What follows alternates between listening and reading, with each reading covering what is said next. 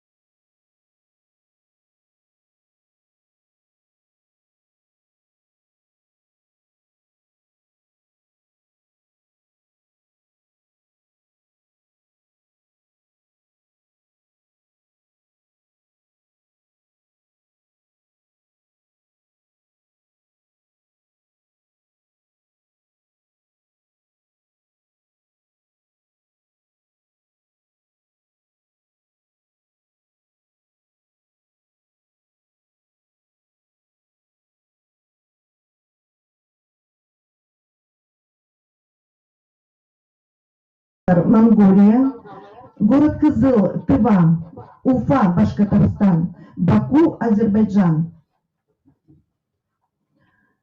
Дорогие друзья, слово для приветствия предоставляется главе муниципального района Верхневилюйский улус-район Республики Саха-Якутия, председателю организационного комитета Верхневилюйск, Россия, Владимиру Семеновичу Проскочину.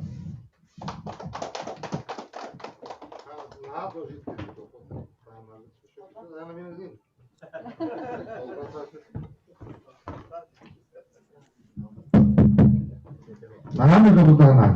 Ini adalah soal ajaib yang bisa deh. Saya nak belajar soal ini. Tadi dia belajar bukan bu bastırga ikis var. İkis konuşuyor şey. Bulardan bazen hakalı. Bu ya kal. İbin ondan biri yürü kata bazen kaçıyor diye tabii. Bu hangi kan bitti. Bu bahava hasta. Ayağına bitti. Ayağına Andre maaşka bitti. Dia hangi lah bu nyubah.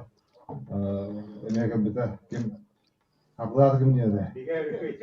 Bigar okey. Terus orang jangan sendiri orang sendiri ya juga. Bazı zaman bitti. Ini bidai lah. Onda haka dia matmun ketahu jumut biga ya Allah. O billah. O sene di sini bahar mi kemarin. Mereka urut muncak aja terus orang berkata jangan hari muncak tu orang haka tu orang urusan orang nyoba bikin nyoba kurang terbuat muncak orang отдельно смотрели. Маховый бетта. Хамаска курсы bunu çalıyordu. Havada arana kibette. Doktoruna kibette. Yemçiklerini kibette. Arana. Onu ona tuttular kahalan böyle administrasyon tekrar oraya giderler. Onlar arıyor değil. Arıyor ne demek yani. Onlar arıyor değil derler. Yine ne dikirin iskut ne kadar ne diyor ama yani. Onlar o muçakaylara bakar da bir yol buldu. Onlar o limana onu çok para uluslar Türklere nukulum tabii her yılana orada da cemaat bir tam cibanı buldular. Şimdi bağlı Türkiye'nin umattın argattın tüm İngilizce İngilizce gületin üyeler. O bir bağlı doktorun çivulda İngilizce çireyaptırıyor çocuk kadında İngilizce onu bulmuşlar. Biliyor yok oluyor. Hakkıyla uluslarda biliyor böyle benim uçlarlarda onunla bir takar. Ata oynayan şurada topla. Özdeşine özdeşine Тохтин, Гороховский атаdı. Православный Тохтин, мещанин был. Сразу суть дамы. Ты видел, они инвалидцы, пока инвалидцы. Ем было хакаттан доллар да куба китибитен. Рим бачаганы билдер да, да танымга да. Bu arada мешенинler yıllarına hakalar bularına pis hakalar var. Kendine o bir havlu bir hakalar bu da o hakatını bir yav aldı. Bunları şöyle onu çağırmış çünkü oldu. Уровень участникам второй Всероссийской научно-практической конференции Аитамара и крупнейший культ в конгреганстве с международным участием. Рад приветствовать вас, дамы и господа, на нашей почтенной Верховинской земле, родине древних кузнецов. То, что такое масштабное мероприятие о феномене культа кузнецов с участием многих докторов и кандидатов наук, иностранных гостей в онлайн-режиме проводится именно в Верховинске, для нас большая честь. Прародителями многих родов нашего вуза являются кузнецы. По преданиям предок народа Сака Эль-Лей тоже был кузнецом. Всемогущий и благодетельный родоначальник всех кузнецов Кудай-Бахсы наделил наш вуз обилием искусственных мастеров кузнечного дела. Главное и почти единственное производство в Якутском округе составляет занятие железным производством. В Якутском округе роды кузнецов и плавильщиков есть в Хвалынском, Меицком, Удюгейском, Верховинском описал Вацлав Скорошевский. Почти в каждом наследии были кузнецы. Из одного Меицкого наследия по данным 1860 года вывезли Сунтарский и Полюкинского круга 100 топоров, 200 кос, 50 печней, 40 палек, 30 котлов. Даже в самом отдаленном наследии Тубуя кузнец Биадей Спирден изготавливал нарезное ружье из купленной хангалском улусе Критцы.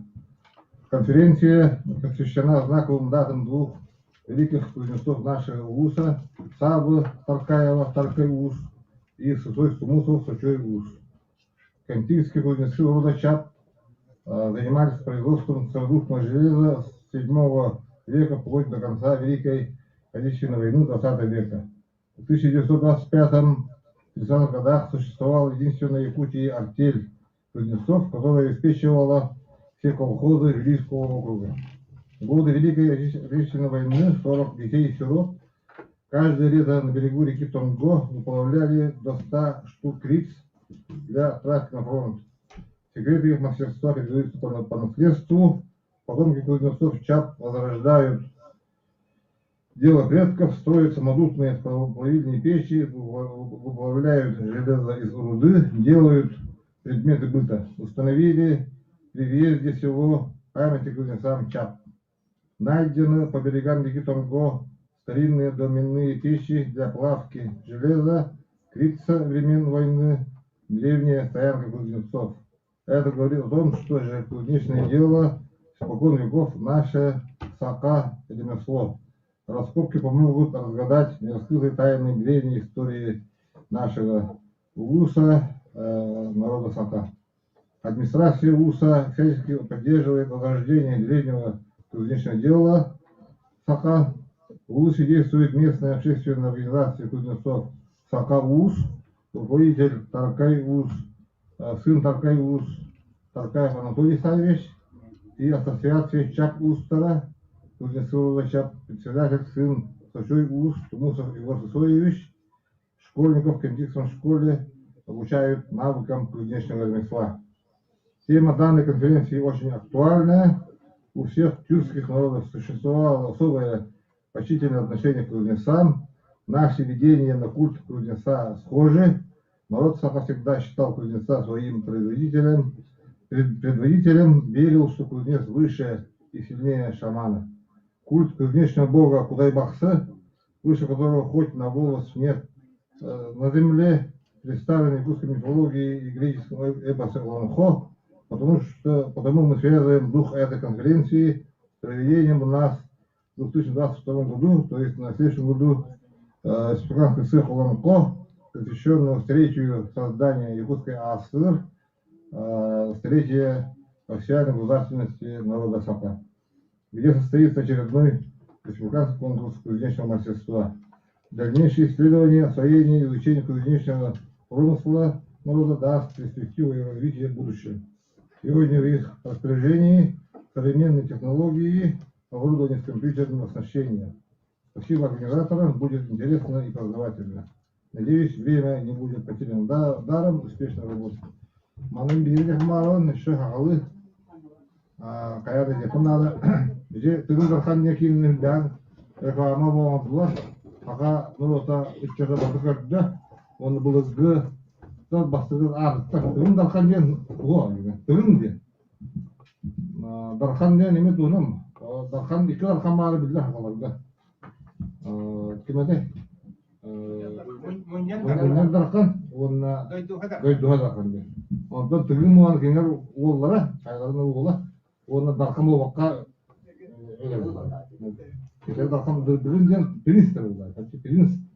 Biz korona. Onu tügün darkam diyen tügün telmek eden ayarlar, onun tügün darkada yok, Allah sayamaz. Ve hürüle bilmez tabi. Onunla kiyinara oğulana hamı kuharı diyen uğu bilmez. Uğu kaydaktanı taybaz. Uğur kayda şimdi bildiğim adı toplar. Tırın uğur kendi uğur. Diğerler o kötüden tutanı uğur kendi uğur. Oyunu kırıp katanya. Onu koy. Şu bu hamur. Onu batat o bir ya. Batat da. Onun hakla bana olan toplumdan bu kolondan böyle kulut yok oldu böyle. Onu bola bak. Bu bir şey tırın hana hakla kırmır bu. Çok tekrar para ho, çok. Tapi baru aymaklılar, bıraktılar. O kini onu jonga hıyca var ya tolga. O da diyor ki.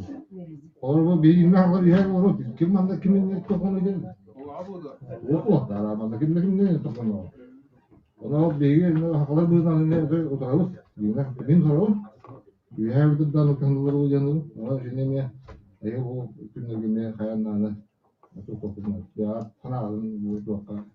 Pilih kalau persiapan itu, ustar bukan saja, ustar kada us pun yapar ini itu. Cah, nah waktu mulah, bukan jalan populernya, termasuk orang baru.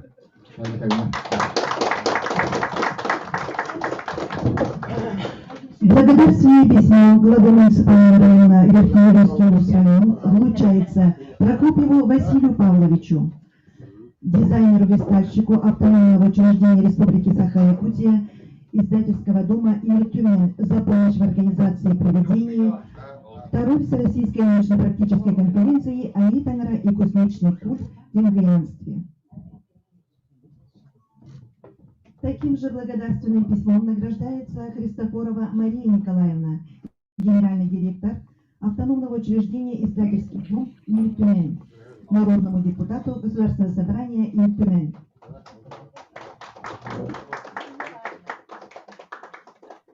Владимир Семенович, мақталын ген улақан мақтал сұрыққар. Такое же благодарственное письмо вручается Скобелевой Дарье Николаевне, генеральному директору компании «Дальний НАС».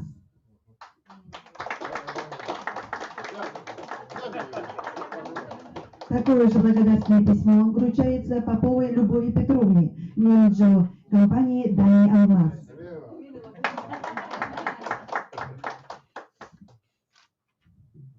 Такое же благодарственное письмо вручается Таркаеву Анатолию Савичу, председателю местной общественной организации кузнецов ЮССАХА.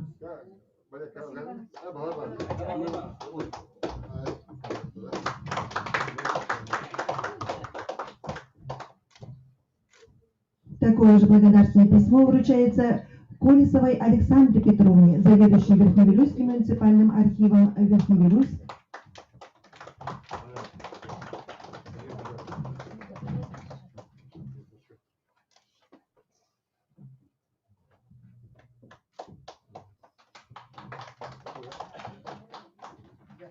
Слово от имени Алексеева Анатолия Николаевича, научного руководителя Института гуманитарных исследований и проблем малочисленных народов Северо-Сибирского отделения Российской академии наук, предоставляется Павловой Надежде Васильевне, научному сотруднику Института гуманитарных исследований.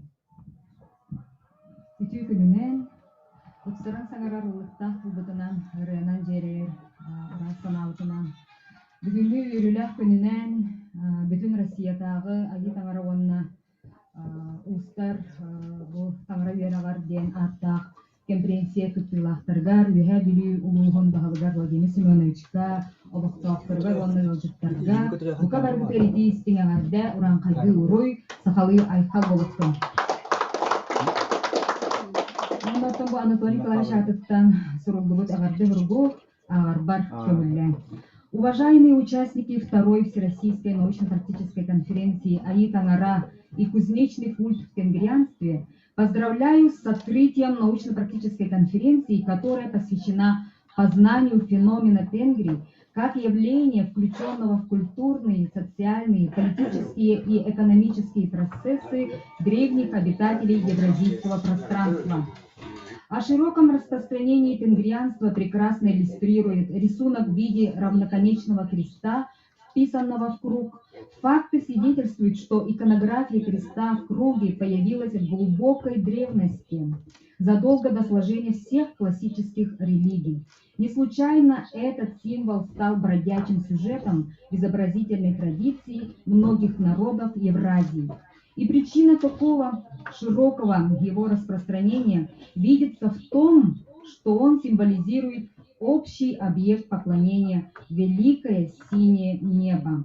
Археологи Института гуманитарных исследований и проблем малочисленных народов Северо-Сибирского отделения Российской академии наук ведут системную работу по исследованию древних кузнечных центров в улусах республики, в том числе в Верхневилюйском районе.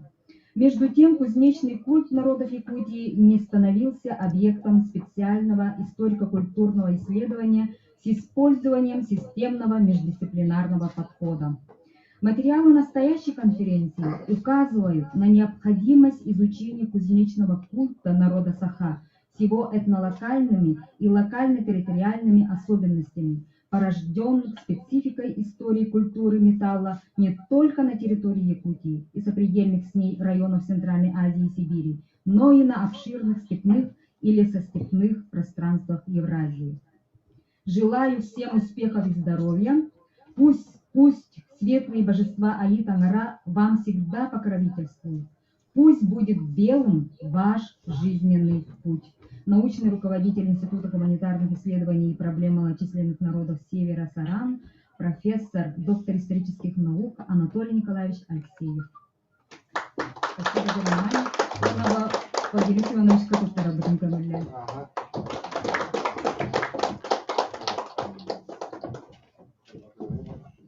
Слово предоставляется Марии Николаевне Христофоровой, народному депутату Государственного собрания Ильтюмен Республики Саха-Якутия, члену Комитета по науке, образованию, культуре, средствам массовой информации и делам общественных организаций. Так, это было... Ой, лет до, товарищи. Ага. Это было... Владимир Семенович, это была конференция, бастабыллах кыттачылара. Мен бу Жакускай курат килбер киниттен ихеха эгадды тердәре турабын бу Гаврил Кириллин эдер кескеллях МВС министра аттывар бу калан турар. Билем бу чап устарын конференциялар була турар үе билүгә. Онны бу Владимир Семенович наха чига ялах бай искоханнах кири тылы оңорда. Оны бу гуманитарный институт халаячытынатыттан эгаддеттилер. Гаврил бахалыста бу конференция кыттачылар неме түгеннен тоханангын эгаддилигинда. Васыллах, Владимир Семенович, Васыллах конференция кыттачылара. Мен тут бен апыттан онна за связь оннан ротор елары министерства атыттан идни ититирисинник конференция ытыла тургынан эрделибим. Онна барам эте то бар сидигини сидиля хуляне оннан биге үлгүтергениме мен рабыт. Сепаха. Күндү кытачылар бастатан туран мен Владимир Семенович үләбин онна клапын үрдүктүк сыналабытыгар мактанан тураммын ити мактал хуругар Багыбабын тиэрдиэхпин бағарабын бу бихияка уже биллердилер манна жокускайга хаалбыт конференцияттан маппыт чоннорга үйэ бүлү сире дойдута бахалыга наха ити кистиңник она наха үссерехтериттан кыһаллан туран көрүстүлер далбар мааны остоллоргор олорон ахаттылар үчө байты коннордулар онон күс уох эбиненмит үлебитер киирээри турабыт диэн конференция кыттаачылары билердилер. Беймөттүбүттен оттон эһиги бары бэкке диэн билер Федосия Васильевна Габышева бу үйэ бүлү народ депутаты бүгүн аянны хыджар Домодедоваттан хуруйда бу Артика оголорун интерестерин көмүскү Салихарка баран нихебин диэн ол хин эхияха ме ити истиң эгардетин тердер онно тус беймөттүбүттен эме эхияха барыгыттыгар улахан энтузиаст чоннорго биһиги устарбыт нехлестибелерин олах тыкты үйрәтте он өрө тутахыджар жоннорго ити истиң эгарда боллун онна үлягатыгар ситихини конференциялете түмүктәх боллун бу мин төрүччүлерим сатаустара чапостарын кутта курук уруккуттан былыргыттан бисте ылсы белсе олар бутчоннор улихин олах бэм дойдум курдук ханыбын кентиги онна чапустарын олах бэм төрүччүлерим курдук ханыбын улихин ихяка барыгытыгар барага мактал боллун телерне делага народ кым кахытыгар толору сихили бу Владимир Семенович улугугар үйэ бүлүгө манны курдук урдук холталах онна кең далаһыннах үле бар бутун туһунан толору хуруйохпут сырдатыяхпыт онна бары үтүөнүп багаран туран доробай жаллах болуң бар жоном.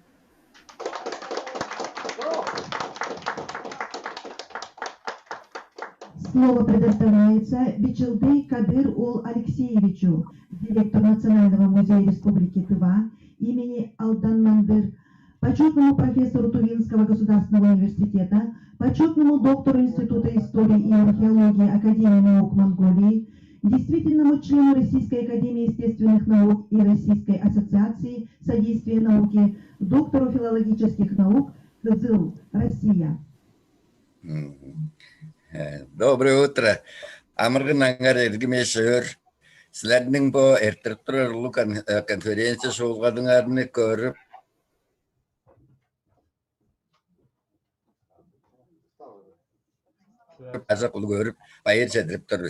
сердечно приветствовать высокую конференцию, посвященную уже вторая у нас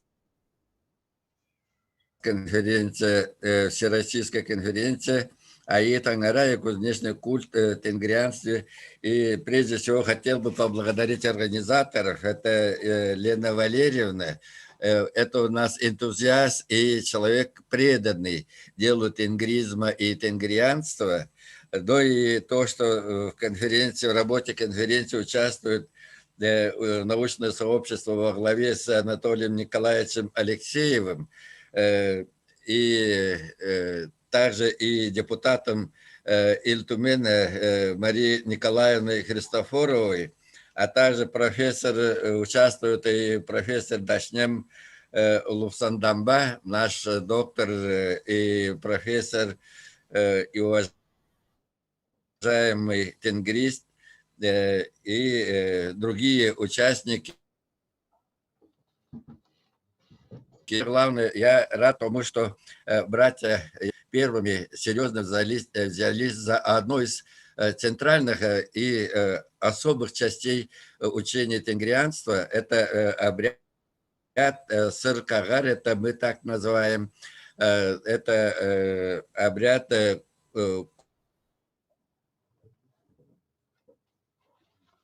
культ. И надо сказать, видимо, оно возникло даже когда кузнечное дело как таковое только становилось делом мастеров и людей древнего мира, наших отцов и наших предков, и что оно не менее древнее, чем само тенгрианство и тенгризм, и само учение о тенгри. Хотел бы сказать и еще раз поблагодарить братьев за то, что они идут уже семимильными шагами в направлении реальных основ, а также и его отдельных культов и обряд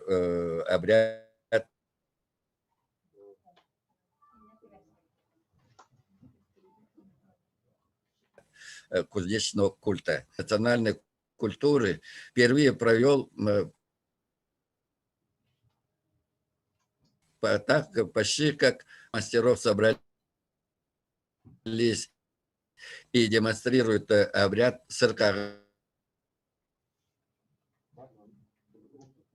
то есть кузнечный культ, именно в том понимании нами, учеными-тенгристами, то, конечно же, это тоже шаг вперед и интересное явление культурной, духовной жизни наших народов.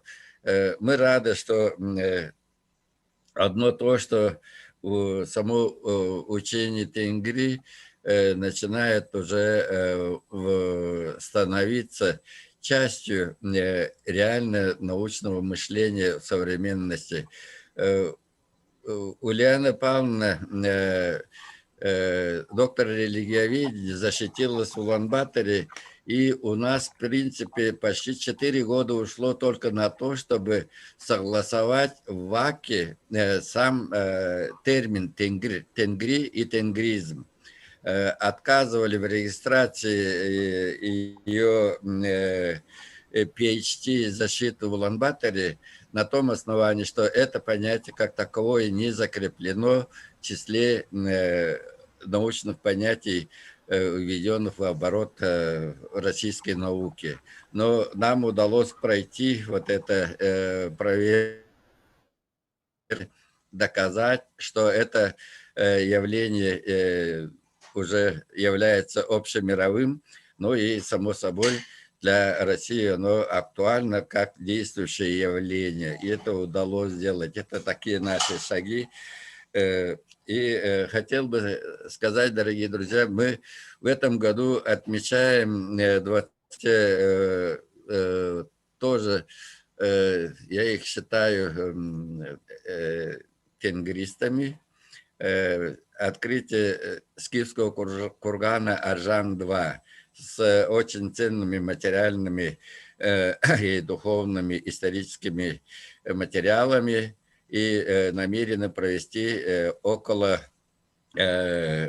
самого кургана в этом году специальный большой обряд Сыркагар, то есть тоже кузнечный культ в нашем понимании. Дорогие друзья, я бы хотел пожелать больших успехов братскому якутскому народу в своей повседневной жизни, а тем, кто занимается тенгрианством и делом тенгризма, я хочу пожелать самое главное – стойкости, последовательности и успешности, потому что возродить обратно само только понятие тенгрианство и тенгризм как наша исконная религиозная основа центральноазиатских народов, их мышление, их мировоззрение. Это дорогого стоило и нервов, и времени, и сил. Но сегодня вот это учение становится частью и научного мышления, и, самое главное, повседневного поведения наших людей. Пришло время переосмысления, и оно идет успешно. Для того, чтобы пропагандировать, повторно вводить этот термин в общеповседневную жизнь уренхайцев, тувинцев,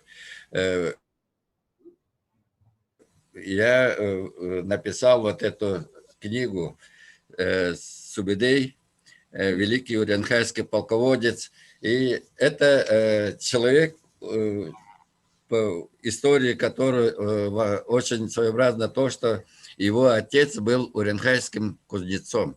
То есть получается определенно, если этот человек всю жизнь занимался кузнечным делом и был преданным его адептом, то вполне возможно, что отец Субэдэй Багатура, одной из полководцев Чингисхана, является и обладателем, вполне мог быть обладателем и кузнечного обряда. Наверняка он совершал тот или иной обряд, но будем дальше искать и смотреть. Вполне возможно, что и он тоже занимался кузнечными культами и обрядами. Поэтому мне писать эту книгу и помнить о том, что Субэдэй сам по себе был тенгристом, само собой, как человек близкий к Чингисхану, а его отец является знаменитым и известным кузнечных дел мастером, вполне допускает мысль о том, что он мог совершать и кузнечные обряды специального характера тенгрианского происхождения.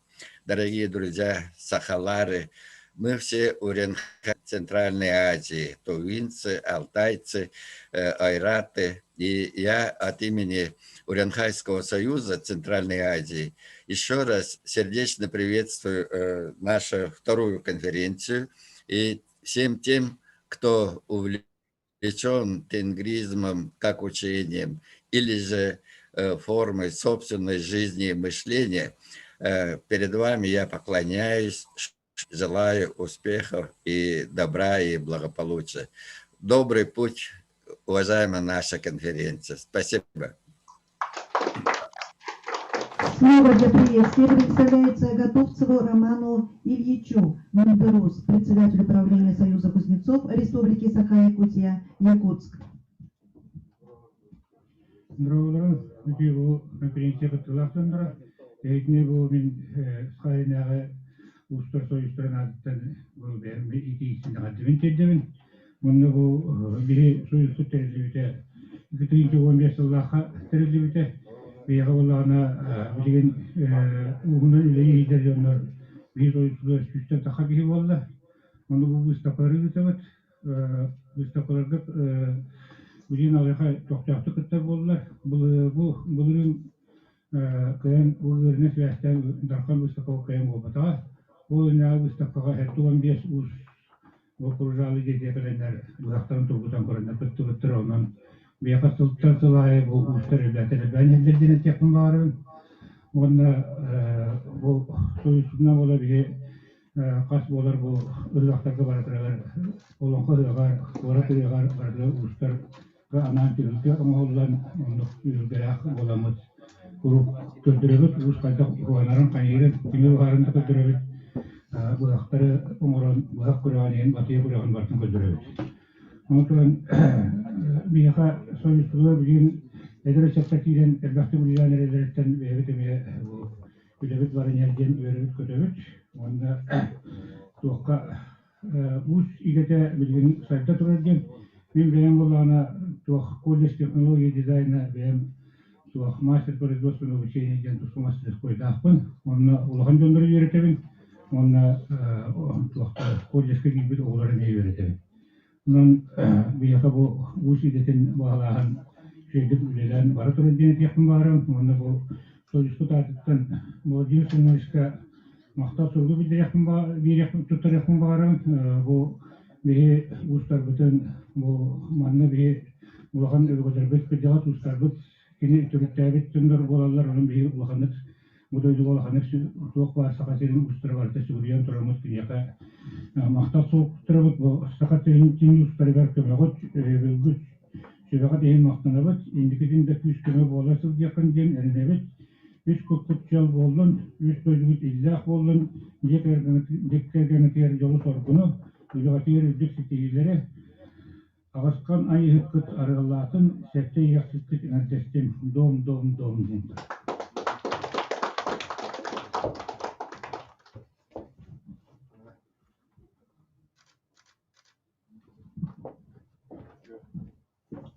Маргарита Махта.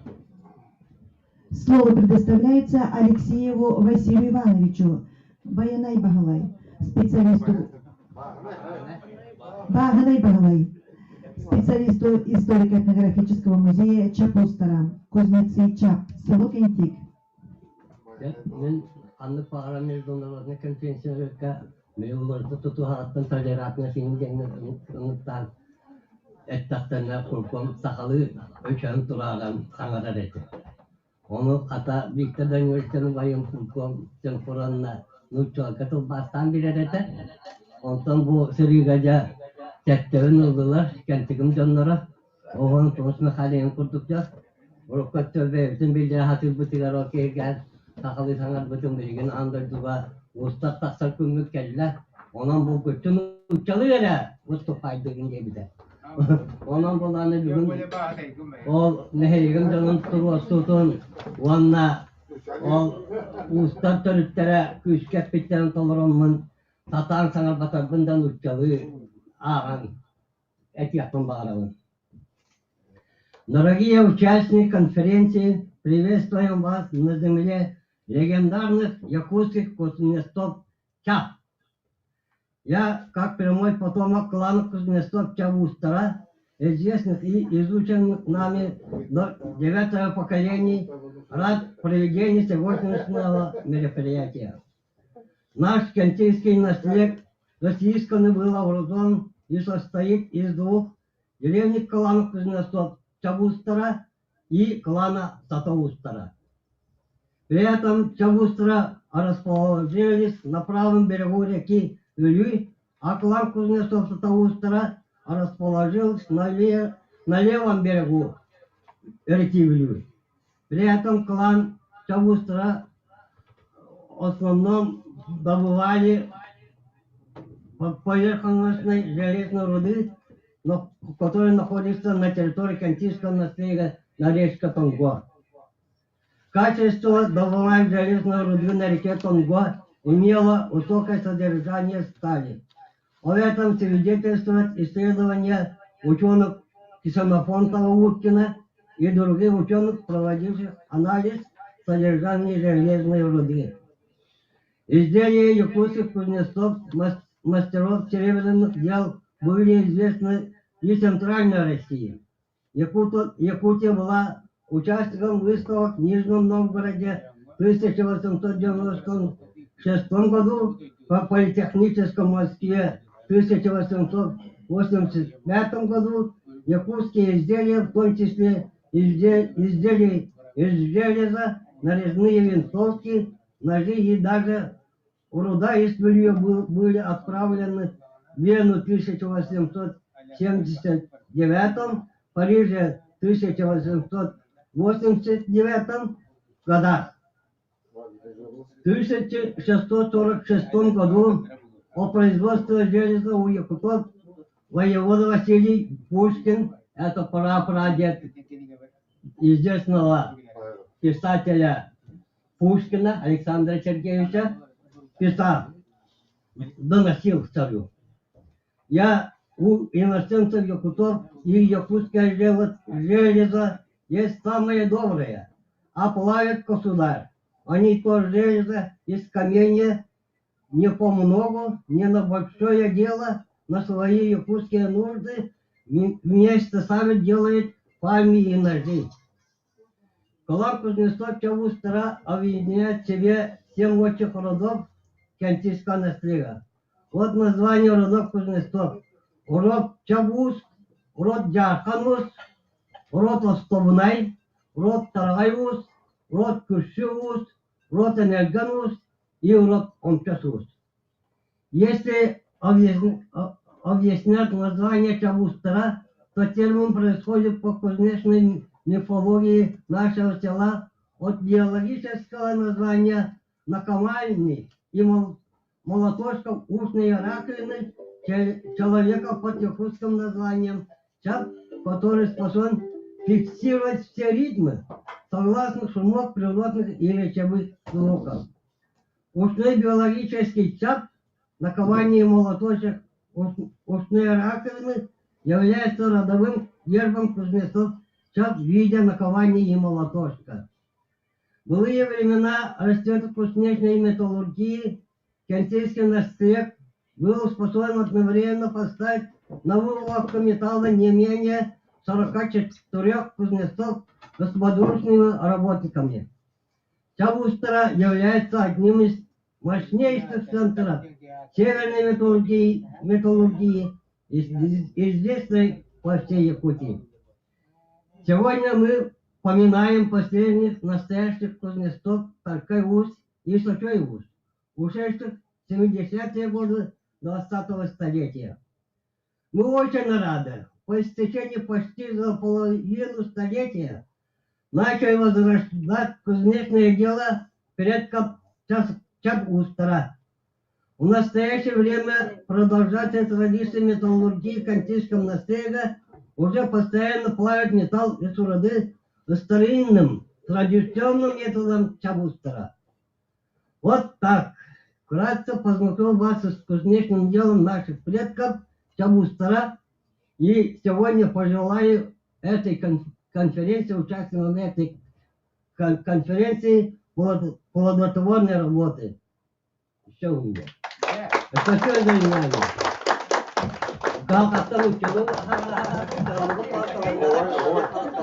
Первая сессия начинает работу. Слово предоставляется председателю Илларионову Василию Васильевичу, профессору кафедры фольклора и культуры Института языков и культуры народов Северо-Востока Российской Федерации, Северо-Восточного федерального университета имени Максима Кировича Амосова, доктору филологических наук. Спасибо. Начнем работу конференции. Первой сессии я являюсь модератором. И первое слово даю Архипову Никите Девичу, заведующему кафедрой культуры Верховинский республиканский лицей, интернат Михаила Андреевича Алексеева и Политехнический институт Субухов в городе Мирном, профессор, доктор исторических наук. Пожалуйста. А 33 года, наверное, регламент у нас 10 минут, и вопросы 3-4 минуты. Все, даю. Пожалуйста.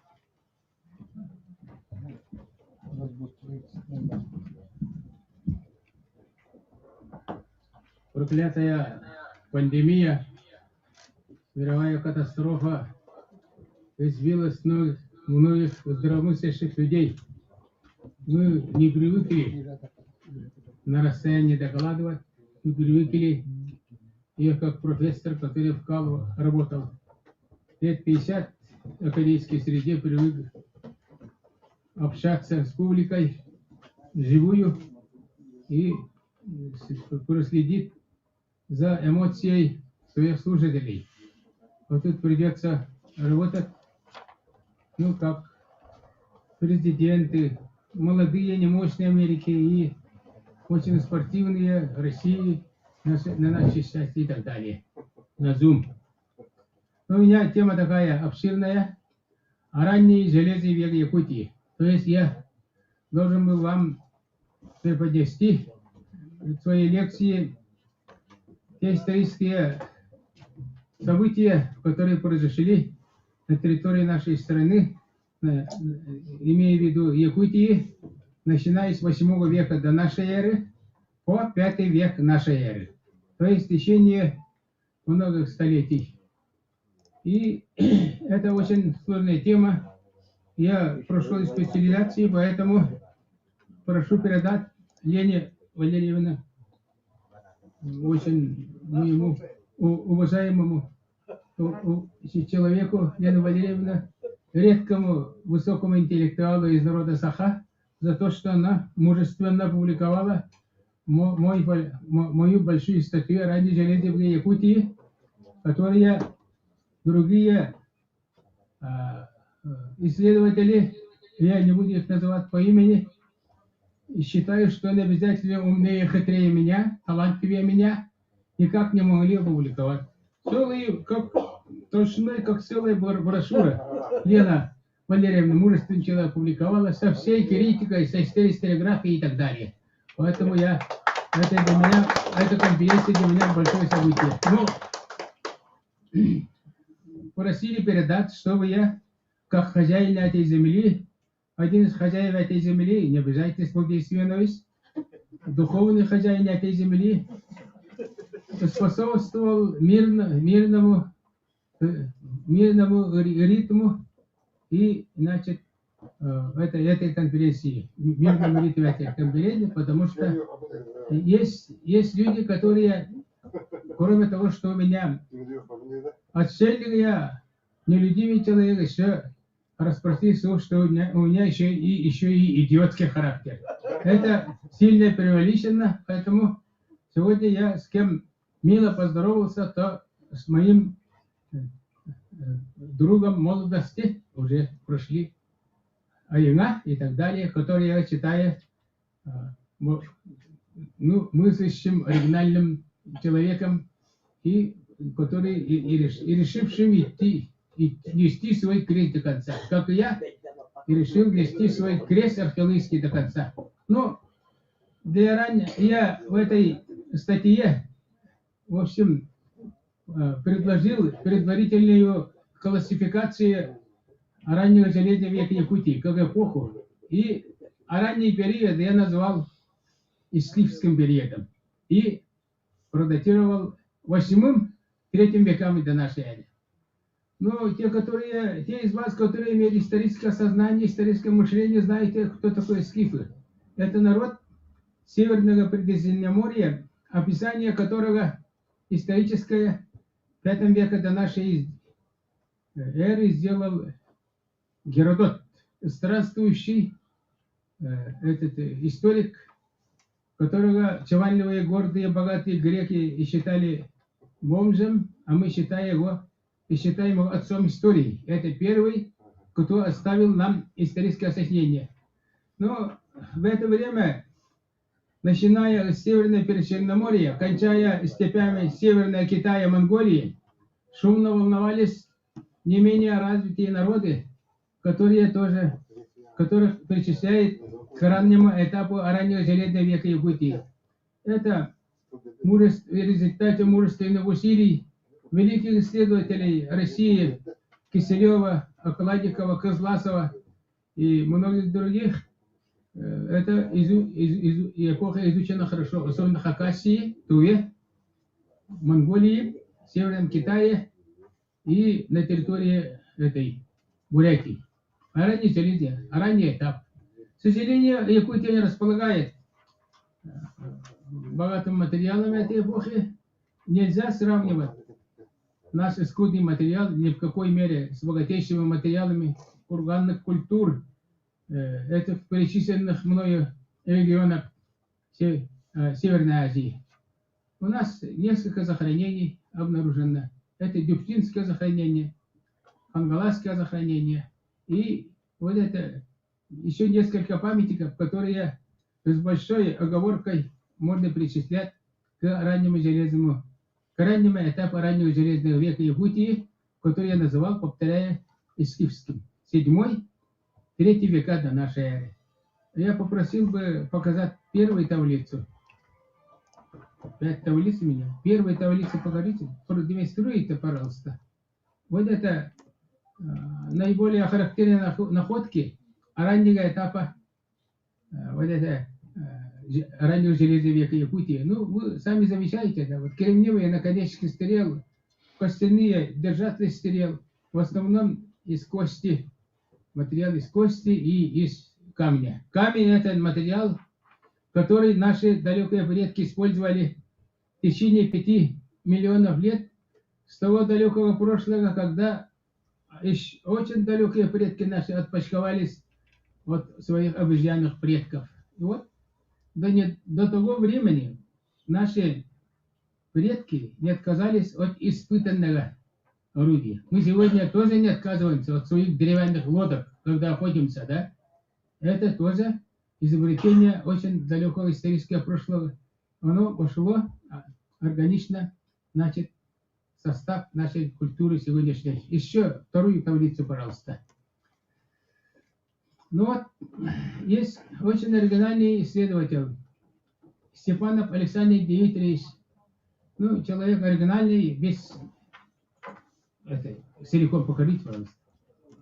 Ну вот это он считает, что вот этот комплекс случайных находок, он, значит, относится тоже к раннему Железному веку. Вот скифский котел, он найден был в верховой реки Лена еще до революции. Скифский котел, такие котлы скифы, они переворачивали к седлу и варили мясо. Это походная посуда. Каким макаром она, вот эта посуда явно центральноазиатское происхождение попала в верховье вот это мархи Вилюйской. Это большая загадка.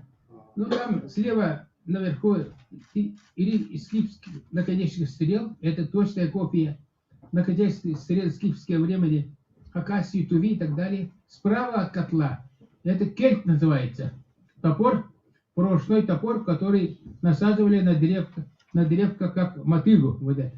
Он тоже случайно. Ну, вот это очень такая серия вот этих копий. Они достаточно большие. Все это сделано из бронзы, копия. И слева вот это 4, значит, 4 меча.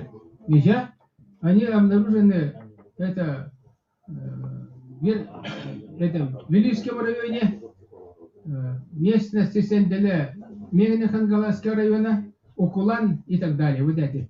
Очень такая, вы, наверное, этот фильм «Спартак» смотрели, и как сражались это римские легионеры. Они любили сражаться с помощью коротких бронзовых мечей. Почему?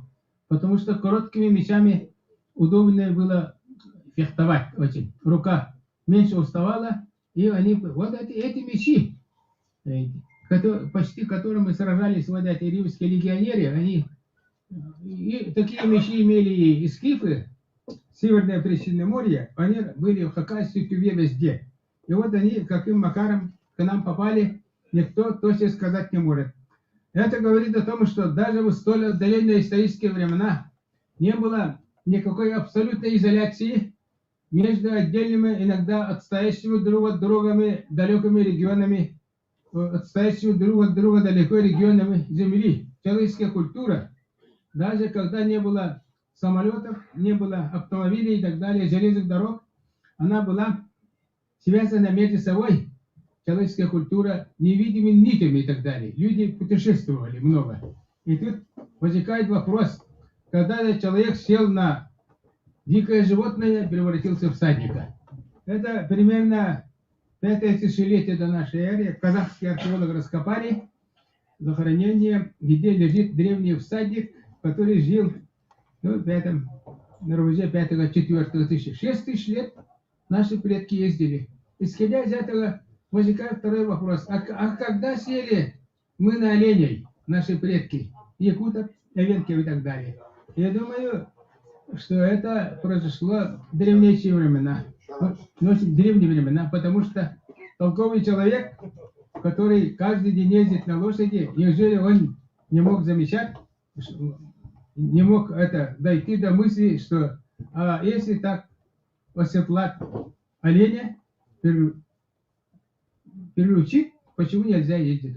Я сам бывший оленевод, в детстве ездил, и эта технология очень простая. Поэтому я думаю, что эвенки, которые к нам появились, и древние якуты, которые, может быть, и около 2000 лет тому назад начали населять Якутии, то они были всадниками, первоклассниками всадниками, и они еще были оленеводами, верховыми оленеводами и так далее. Так,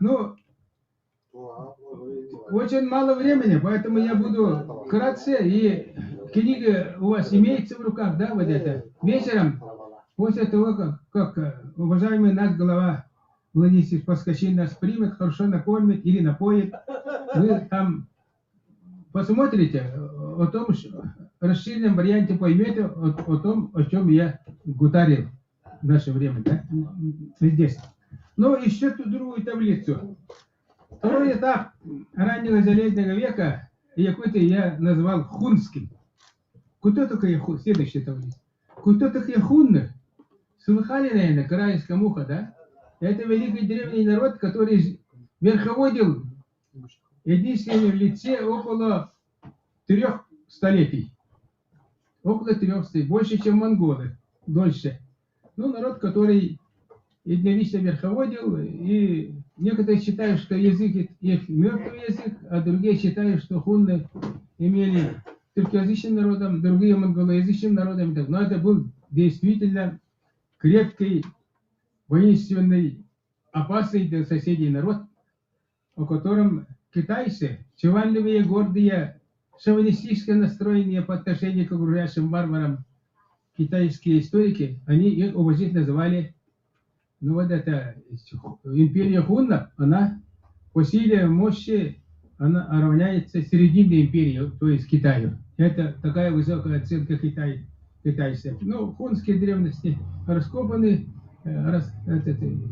Буряты издали историю несколько лет назад, а там хунские древности хорошо фигурирует. Вы можете, ну, по интернету и так далее, нажмете хунну или гунны и так далее. Этот народ исчез бесследно. Такой сильный народ тогда. Ранее.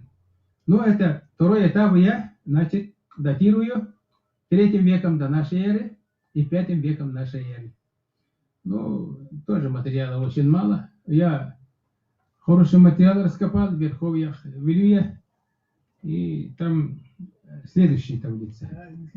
Время. Ага, я заканчиваю. Следующее. Это кискипское время. Сейчас скоро закончу. Следующая таблица. Вот это. Искусственная находка. Это раскопка, стоянка в Ахунайке. Это на берегу Чоны раскопал в 1975 году. Прошло несколько. Потом меня отстранили от работы в университете и не мог продолжить дать раскопки. Вот это нож плохой сохранности. Если показать современным пользователям чап, очень плохой нож, плохого качества. Это очень нищий человек, который не мог найти хорошего. 2500. Ну, справа там тоже не очень хорошее качество. Рыболовный крючок, да? А внизу слева тоже плохого качества наконечник стрелы. А вот это 4, числом 4, предмет неизвестного назначения, волчок такой, железный, довольно достаточно тяжелый. Я отправил это известному бурятскому археологу для определения, он меня написал. Это шарапнел против китайцев. Тоже он меня определил. Так что предмет неизвестного назначения. Но в это время, конечно, 2000 лет назад, начиная, конечно, и это везде распространяется по всей Сибири, металлургии и так далее. Чап, кто такой чап? Кто такой? И так далее. Я раскопал больше 40 захоронений, это 18-19 веков по Леньку. Там все материалы чап и сатаустера. Чап и сатаустера. Я думаю, что когда археологи дойдут до этого, до Аляски, а там Аляска осваивали якуты в основном, это говорят русская Аляска. На самом деле она была якутской Аляской, потому что это десятки только якутских путешественников, они за собой повели сотни хамначитов, конюхов, это оленеводов, якутов. Да. Конечно, они с собой туда забрали изделия сатаустер и чапустера. И когда-нибудь, ну это может быть к этому времени, мои старые кости будут покоиться под землей или экспонироваться в созданном музее Верхнеавлийском музее. Люди раскопают, молодые, запомните мои слова, раскопают на Аляске находки чапустера и сатаустера, тогда вы скажете, мы преследовали неразумные, пишут неразумные хазары, которые погром чинили Святослав, неразумные якутские партийные временщики преследовали талантливого своего сородича, покойного Архипова, скажете. Благодарю за терпение, за внимание, спасибо. Спасибо, Махтар. Вопросы будут? Время у нас ограниченное, поэтому мы даем слово Ушкинский Василий Васильевич, старший научный сотрудник отдела археологии и этнографии Института гуманитарных исследований. Тема доклада «Происхождение населения раннего железного века Якутии, миграции племен из Дальнего Востока». Күндү конференция күттүлактара мен икки тон доклады билем нәтим бир докладым сасыны багар төгүрү костолду багар кайым. Оны сахати темир устара тон кузнец оны кара металлургията кайта гескәбитен оттан истерграфиятын онны көрөбүн. Олар практически хасын кентикке көдөрө булакта онны теориятын үксүн урут тахсалик аскыткатар устуруминскай оны ливаден документтарын деген там хори бутум оны оттан билген тора бу теманы кеңек урутан улахан элбеглелер дәхшин конуткен оны мандар ус үлелерин деген баратын урутан оттан оны хори бупут он только бу колобор статьяны туака билген көдүллер олен ускопус туака журналга утупут онно том саха тимир огон вахарытын онно тимир устара камнык салага уступене араксалларын онно саха тимир устара онно юттар каялары үдүктүк тураллары неген onu körömüt ona bu kodonna algıstare mi arıpot Epimova günülleri nigin baratın tümen ol statinu ona bu pot otan bilgin bollan eti uzbornikka mi bak dirin mi nikita diyebiş to var may günleri mi safa eddetani timir üyetin kimne albıttar onu ırıtan men o işine kabarına tutan mutlular bu pot onu arı sakalı David bilettikini unuttum bilgin kapsan ko yapıp bu sakat sirger eddetani timir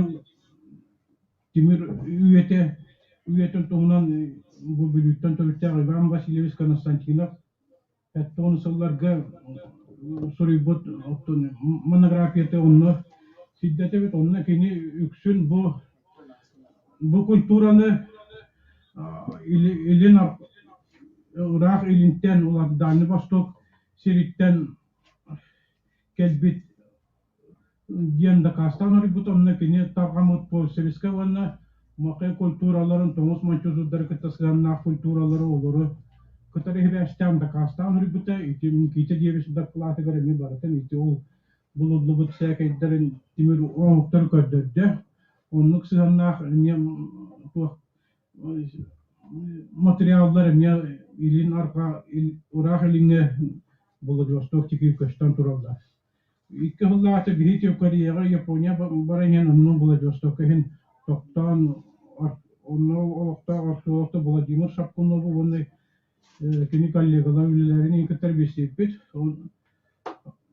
Opsayının bu araştırma gönderge barı be uçonayda barı kendi kattan seviyesi söylese hılı bütün kendim barı tostuğundan ottan bebelen kutu tuak sesi be hava tostuğundan ottan saydan üleli hecallar o Japonya'nın terbiyesi ona kaytarı bilgi kolabor kolba nigen ülelileri oldular arı ottan tümükler bulacak hanıvet kolba kendiler o Vladimir Şapkunov bugün o posovskay kulturanı olaqtanı Irak akiyani gendikitten kelbet indi Kitay gendikitten sagıryan kelbet kultura gen sığını berenleri bit onu urukulu kudu heveske kam kudu Tomas Manchuzur nuratların kateri hevestavetler bilim paleziyat kultura testi bit kanlar süpbit o muhtar kulturaları gen kuryalları bit Onlar ite Kıtay istosniga kurullar Suşen, İlo, Yüngden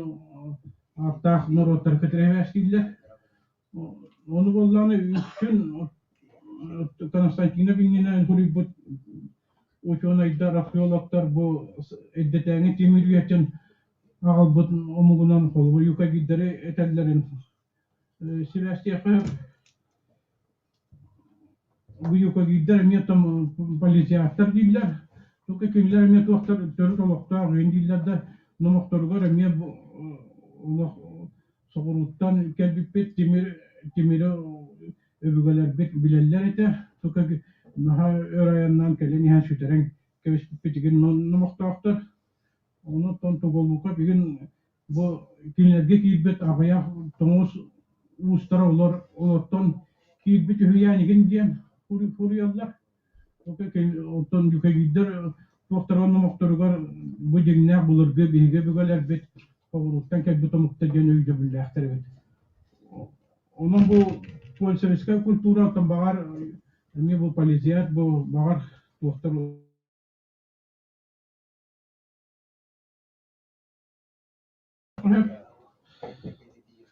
anı bu üç dördüş üye sağlanıta bu nikita diye bir daklatı mi horullar bir soğuru lokma gindiki onu kullanma sen biski kompleks köster Anatoly Nikolaevich onu kine bulan kayan tura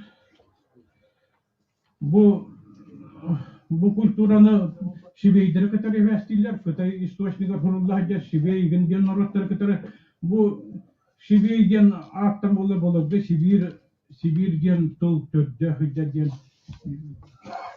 mi horullar bu Şibeydir bola buraya tutunan idare Tibet igen toğur kuruktargar hor igen gen aktılar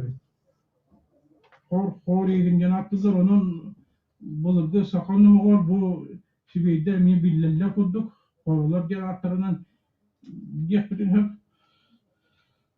anı bolla bu mokalar genem ya kıtay surugar horullar gen bulurdu primoninin tuğu barıtın bahalanırlar but norvat mi beyti dinle kata Mongol jembulan hepken sapkuna tun Ernest sohriyan tura sevies köyşunay afrola onu toğola bola jemir bilmek kanan barane mi mannım ay gınır tultan taharar an bolu bu tuaktar bu mahirler bolu onu o Mongol janakta bola Sakanı mağar üyani görüntüm bolu gönlü maktarıgar Mongol denemiye itivaran kaydi bir kudduk miye saka dinle bolu götürükler bit ahtarı gel sorullah eder össü bu eddeteni timiriye tigar össü saka Mongol onu Kürtullah o bügeler bit össü bu bülüde dikinen kelam olaksoy bu bulakların şöp diyen kolabır sanabıtını tebit össü bu temattan hastanı online konferensiyelerde kıtlık takip on kolubur tumaktar gena kolubur tuma urut kolubur iki gün hallahı diye kutuk tumaktar gedikine gider igen o tigile ahire gider gen kore gena kolubur bulur da hatırlıkları o bata bulur hanneler tomastarı eşit tomastarı illa sama gider igen sama yeter kıtta sivastak gen kolubur sana bara sahabi goller bollanı kendiki kelen onu hüsüye kendikten kolubur uluhan göz imperiyalar sollu butları kendi olası canlara hicabıkken kıpçaktırı mekitleri kıttasıyanlar gen hana bara okunama bu bir higayara bitinine bu Baykal gendiki kolubur Amur diki Tuğba gendiki kolubur uluhan kuğunlar onu sen bilir sıcanlara bağlanırlar butların öydeki yoklap oldu Tuğbalar emniyeti kolubur bu umbukuba ular yerine sivastan bu tuğbalar sıcanlara tumaktar bulaman ne kelen bir timiliyor bit sağlanıntı man ne kelen bilgi araba sağlanıntı bu dikinen sağlayan kelen o baksı bu bulakların hep diyen sana bütün etebit onu bulan kendiki sakal biliyor namaktorlar etillerin kuduk toğuz mançuluğu tullaktarın bacağına kelenler kolubur bu şeyde kayan sakatolların süteren kolubur kıratık emi bollar toğustuya hecemberan iti bu hatta şu yağmaya sakalar töttürü kan bastır egin jarkanlar kelenler emi töttürü sakaların tılları köspikleri Утену ману кепсияка бону бу библиотека мон конференцияны тербиктеринен бу дем бичикка таксыбы кингебин белектиби коңулла. Үйдан сонда Оны була Дина Семеновичка бу конференцияны оны айы таңара тугун юридический темир устаран юридический белектиби. Спасибо. Один слово имеет Николаев Егор Николаевич, младший научный сотрудник отдела археологии и этнографии Института гуманитарных исследований и проблем малочисленных народов. Время надо всесть. Регламент 10 минут, да? Приветствую участников конференции. Разрешите представить вашему вниманию доклад мой, посвященный результатам исследования металлургического города в местности Колгостах, Верхнеуральского района. Там у меня презентация была. Можете, пожалуйста, включить. Непосредственно изучением металлургического производства якутов мы начали заниматься с 2017 года, когда начали проводить раскопки в Хангаласском районе Республики Саха. Там мы исследовали металлургические горны 15 века, и последующие полевые сезоны мы не могли обойти вниманием Верхнеуральский район, который по праву считается одним из традиционных центров традиционной металлургии якутов. О том, что Ричард Карлович Мак еще отмечал, то, что жители Мархинского, Верхнеуральского улусов, Юрийского округа, что у них наиболее развито именно железоплавильное производство. Особое мастерство юрийских кузнецов также было отмечено участником академической экспедиции Иоганном Готлибом Георги.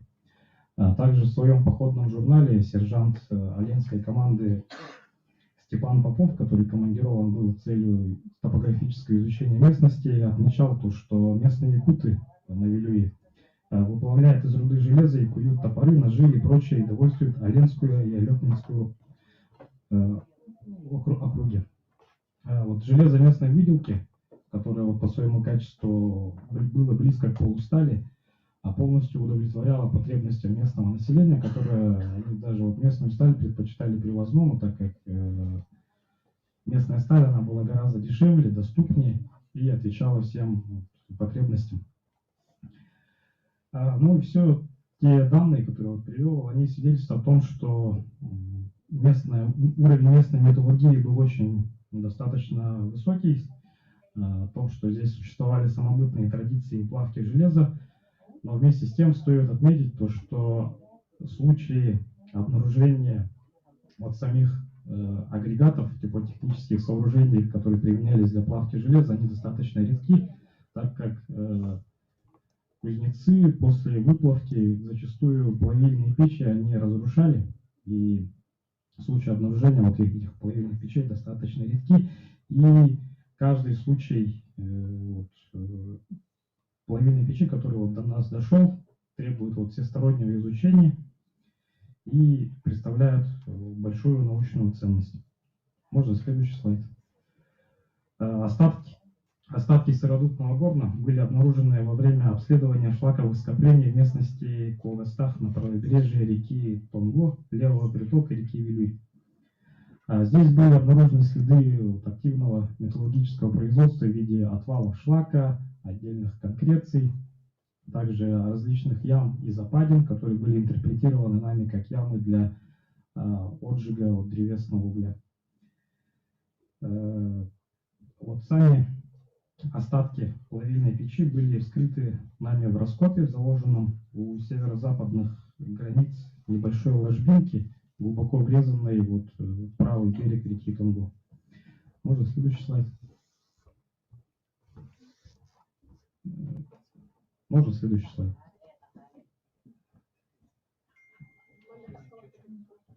Сам горн был частично разрушен. Там слайд. Дальше побудет. Сзади видно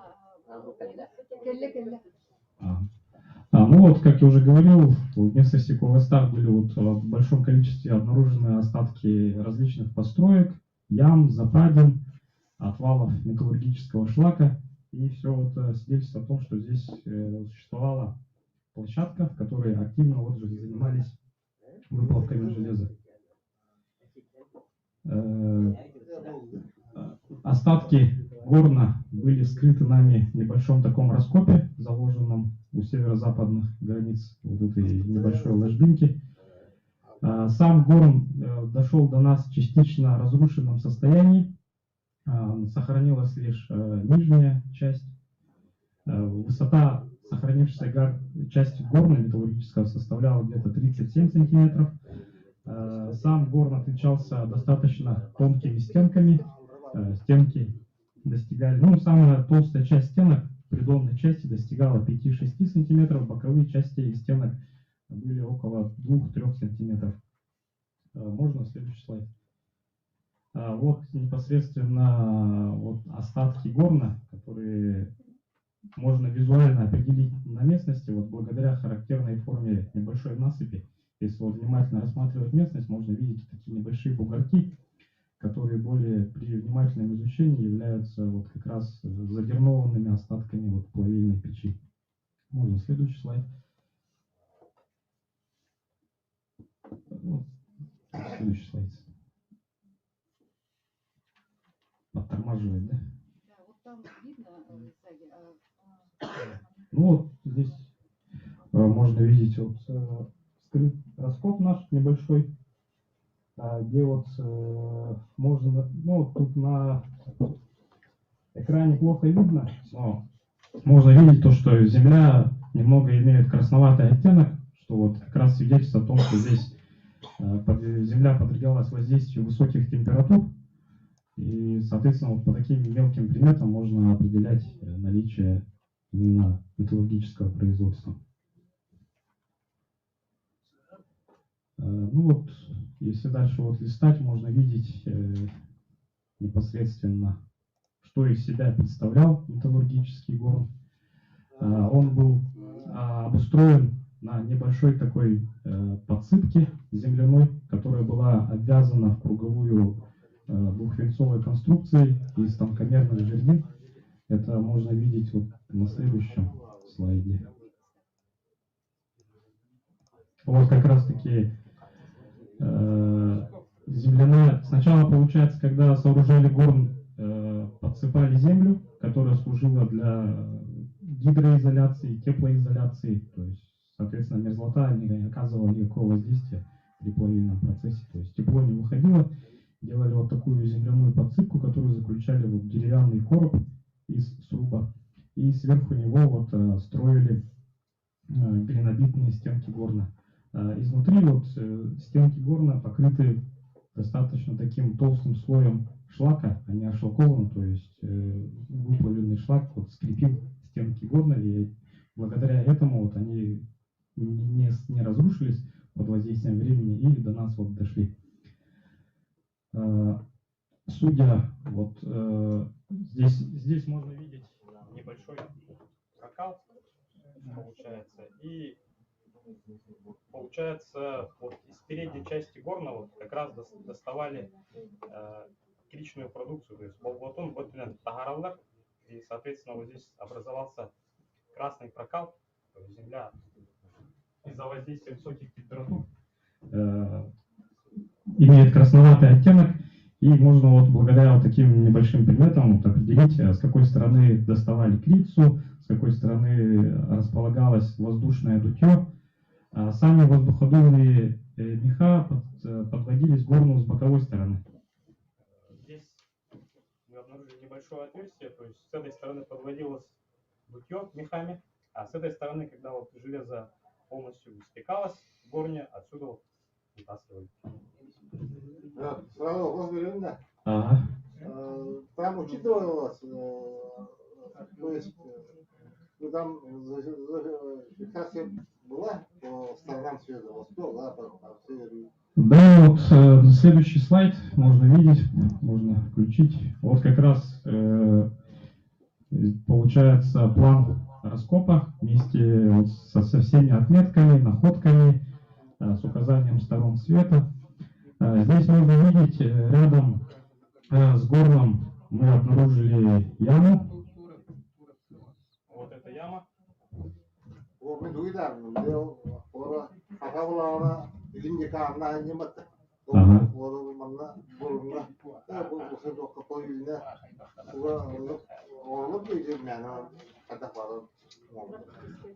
вот на плане КРК, допустим, железо вытаскивалось в сторону севера.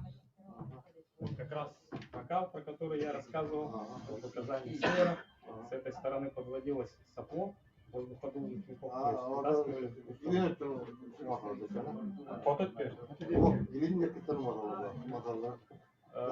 в Көттерин болгана вот илине түттен агалалар. Болотун фотодеки тагаралар.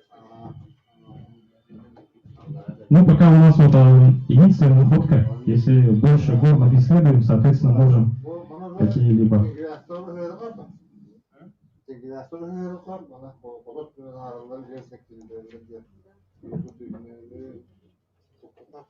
Рядом с горном была обнаружена большая вот яма, откуда, вероятнее всего, убрали землю для вот подсыпки. Сама яма была заполнена отходами металлургического производства в виде вот металлургического шлака, древесного угля. Также в яме мы в большом количестве обнаружили кости зайца, которые были отобраны нами для проведения всяких анализов.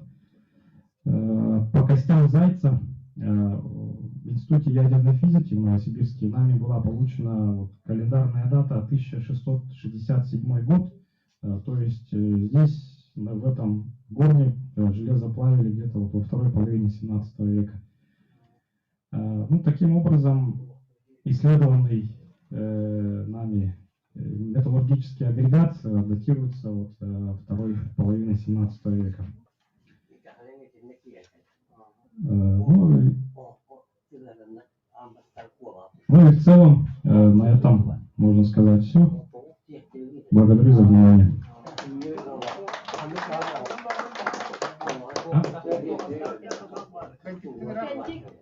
Кентиктен где-то километров 20, что ли. Тому.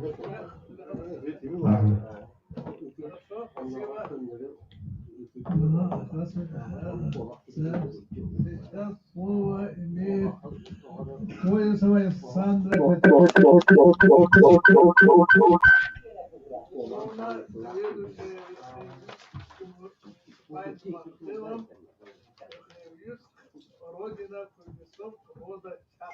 Спасибо. Это Валах Владимир Семенович, Николай Николаевич, это манный объекттар, күндүгү жулактарын. Эйгиде бу бүтүн Россиядагы умук дойдутун үчөнөйдөрө күттүрүлах иккис научно-практической конференциянын айны таңара ванна кузнечный курс таңара кенгерианствоға ден конференциянын агадалирбен көңүллөн. Мое выступление посвящено на основании статьи основателя, директора музея Кузнецов ЧАП, жителя села Кентик, отличника народного образования РСФСР, заслуженного учителя Республики Саха-Якутия, мастера спорта, педагога с 40-летним стажем Мачахова Афанасия Поликарповича, который написал о жизнедеятельности кентийского наследия за 100 лет к столетнему юбилею своего наследия, который произошел 30 января 1999 года, 12 лет тому назад. Он написал статью и 14 мая 2001 года сдал в районный архив на хранение по истории родного наследия, и эта статья хранится у нас как личный документ. В этой статье последовательно раскрывается вся история жизнедеятельности кентийского наследия за столетний период. 100 лет тому назад этот наслег отделился от второго идугейского наслега. И решением главы Якутской области в 1899 году по прошению 195 мужчин рода Чап и Остобнай. За 100 лет существования кентийского наслега в разные годы происходили знаковые мероприятия, получившие известность не только по Вилюю и Алекме, да и по всей Якутии, благоприятствовавшие жизни и деятельности народа Саха по землепашеству, выращиванию зерновых, развитию и распространению кузнечного дела и металлопроизводства. По данным архива, по итогам переписи населения, в начале 20 века в Кентийском угодье проживали два рода, состоящие из 328 человек. Из них людей мужского пола 195 человек. В списке хозяйств, составленном в 1906 году, имеется поименная запись 156 семей. Первым князем наслега был Семенов Михаил Боччоё, человек из кангаласского рода Нюрбы, сын Барбак Семена. Он прожил с 1854 по 1944 год долгую и интересную жизнь.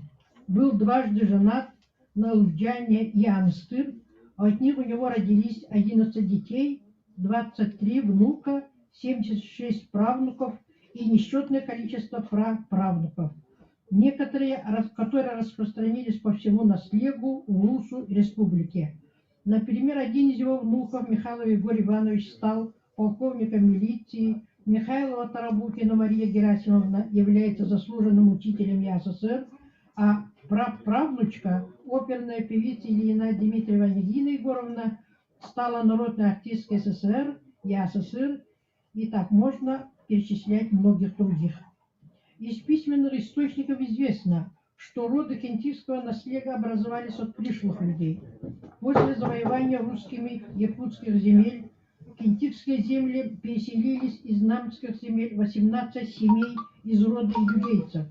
Вместе с ними приехал и Чап-Батур, который поселился в местности Бескюль и распространил род Чап.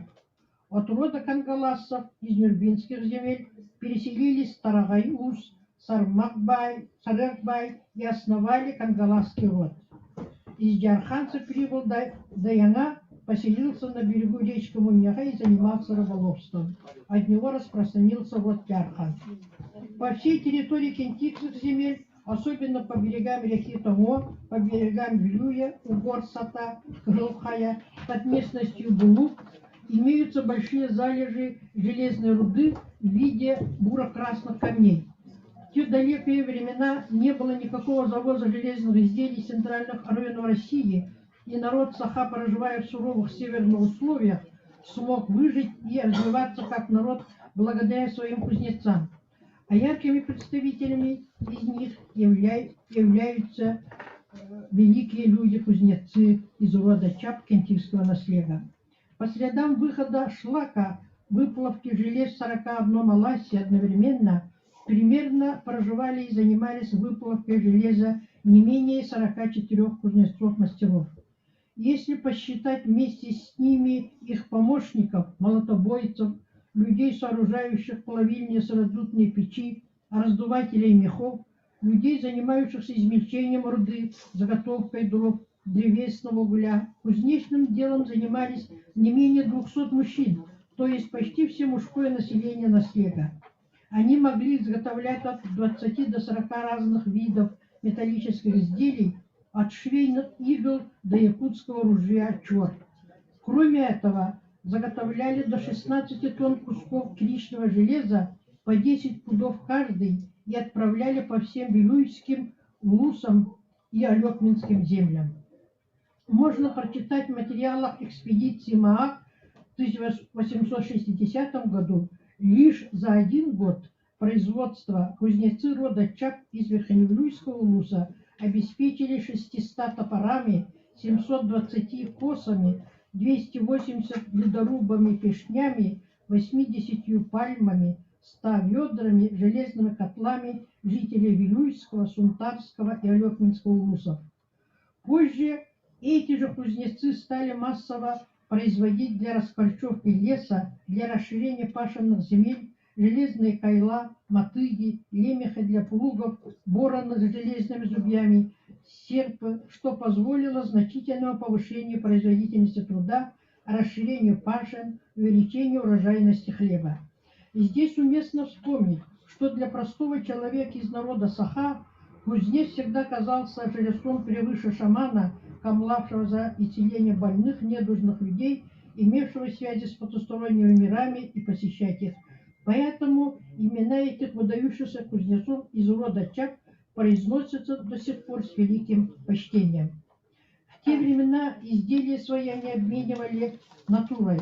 Например, в Алёкме, Нюрбе, Сунтарах меняли на зерно, муку, валенки жиганские на одежду, сшитую из оленей шкуры и меха, вилюйское на рыбу, караси и ряпушку, а в Алдане и Бадайбо меняли на чай, табак и тканую одежду, отрезки ткани. Как известно, кентикские кузнецы занимались производством сыродутного железа с VII века вплоть до конца Великой Отечественной войны 41-45 годов XX века. В 1925-1930 годах в Якутии существовала единственная артель из 40 кентикских кузнецов. В эти годы данная артель обеспечивала полностью плугами, баранами все созданные колхозы. В годы Великой Отечественной войны Верхнеуральский промкомбинат силами 40 детей-сирот каждое лето до 1945 года на берегу реки Тонго выправляла 100 штук криц железа и отправляли пароходом до города Якутска для фронта Великой Отечественной войны. Из жителей кентийского наслега и людей родом из этого наслега на Великую Отечественную войну были призваны 184 человека. Из них 122 не вернулись на родину, остались вечно на полях боевых сражений. Вернулись 62 мужчины с победой. В горнилах Великой Отечественной войны погибли почти все прямые потомки талантливая молодежь рода кузнецов Чак. Примечательно, что в годы Великой Отечественной войны, благодаря неустанной работе по внедрению землепользования и землепашества, не было массового голода населения, который унес в те годы много жизней по всей Якутии и, в частности, по Верхнеуральскому району. В колхозе имени Ворошилова с каждого гектара получили 11,7 центнера зерновых, 200 центнеров турнепса, 120 центнеров капусты, 65 центнеров картофеля, 82 центнера моркови, и в 1944 году были награждены Красным Знаменем Совнаркома ЯССР и обкома партии ЯССР. В послевоенные годы колхоз имени Ворошилова переукрупнение коллективных хозяйств стал участком колхоза имени Сидора Барахова. Впоследствии при создании совхозов с 1968 года отделением. В эти годы кентийское отделение совхоза всегда числилось среди передовых по всем показателям. Руководили отделением агроном Николаев, зоотехник Кардашевская и местный представитель молодежи того времени Алексей Василий Иванович, ныне Багны Баглы, который вот здесь присутствует. Самые лучшие показатели были достигнуты в 70-е и 80-е годы 20 века. Первая наследная школа была открыта в 1930 году в местности Деренквель. Учителем был Мачахов Федор Спиридонович. С 1990 года школа стала работать как полная средняя школа. Директором был назначен Яковлев Василий Васильевич, отличник народного образования РСФСР. В школе обучалось 200 детей, была построена новая каменная школа. Много достойных людей породила и воспитала кентикская земля. Большое признание населения получили заслуженный врач РСФСР и СССР, один из первых ученых-медиков, 19 лет проработавший министром здравоохранения СССР Петров, заслуженный врач РСФСР и СССР Егоров, известный журналист, заслуженный деятель культуры СССР и СССР Нындыров, отличный геологии СССР Ихтянов, ветеран колхозно-совхозного строительства Егоров, партийно-хозяйственные работники Васильев, Иванов, Подорусов, Тумусов и другие. Население Кентийского наследия гордится именами доктора экономических наук, депутата Госдумы Российской Федерации Тумусова Федота Семеновича, доктора биологических наук Татьяновой Петровой Антонины Николаевны, кандидатов наук Иванова, Шамаева, Еттянева, Васильева, Мачахова, Смогуловой и других.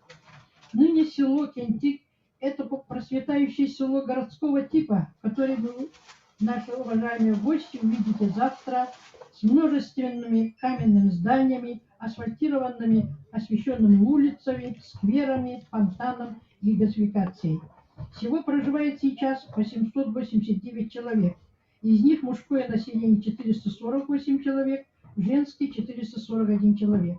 Имеется 234 семейных хозяйств, содержится крупного рогатого скота 392 головы коров, лошадей 395, крестьянско-фермерское хозяйство 10, индивидуальных предпринимателей 3, создана и работает ассоциация кузнецов ЧАП Устара. Память о делах предков кузнецов ЧАП не исчезает в забвении и возрождается через деятельность новой каменной средней школы села. В здании этой школы имеется единственная республика Саха-Якутия своя кузница, классы мастерские для практического обучения зачаткам кузнечного дела.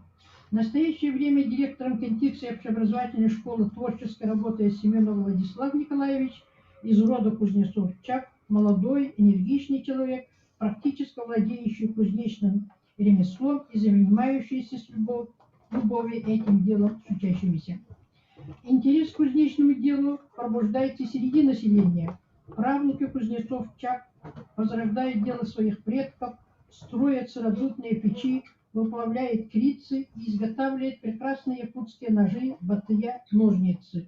Всем этим руководит, поддерживает и организует избранный населением молодой глава Кентийского наследия Николай Валерий Валерьевич. Он тоже здесь присутствует.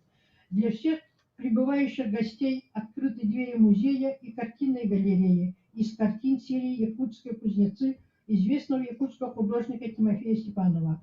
В зале музея средней школы любовно хранятся многие изделия, изготовленные местными кузнецами. А по дороге в село Кентик гостей приветливо встречает новый большой памятник кузнецам рода ЧАП, который мы завтра увидим по дороге в Кентик.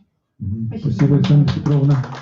Сейчас слово предоставляется Таркаеву Анатолию Савичу, председателю местной общественной организации кузнецов Урсаха, Кентик, Верхневилюйск. Регламент 10 минут. Таркаев Сава Николаевич, Терпитан, Стengитовский Сулава, Күн отчуй сыралталаска Николай Ивановна Мария Таркаев Тадеков Кеттервер Төрөбүтен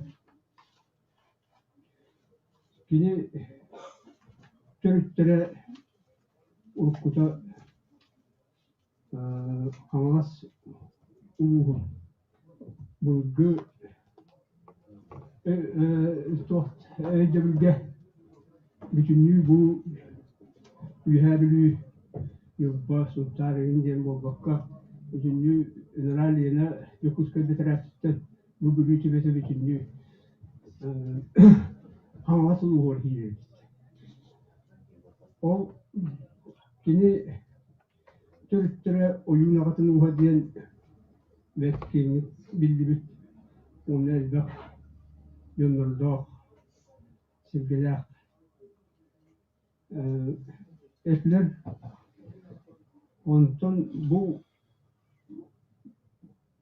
сахал оюнтан оюнукта билгетирабит жүлеттен Ногулон оюнтан мотуска кенттен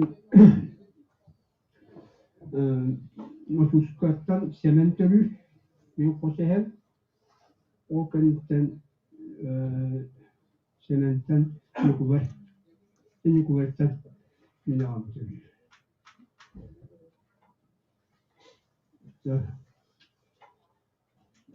Николай он Мария Таркаев таптан то Ağam Tölül. Ya. Takaya Nikolay Sevenovich. Da iki oğul üst kılsa olmuştura tüyü. Çavaş üstü olmuşsun pensiyon körbüt. Oğan oğullara Andrei Nikolayevich o kenitten Ünağım tüyünki 900 kılağa tabi. Da kelle Ağabey demin Oğan'ın dıkılahtağına takıyatan dağına dıkılahtı da okup bukun bölümde.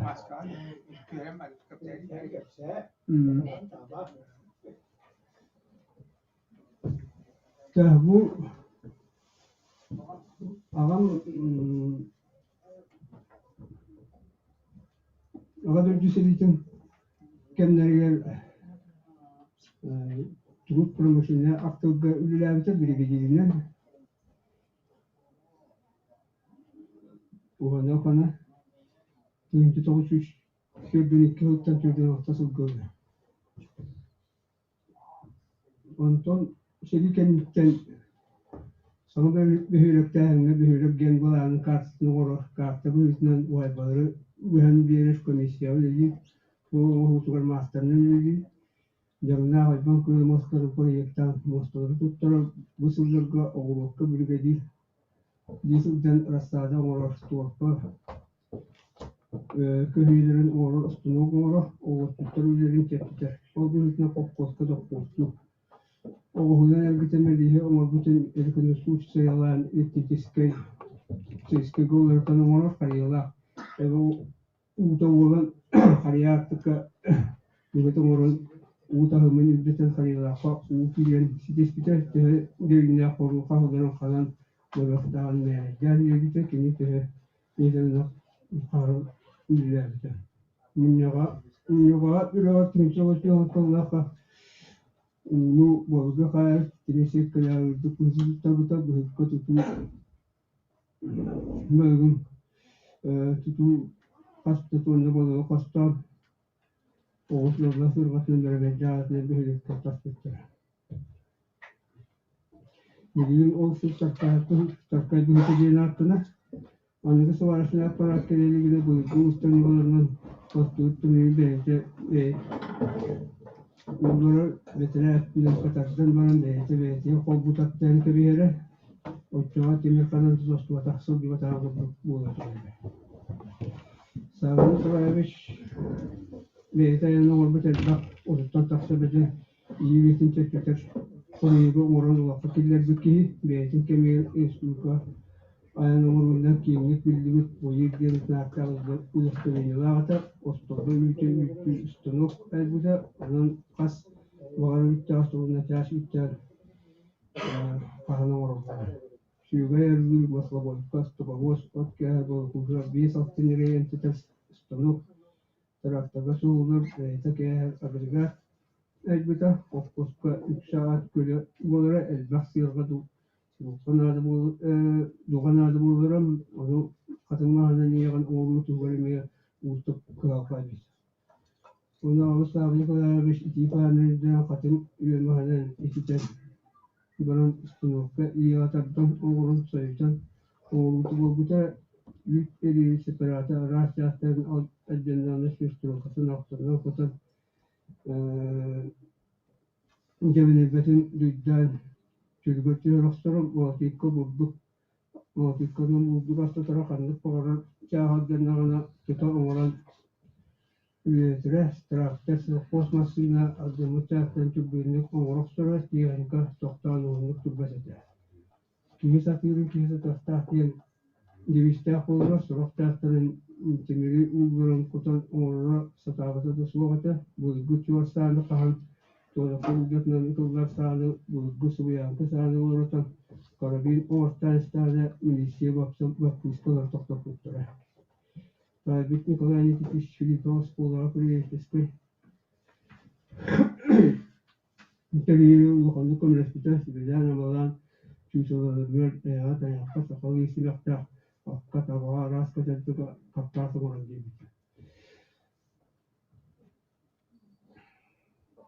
Тилинен монерга тая буска бочена хая ула уйбут токайдык келин автоунус сылдырыптан үйүн кеминен уанан барбыте эрки печаттын билен жактар көлөскө сири жаги жакта арасы таркалары оңоттууга оңоттурун үйүн күйүккө я улбаран кеттеге кутанугуна арас эдре формалаах кеттеп жакуулга оңоттурун арас эсканска бистон туттан лаурия катын ылар кини оңорбут комуга анда музейге көдүрүгө турар аут оңмут туттасыдын sevgili ayın kaspı tohumlarını kettira oluktak mülege eksponat kuyutnan kördürügödür oldu. Sakas kirde konuşu için kuyutumittin içi soğuşugen tullakka üyetin üddüttük. Sönülen koşusuna gramatının narazamıta kuyutu toğuşuş bir hemde tullakka kudun kabara sugilse itkihin. Dövülüsün tutsanayı kitloğuşku kurukka bara sugden emi Moskva Kurukka kudun kani kistakı kistatikçilikte. Üstelik kayıtlıkın sesiyişte kurtulukun tuyguna Uznağa tügünçü tavsiye soğuktuğun suda katıttar buktura üstü doktor bir eliyen oriyön deputatına tanılan üzdüktarın aktı billerdi. Tügünçü tavsiye sürdüğün bir suldurda ülyaki dinin Stalin tıbırlak medalından dinin übülüğüne medalından nıgradamıdır. Sakastın istiyorsun kaçırdığını gramatına tügünçü tavsiye Tullakkan aradığımızda tügünçü tavsiye soğuktuğun suda Mustafa Respublika'da usulan oğuklar müstaklarının laureatından bulundu. Ağut sakası anasını zatara kuhala Mustafa'ya sağlık kolayış tügünçü tavsiye sektörü setinlikle olaksan tuğraldı.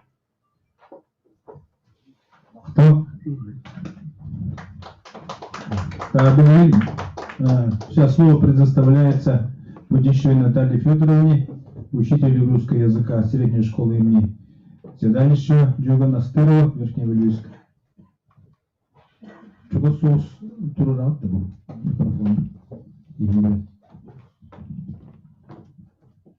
Здравствуйте, уважаемые участники конференции. Хочу начать с того, что в 1912 году Алексей Елисеевич Кулаковский в съезде народцев выделял развитие кузнечного дела с целью поднятия культуры жителей Якутии. Вот что он сказал. Необходимо усовершенствовать способы выплавки железа, развивать железопрокатное и кузнечное дело. Им подвергнут также резкой критике школы за оторванность от жизни народа. Эти школы не только бесполезны, но и вредны. Учась в них, дети знаний не приобретают, а от физических работ отвлекают. Школа должна иметь тесную связь с жизнью народа, подготовить детей к жизни. И мы с этим полностью соглашаемся. Ключевым моментом преодоления ситуации станет участие учащихся в конкурсах и выставках среди ремесленников кузнечного мастерства. И вы завтра можете познакомиться с работами учащихся 11 классов, выпускников 8 классов. Да? Они изготовили малые ножи, быча и также якутскую косу, горбуша, сахапатура. И с этими своими работами они выступали на конференциях, изучали историю вот этих изготовлений. Конечно же, в этом очень большую такую информационную, да, вот помощь делает у нас музей Чак Устара. И также вот, следовательно, одной из практических задач школы является именно создание условий для предпринимательской способности школьников. Они свои заготовки, да, вот, работы будут завтра, конечно же, продавать, и это будет их первым, вот, первая именно плата заработной, да, можно сказать. И конечно же, когда они берутся за это, они несут большую ответственность за начатое дело. Очень радостно, когда видишь вот, учащегося в двери мастерской, которые каждый раз, каждый день приходят. А это очень редко, да, вот сейчас в наше время они очень оторваны от практических дел. Наши дети все сидят в гаджетах. Выпускники Кентикской школы также имеют возможность получить наряду с аттестатом о среднем образовании еще диплом об окончании Верхневильского техникума. После окончания школы получает профессию среднего профессионального образования изготовитель художественных изделий из металла 3-го разряда. С 2018 года, вот, да, начиная вот наши выпускники, а их уже больше 10, в этом году всего 2 учащихся, да, 2 мальчиков, тоже собираются получить вот эту профессию. Конечно же, для вот, полноценной работы необходимо приобретение современного оборудования. Это покажет наглядный пример передовой технологии производства железа и лучшей организации трудовых процессов и сравнительно высокой производительности труда. В связи с недостаточным оснащением оборудования практическая часть обучения не выполняется в срок. Также пандемия нам очень приостановила работу, да, после обеденное занятия отменили. Оборудование также тем временем идет на износ, поэтому требуется обновление материально-технической базы. Нашей целью является создание на базе школы класс юного металлурга ферм, предполагающий систему подготовки школьников, обладающих высокими компетенциями в области обработки металла. Именно инновационность этого открытия класса определяется следующими факторами: востребованностью высококвалифицированных специалистов в сфере современного производства. То есть у нас по республике почти нет, да, мастеров с высшим образованием, конечно же, по направлению, по техническому направлению, да, и мы стараемся именно вот, когда откроем, да, вот в следующем учебном году класс, именно ориентироваться на это. Историко-этнографический музей Чапустара создает образовательное пространство для исследовательской работы учащихся, и передача учащимся знаний, опыта мастеров способствует профессиональному самоопределению старшеклассников. Наши учащиеся изучают кремниевое оружие. Вот, также выступая на конференциях, они побывали и в Санкт-Петербурге, наши дети, да, конечно, посмотрели там и музеи, где лежат вот такие же экспонаты, да. Вот в этом году мы летом планируем провести также состязание косарей кюлей, да, косой горбушей. И, конечно, мы видим по телевидению, что и в других на слегах изготавливают якутскую горбушу. И мы надеемся этим летом посмотреть, да, чья коса вот, качественнее, да, и также познакомиться с техникой вот, именно кошения этой косой. В нашей школе уже 10 лет работал поисково-образовательный лагерь УЗ «Возвращение к истокам». В лагере больше всего уделено изучению технологий железоделательного производства. В этом году, конечно, отменили работы палаточных лагерей в школах, и очень такой стал острый вопрос именно проведения экспедиций именно по всей республике. И по данным Малой академии наук планируется в этом году 23 экспедиции, и среди них наша школа именно по проекту организации поисково-исследовательской экспедиции по тропинкам Аласов. Этот проект посвящается 60-летию со дня основания историко-этнографического музея Чапустара Филипповым Николаем Никитичем. В организации данного проекта участвует школа, также музей Чапустара, библиотека села Кентик. Методически с нами сотрудничает Бурцев Николай Николаевич.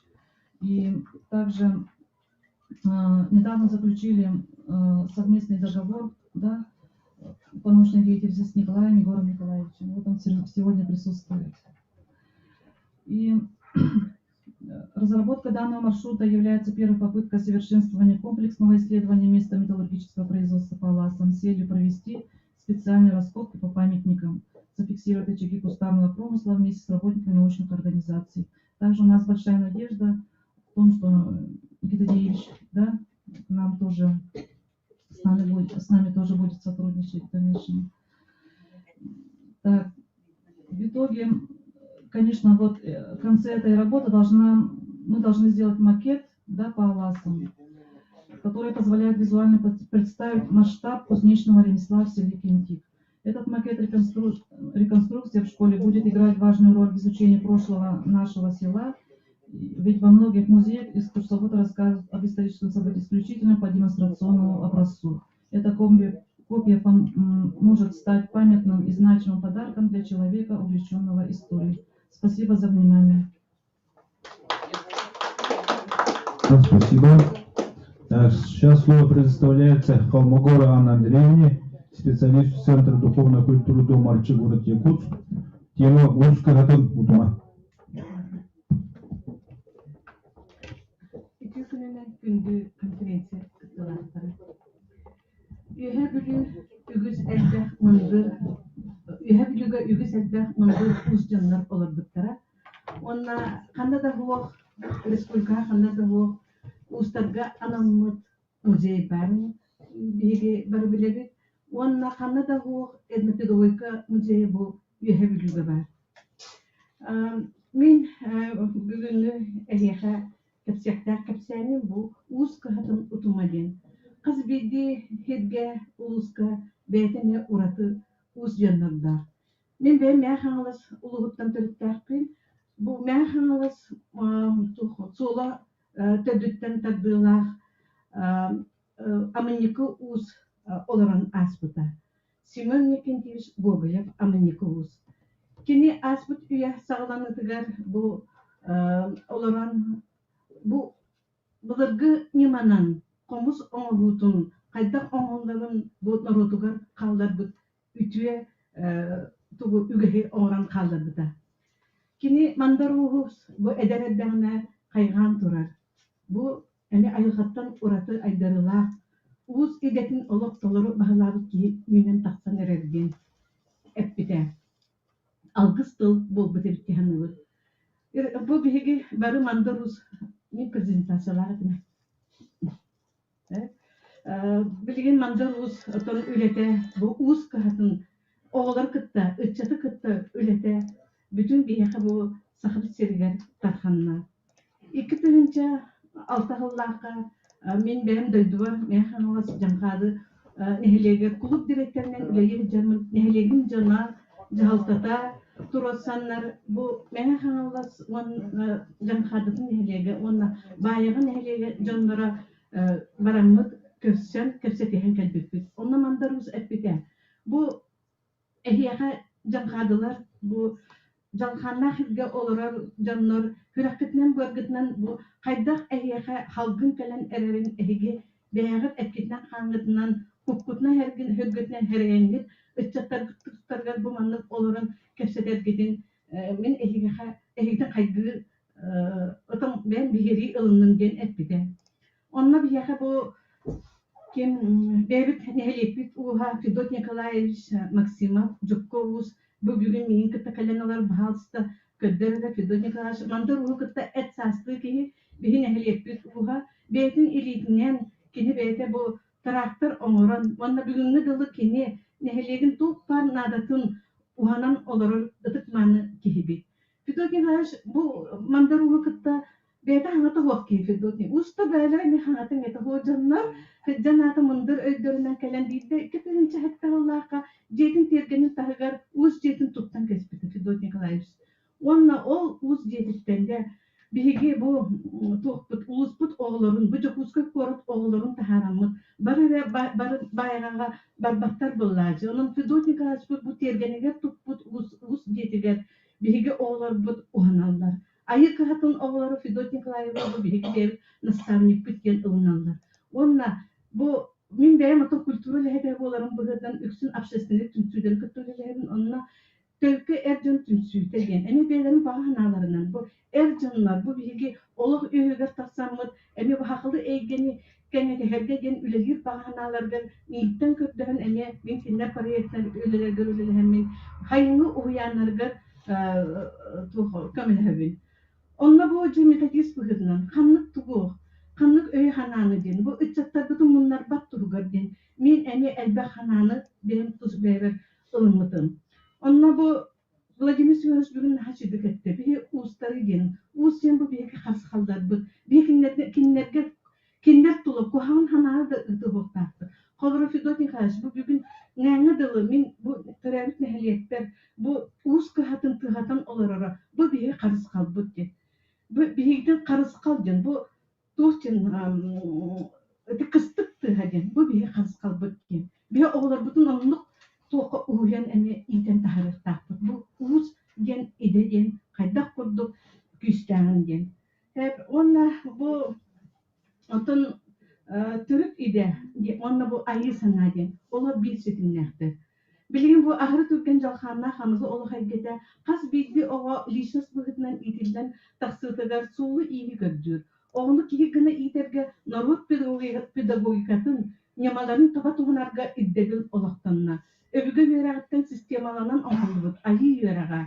Терес, дабыл, онна уз қағыта, мандалус верақтар, кәнчәрі үтчапытын төрік культураға сиерге тонға, үгеске тылға, жарыққа, уғыярға улахан көмелектір.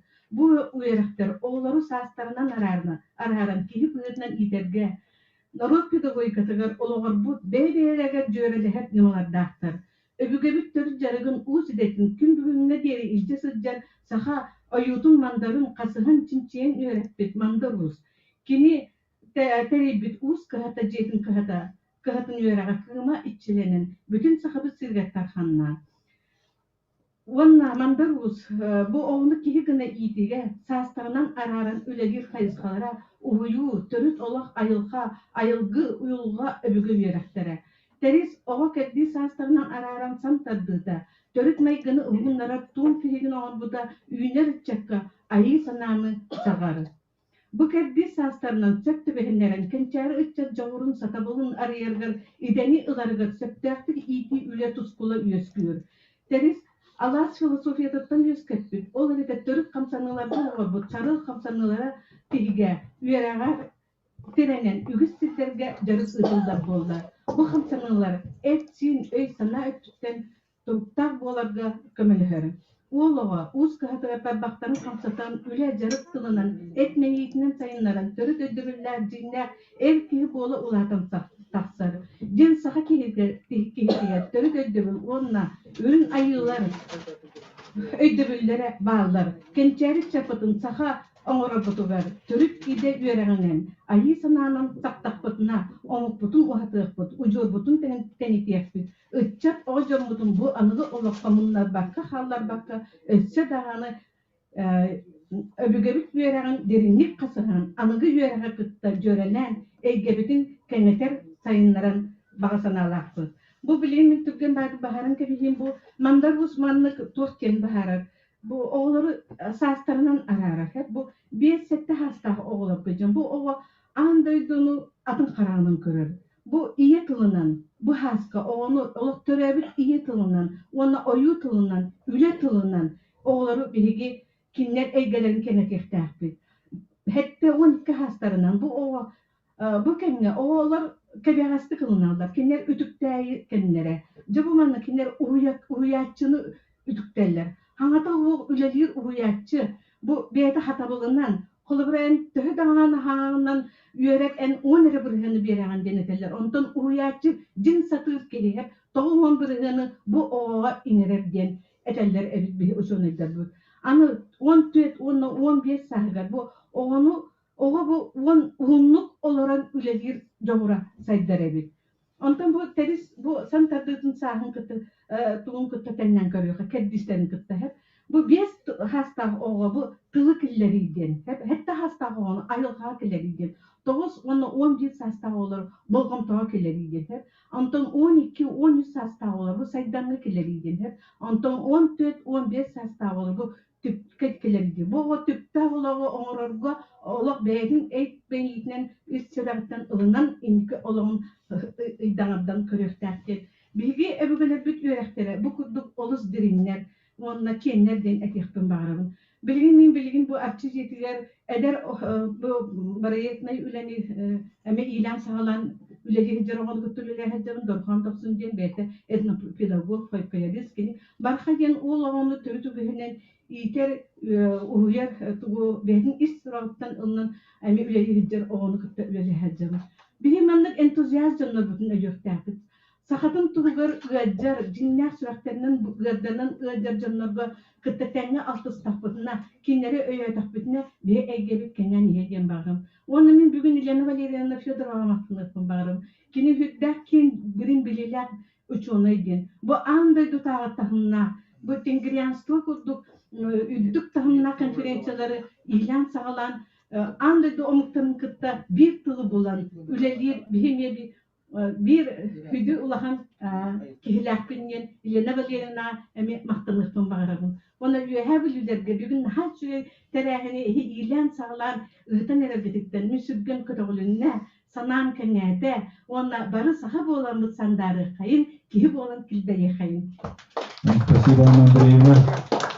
Сейчас слово предоставляется Константину Ларисе Давыдовне, председатель Общественного совета Хангаласского улуса, город Покровск. Тема раскопа железоплавильных горлов местности Нуачаха, Сыгалах, 15-17 века, муниципально образованное Жамконское второе наследие Хангаласского улуса. Bütün Россиядағы 2 конференция вот көптүлақтырыгар өлжеттерге Аңалас улуғыттан саха төрді болбут сириттен әхияқа уруй айқал болуқтым. Мен манна бүгін Максим Амосович Куприянов атыттан, Краевед атыттан келен турабын. 2 жөппен көрден дендеребін ететтен төріттәқпет. Онна бу көрдем сирге 2 жөппен нәхилиеген сирге сыңахалақ ден сирге темели бұлыр ухарбыттарын 15-16 примерно сылларға ден тоқтанылар сабағаланар оқтыр даталара. Ол сири бу именно краю ретәтчі Куприяна Максим Амосович өссі он хәтті хыллаққа булан бу игиге келен кепсен бу сирарылан билеген уже наука интерехерген бу маннар археологической қаханынар ытыллан уже бара тураллар өле бара турар. Дегенен боллана бу этилин учалы белебне битим аны тоғары бу сақалы Анна Андреевна хаңарын нуктох берен кебисте анан сақалы учалы хаңарын да.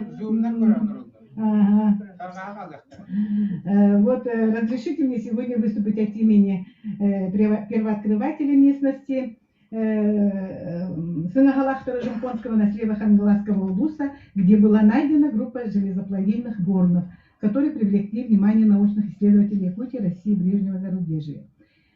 Первооткрывателем является Куприяна Максим Амосович, краевед, выходец из Жамконского наследия. Он еще в детстве играл рогаткой с кусочками от плавки железа и не понимал, что это. Он думал, что это каменный уголь. Видел на местности Кёльно, как он тогда понимал, наваленную кучу самосвалом каменный уголь. Теперь он понимает, что это места, где наши предки выплавляли железо, а кучи эти являются злаковыми отвалами. В 17 году во время охоты на местности Сынагалах с другом Егором и братом Александром на месте ночевки обнаружил кусок каменного угля, то есть шлак. Отсюда начался проект изучения местности Институтом гуманитарных исследований и проблем малочисленных народов Севера под руководством Алексея Анатолия Николаевича. Впоследствии родилась гипотеза плавки железа местными жителями в более ранний период, чем имеющиеся в других районах республики. Были проведены археологические раскопки. На местности Сынагалах обнаружены 8 печей горнов, один из них более лучше сохранившийся. Также были найдены печи около 20 штук между местностями Аргалев-Джигестер и Сынагалах. Руду, видимо, добывали на местности Быталах, как предполагают местные жители. Хочу сослаться на работу Егора Николаевича, который сегодня присутствует, младшего научного сотрудника ИГИ, который принимал непосредственное участие в археологических раскопках в полевой сезон 2017 года 3 горнов из найденных 8 плавильных печей. Он в своей публикации материалов раскопа производственных металлургических площадок более подробно описал об этих горнах. В этой публикации он ссылается на особую ценность находки краеведа Максима Амосовича Куприянова в том плане, что эта находка может дать возможность сравнения плавки железа во времени и пространстве. Может также появиться возможность пополнить вопросы изучения железоплавильного промысла якутов. В работу подключилась администрация муниципального образования 2-й Жамконский наследие. Я прошу включить презентацию, пожалуйста. В результате 16 марта 2018 года состоялся круглый стол с участием исследователей ИГИ, краеведов и специалистов музеев Верхневилюйского, Хангаласского улуса, специалистов кино и театра республики. В рамках круглого стола была организована экскурсия на Ленские столбы, на наскальный суд. То есть экскурсия была проведена на местных Сынагалах и на озеро Ночаха.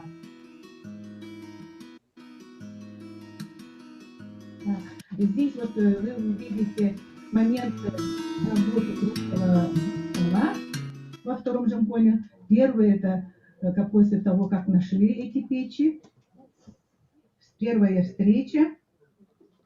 И в результате этой работы было принято решение, совместное решение, начать совместную работу по изучению и сохранению местности, имеющего историческое и научное значение, изучить возможность организации туристического маршрута и съемок научно-популярного фильма.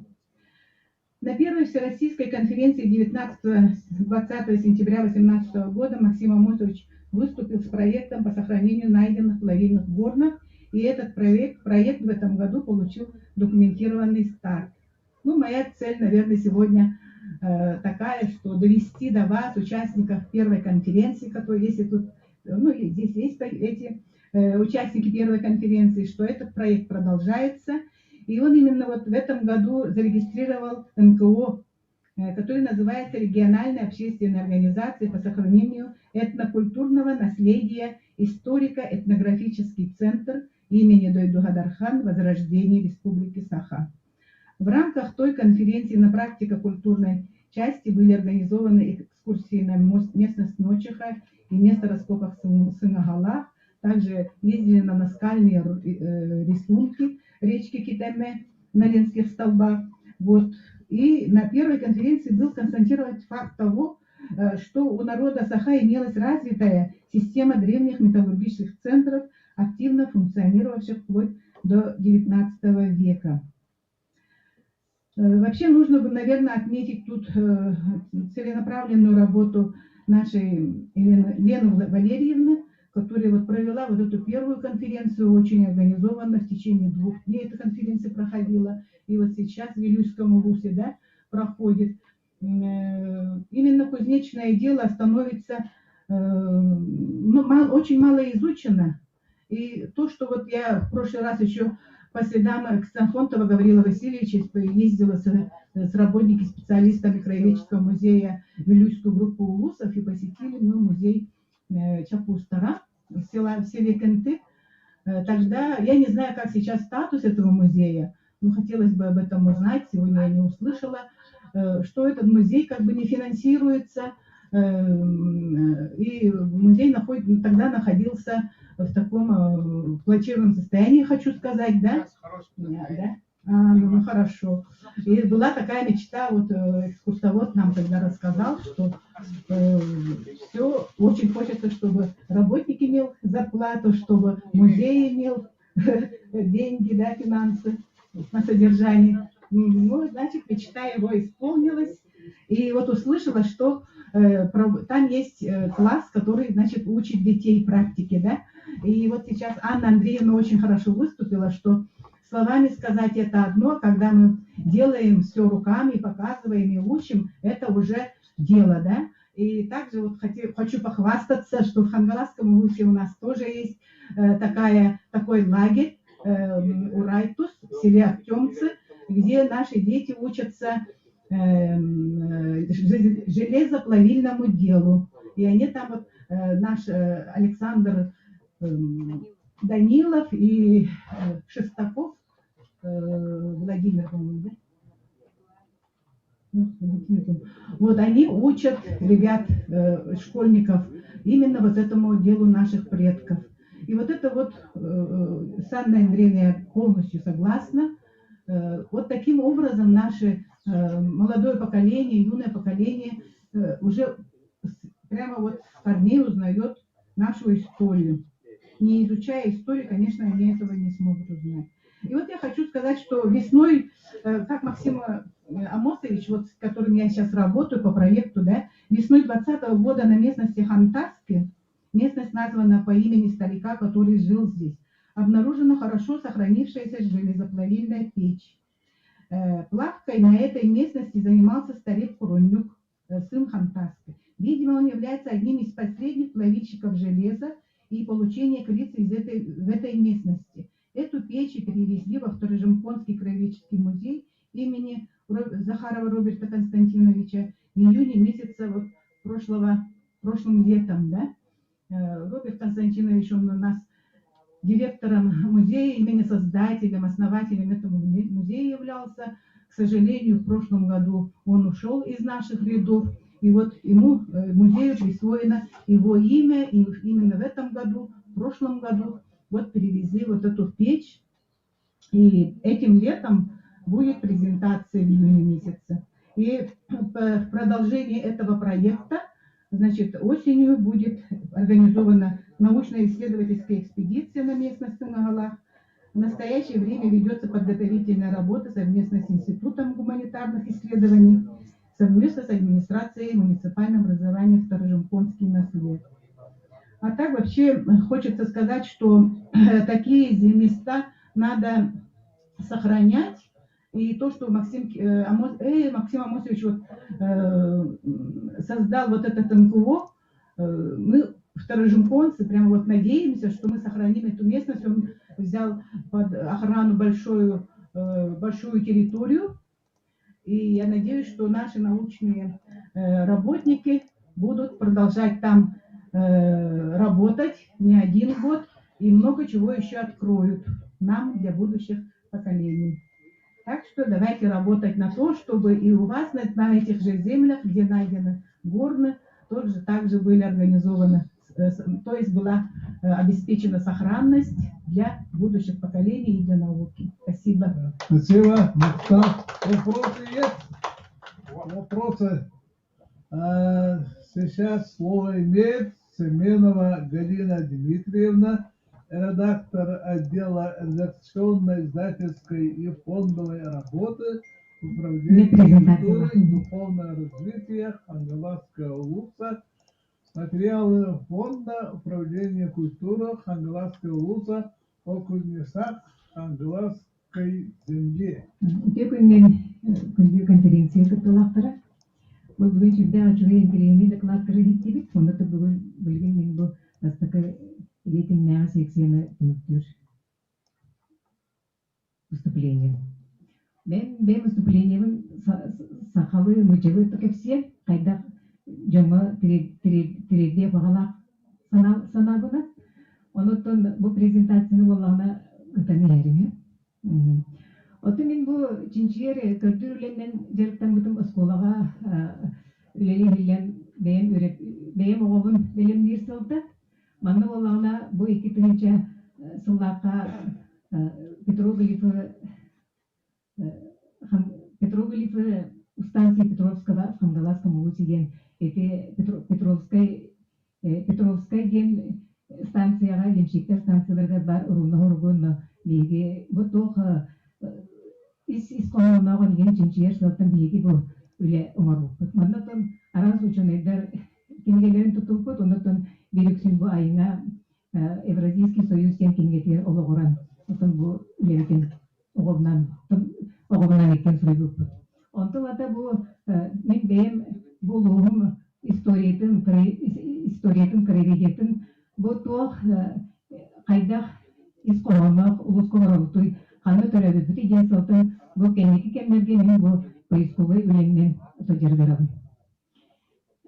Онтын бұл ұстарынан, темір ұстарынан мен жарғыр бұдым 10 жыл болла. Бұл қаңлас бұл бар бастан мен уран ден ұстар темсөлерге лелегелі бұдым. Народ творчествотына делер. Онна өлемін бұл ұста темір ұстаран туғынан материал ажо хомын керем бар бутум. Билеген отто мен сүрен бу сылым ден каңалас улугар бу 19 сүрбес үйелерге, сүрбе бери үйелерге ханлык уста олар буттарын отун муньяр, оннотон кемер үйлерин дорокка халарын кедер салтын онлук үйлерин сагалабытым. Тон сегодня аннык кен сагалыбын. Неотъемлемой частью многовековой якутской культуры является кузнечное ремесло. Начало сбора и изучения народного ремесла народа Саха связано с развитием русской науки и общественно-политического движения в России. Историки и археологи считают, что добыча и обработка металлов на слегах Хангаласского улуса началась очень давно. Не имея достоверных данных, ученые не называют точно период знакомства местных жителей с металлом железной рудой. И в древнейших времен якуты занимались добычей железной руды, выплавкой из нее железа, причем используя приемы горячей и холодной обработки. Якутские кузнецы владели всеми этапами сварки и закалки. И из металлов им было знакомо железо, медь, бронза, серебро, олово, свинец и золото. Одним из первых якутских золоплавильщиков и кузнецов считаются качекадские кузнецы, предком которых по преданию считается Сан Санпир. Его потомком, унаследовавшим высокое искусство металлургии, был Харса Бурай. Кузнецы у многих народов считались людьми особенными, хранящими сакральные тайны народа, и в якутской мифологии кузнец по иерархии считался на уровень выше шамана. Васлав Серошевский в своем научном труде «Якуты» писал, что центром производства кустарного ремесла в Якутском округе являются качекадские и жемконские наследия восточно-хангаласского улуса и поселки железоплавильщиков от Тюркской станции в Актемском наследии до западно-кангаласского улуса. В работах русского путешественника, основоположника золотоведения Мингельдорфа было отмечено, что в 1859 году в Хангаласском улусе действовало 90 кузнецов. И 2010 года я начал работу над проектом «Поисковая работа по выявлению мастеров кузнечного ремесла 18-21 веков». И главной целью работы является сбор материалов о хангаласских кузнецах в любом формате. И в течение 5 лет были организованы поисково-познавательные экспедиции в 3 округах. Это Самартай, Эркенель и Малджагар.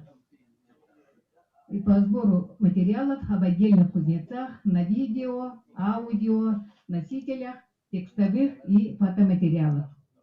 В сборе материалов приняли участие системный администратор информационно-методического центра управления культуры Егор Варламов. История развития кузнечного ремесла хангаласских мастеров недостаточно изучена и не получила должного внимания и распространения, что практически привело к полному его исчезновению. Все меньше стало знатоков старины, людей, которые помнят полузабытые имена кузнецов.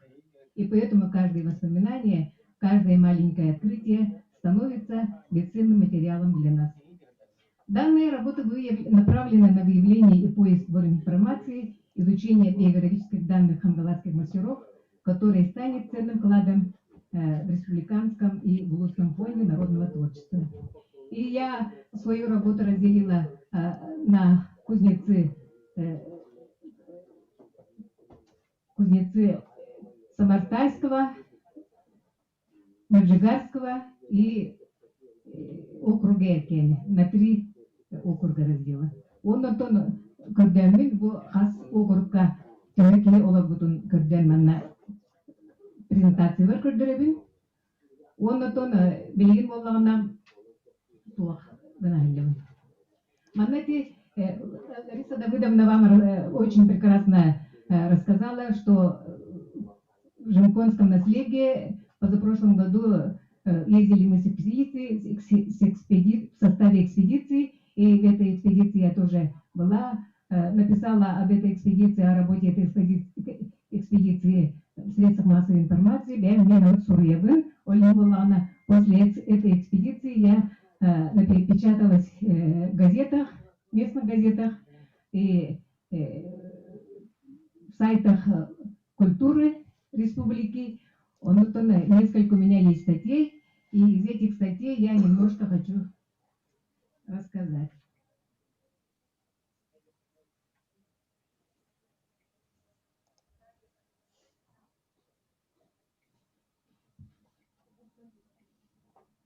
И он еще в эту манчарва петади. Наверное, может кто-то впервые это слышит. Бу манчарва петади статья китунча он асла хорибуту. Манна валана балами бигей кемер жукусе порака юнскай атнан юнскай юбилейернамыт оломхо мировой эпический мировом эпическом пространстве наследия Платона Алексеевича Юринского агента учебной конференциями. Он нагылен кем деньги. Барага Юскин. Николай Иванович Егоров тен этнограф Барага Юс угутар кесеппитин. Манна кини бу выставкага манчары батиятнага билит. Манчары то батията ден албаттерте выставкага турар баттерте. Манна бола кини манна кен кепсир. Манчары батиятын 1906 сыллаха пенсионер учитель Василий Иванович Сосин суоламару осколатын музейгер тиксербит. Батые осу ивона 4-9 сантиметр бит, кылын угун 35 сантиметр. Батыя манчары балайды кимтенере тиксибит болохта, батые едеhe үрүн көмүнен 16-нан келехектердер. Узки жаралгын халарбыт белелер. Уга тиритинен эрелен доорго түллүбүт, манчары народ номогаден кингал сорулубутнан сыты батые өрге жери Слепцова ден эмяксине сытбыт. Эмяксин сабагалаанынан батые чите манчары бит. Манчары Берт Марияга өлжүктү келен баран тутуллан Жукуская килдерилибит. Онтон ол батыята маркабыстарга халбытыгы. Батыя уга төдүнен сахарымтыйбыт, оны эрии керистирбага келгета хазда сиренен бәһәр алыныбыт. Төрдүгә сөлдергер алыныбыт ден сабагалы койып. Выставкага манчары батыята мия хаңалас Марук суолатын музейттен келен жөн көрүүтүгөр турду. Бу барага юз боллагана бу батыяны хаңалас устара оңорбут батыялары ден кини сабагалыр, оннотон маннык кенеме кепсир. Бу билинге жери бу батыя сенак көрүнмө, манчары үйетиттен хазда үйе инники хаңалас устара оксубуттар диркини. Инниктен сабагалыр, тога детакка самай үрдө качестволак тимиринен былыр сака сидер куллаты сиребиллере. Тыгын кенигер хаңалас устара тимир тагын ботоматтан тиеллере элбе источникка бар ден кепсир. Онон бу бир стадиям колор манчары батыята бу именно куллаты устара оңорбут батыялары ден кепсир. Ототи курдук мен статьяларым ис каганлардан интерейне огостар диянын бен оннотон бу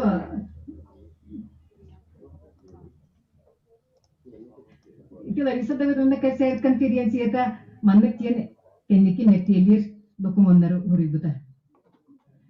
Бу саңа ди тока бу ким дендеди. Саңа халакы булубут эти исторический объект лабораторияга спектральный анализ барбытын кенниттен салгы үйрәтерди оны чинчиерге ден анна биги баарны сургылбыт. Оны Саха Республикатын наукатын академиятыгар государство урата карастыр объекттарын аксанныргар улантуран культура, оны история заповедниктерин спектр, улус административ натыттан документ оңорор беден киллерилибите. Онуттан билген ол бу олакталгылаба эти документ оңорун кастаганы жесылын билелейлер. Онуттан эти бу саңалака болулубут октугунан бу улуска оны республикага бир исторический улахан белесир боларын турорсарга ден бирна бар турорсу болпут. Онуттан бу үлевин түмүктен туран этехим барабын. Ота бу жиңнах дик саха культуратын онна бу биги фольклор бутун онна история бутун тоталыйлар кыржык бу биги бустарбыт кинер бу илде келбит булыргыттан илде келбит технологияларын биги өрдәтнада ол көрдүк бияка эти Александр Данилов тен Россия гильдетер кирсе бир саха уха эдер кихи бар. Оттон ити бикыржык ити эпитерин курдук кинлери биги Карыстан пайдешкалан бу кинлер үйлерин үйрөтен. Отон сафабут бу кыржык булыргыттан иле келбит туун устарын историятын үйрөтехтен нада. Отон биги Сарсын Осетия музейге барабытын хакетебит. Онотон бу манна бу үйрөнө билүү улуга бу чап устарынан биллерин бирисидаган билебит. Онотон бу бааны балыгытары бирисидаган элде арагын темерге кесетеми тотун бу улус индиреген онда бу билүү улуга көре билен манна келли. Онотон бу мачыгы көрсүбүкө деген мактанабын. Мактал. Бeni ne bilmişsin de. İzleyicilerge benim siyah tiller bütün de. Bu Zaten bilim bollarına kıratık вопрос. Докладтар var ettiği. Докладчиктарга практически вопрос берилбете. Мен манайга докладчикка деген вопростар айтын. Ол вопростун билем бен дахнатанар билем hen kıratık бар. Ya bu en nihayetinde kapsaytın. Onunla bu jahanlık etnostar, omuktar olur mutların o kinerge kimnaha timili uharı bari öte diyen vопроска bekıl gastık. Это на Хурибутом. Кени Орман дикти Хурибутом. В раннем железном веке на земле было гораздо больше народов, народностей и племен, чем в настоящее время. Много из этих народов и племен, став жертвой бесчисленных войн, эпидемий и ассимиляционных процессов, не дошли до нашего времени, где Хурибутом. Иначе как понять то странное обстоятельство, что в таком громадном экологическом рае, как площади 5 миллионов квадратных километров, называемой Северо-Восточная Азия, значит, русские землепроходцы, ну и другие народы встретили так мало народов и этносов. А очень мало этносов сохранилось. Я думаю, что описанное время, в течение 2000 лет, произошло много катастроф этнических процессах, и считаю. Но до нас еще написал в своей книге, что до наших дней сохранились наиболее сильные и сплоченные этносы декими. Jonан, ақалар бүгінгіттен ұла, егіні бейгіден нұрот бұл ақмыттыва, бейгіден тақмет тоқтамыт, егін дергетін тоқтатыр бұтығар көрді әбін, тоғадай таққа, мы принадлежим к одному из самых сильных и жизнеспособных этносов Земли. Ну, какие народы могли существовать? Конечно, несомненно, в это время началось просачивание тюркоязычных народов. Сейчас это вышел в свет первый том истории Якутии. Там это древние этнические процессы широко разбираются.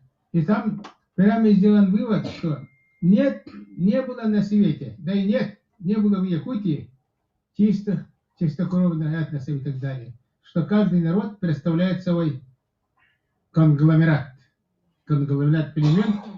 Ну, якуты огромное пространство пройдя, в течение 2000 лет они многих малочисленных народов ассимилировали.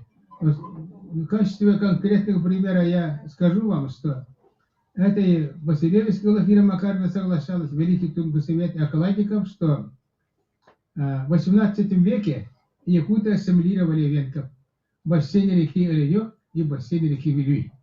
И все тунгусы, они превратились по языку в якутов. Сейчас в Оленке, музее, где я создал замечательный музей, и, ну, это Кантический музей, судьба Кантического музея, она счастливая. Ну, я там принимал участие, напишут потом, когда будет экспонироваться там мои старые кости, напишут потом, сейчас, завтра скажет Василий Иванович.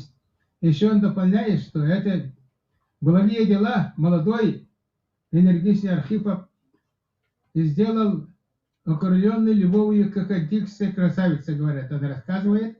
Я от этого не оттекаюсь, потому что про себя думаю перед сном, был же я когда-то и человеком и так далее. Поэтому и завтра, когда вы будете показывать вот это картины, приобретенные великим художником, у великого художника Тимофея Степанова и моего друга, тоже потенциально великого живописца, к сожалению, рано ушедшего из жизни, Тухмана Байтунова, это, значит, дела моих рук, и там лежат еще мои археологические коллекции. Я бескорыстно подарил, не получая ни одного рубля у бедных кантиксов. Эти час они разбогатели. Тогда нищим народом были 20 лет, 30 лет назад кантиксы.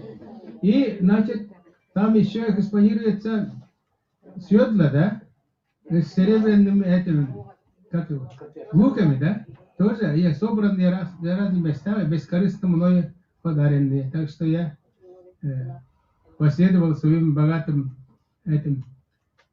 предкам, которые сплошные купцы, и князья и так далее. И, ну, этот музей тоже привел порядок. Чуть-чуть всегда прошу у Владимира Семеновича Паскащина, который вот это покрыл асфальт там у нас. Победы одержали мы в играх Манчари в 2017 году. И в будущем году, наверное, мы должны тоже победить всех там в гостях. Я у него прошу, музей надо создать.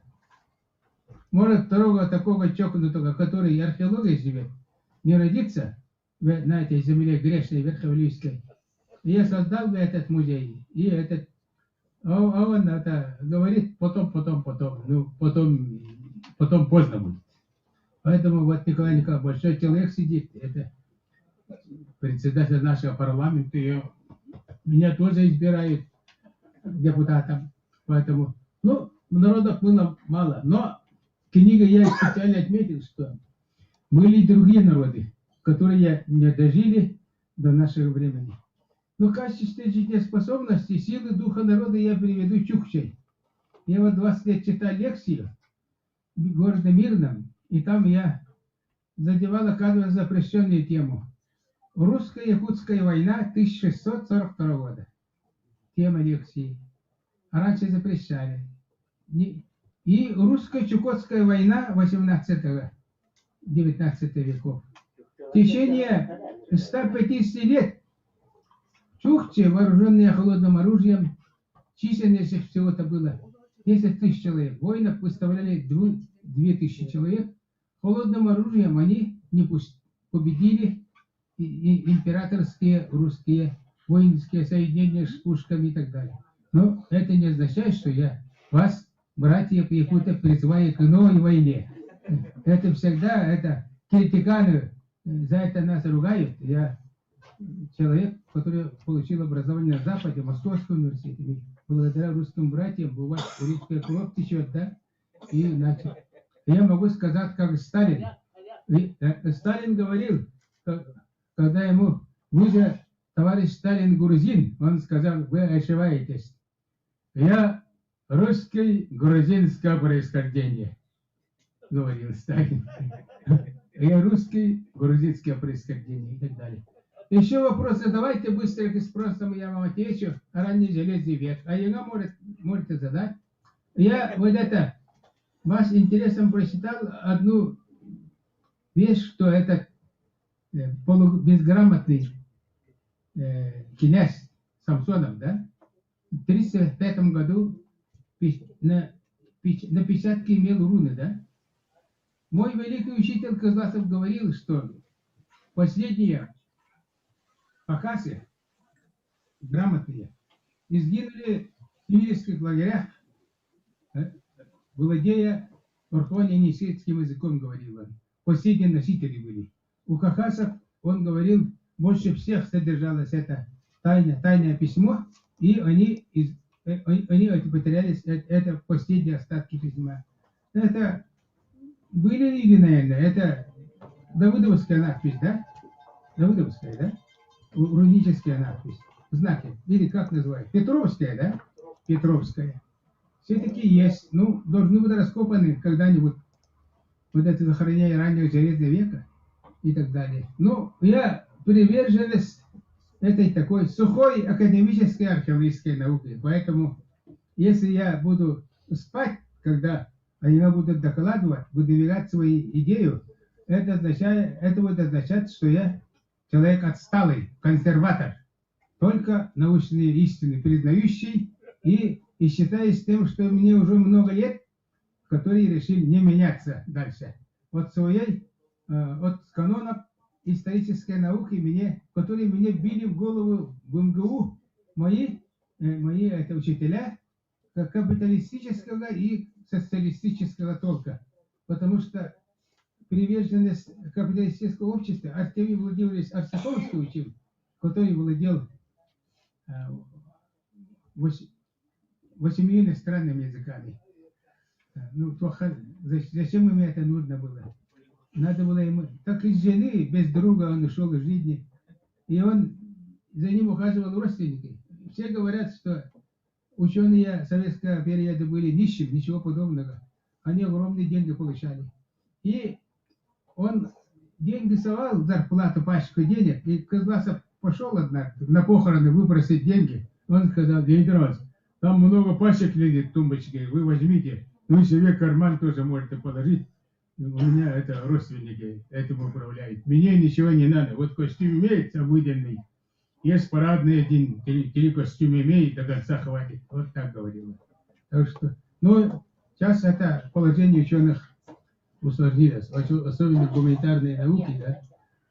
А раньше это сотни экспедиций финансировали, работали, да. Это целый праздник был археологов советских. А сейчас какие деньги? Сейчас это еще стали археологов заставлять раскопкой заниматься. Если маленький клуб строит в Сургуте, да, на месте этого раскопку должны вести. Деньги огромные выделяют, миллион денег. Ну там будут, молодые ребята будут, это не это бурек ваш адрес, да? Не от хорошей жизни молодые ребята будут зарабатывать деньги на это, правильно? Это по правильному положению. Пожалуйста. Спасибо.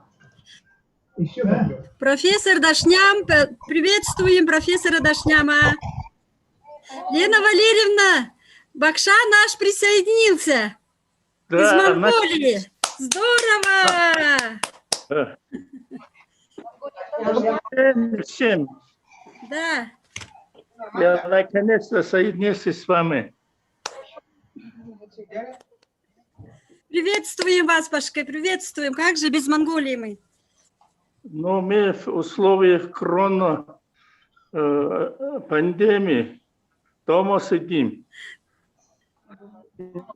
Я готов. Как все. Сен халута дахиад алуулчлаа. Вы успели, Башка, вы успели на первое. Хотим услышать ваше приветствие. Я уже послал через Лены. Ну, пожалуйста, скажите. Потому что никак не могу соединиться с вами с утра. Я работаю, чтобы соединиться с вами. А вас не видно.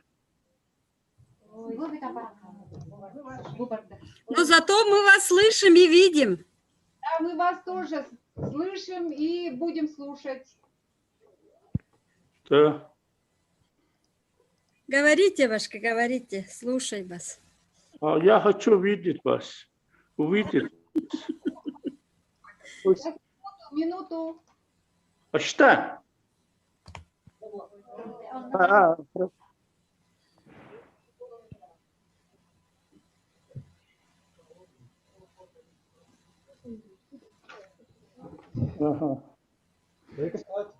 Хорошо.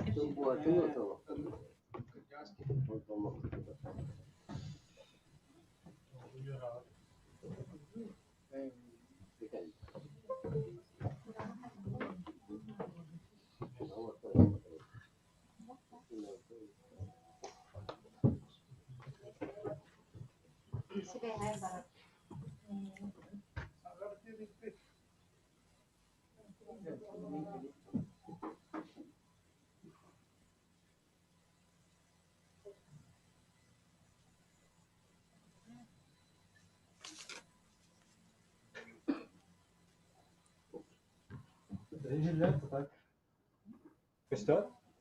Вы нас видите? Бакша, вы нас видите? Да? Бакша, вы нас видите? Да, видим. Тогда говорите. Ждет меня, да? Да, мы хотим вас. О, Да, ваше приветствие. добрый день. Я хочу приветствовать вас и всех с этой важной, прекрасной конференции. Хочу пожелать больших успехов поработать. Мы сегодня здесь обсудим очень важные жизненные и научные проблемы. Фактически здесь, я думаю, что присоединены две такие большие тематики. О тингреведении и о культуре, железно-кузнечной культуре. Мы именно благодаря вашей энергичной, прекрасной землячке Лене Петровой уже давно организуем и регулярно организуем международную конференцию по тингреведению. И думаю, что за это время мы сумели предоставлять людям узнать и знать о понятиях и о явлениях, что связаны с Тингрией. И за это время, благодаря заслугам фонда по изучению Тингри, который создан в Якутии. И думаю, что эти проблемы сегодня здесь также обсуждаются. А другая тематика – это культуре, кузнечной культуре. Я думаю, что вообще те первые люди, которые, может, побегали по горам Алтая, Хангая, по Сибири, это первичные люди именно различали в камнях железную руду. И людям предоставляли такой вечную и великую культуру от железа. Так что похвально и уверенностью сказать, именно алтайцы, люди с происхождения с Алтая, человечеству подарили такую великую культуру. Так что здесь тоже о кузнечной культуре говорить очень, я думаю, что очень мы можем очень много. Я буквально вспоминаю, как якутские мастера по кузнечному делу нам показали в Астане, как из железного руда ковать железо и делать все это на глазах, все они показали. Мы-то, когда камни железной руды, не различаем, это железо или руды, это какие-то другой способности камень. Поэтому очень им благодарны. Так что железо до сих пор и с нами, в нашем быту. И о железах больше никто другого мы можем говорить. Так что соединение эти тематики сегодня мы со всех странах обсуждаем. Это приносит много знаний и пользу. Так что я еще раз благодарю организаторам, особенно в таких условиях коронавируса, всемирной пандемии. И так умели организовали эту конференцию. К сожалению, я не мог приехать в Верхний Вилюйск. Так я хотел побывать здесь. Очень много здесь моих друзей. Низкий поклон Владимиру Семеновичу Покатчину. И я очень всегда благодарен Лене Петровой. И я думаю, что мои знакомые, друзья здесь тоже участвуют в конференциях. И всем я желаю хорошего. И еще раз пожелаю больших успехов в работе этой конференции. Спасибо.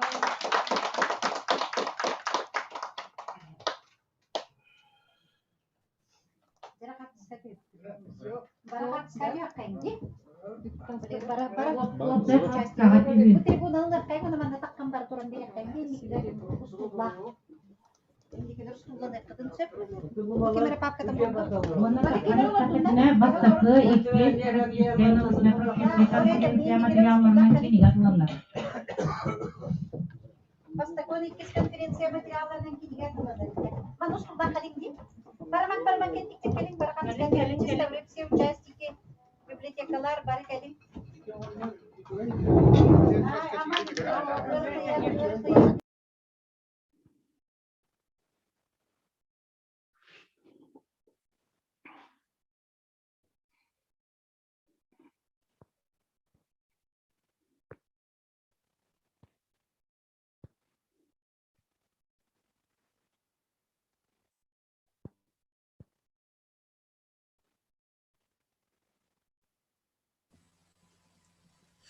Сейчас обед, да? Мы здесь или еще нет?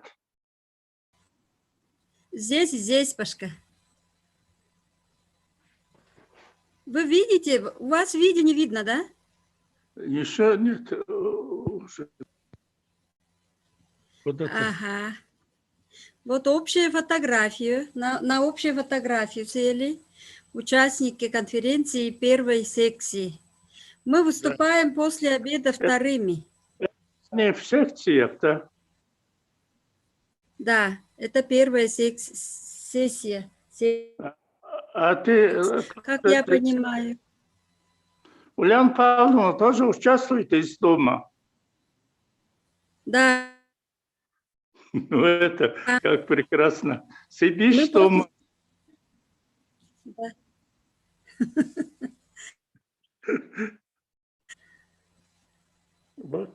Мы выступаем после... Уже постарайтесь подключиться, хорошо? Да.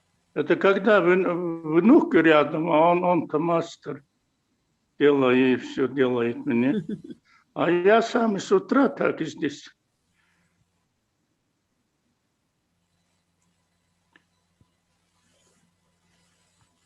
Не видно. Ничего не видно обратно. У Лены голос пропал, поэтому она сейчас молчит. Да она только пишет. Пишущей она стала. Сейчас мы в общем чате, Башка, только надо писать на чат. Мы уже, нас все слышат, поэтому по порядку проведения переговариваться нельзя.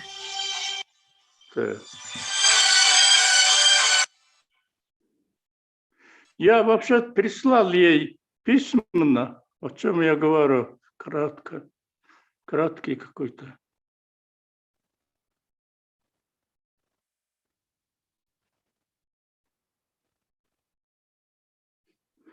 Хорошо, ладно.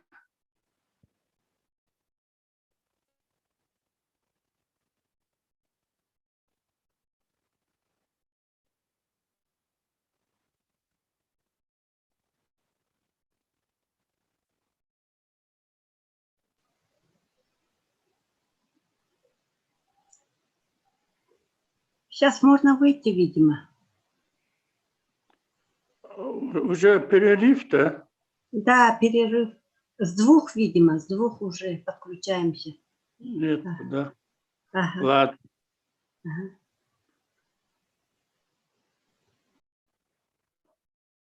Ладно, хорошо. Все. Ладно, я тоже побегу. Маленькие дела у меня. Хорошо?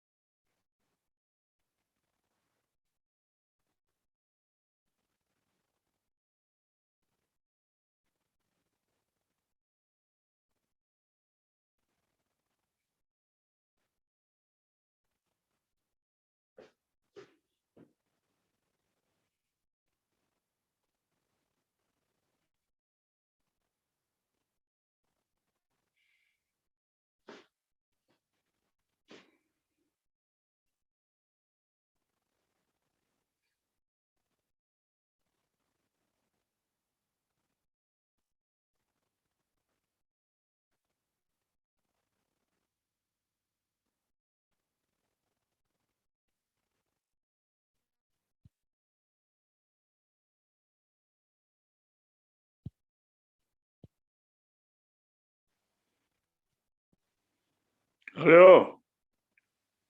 Да. Да. Добрый день. Это.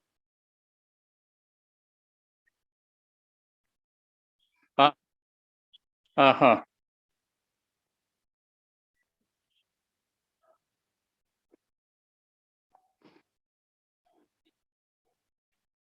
Ага. Ага.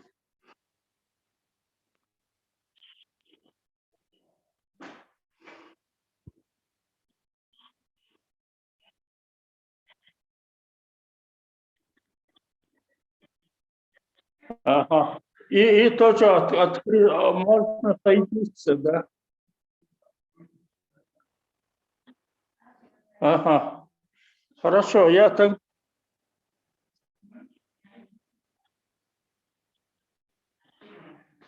час раз.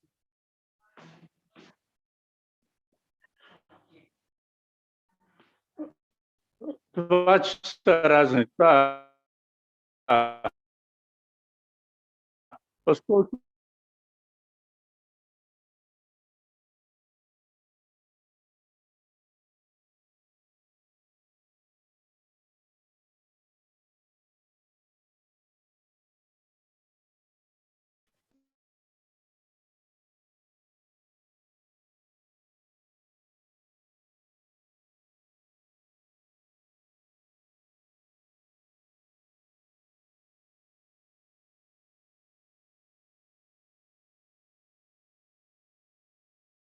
я думаю, что... Алло.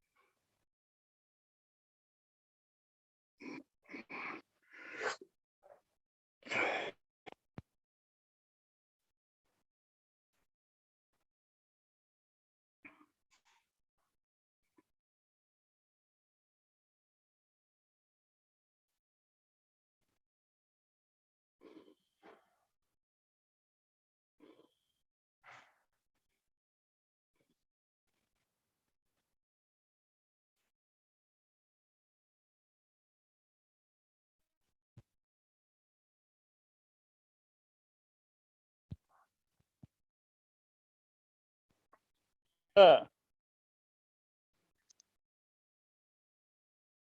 А ты же будешь читать. Ты читаешь. А я попрошу и буду участвовать. Смотреть. Выступаешь. Я, оказывается, физически нашему.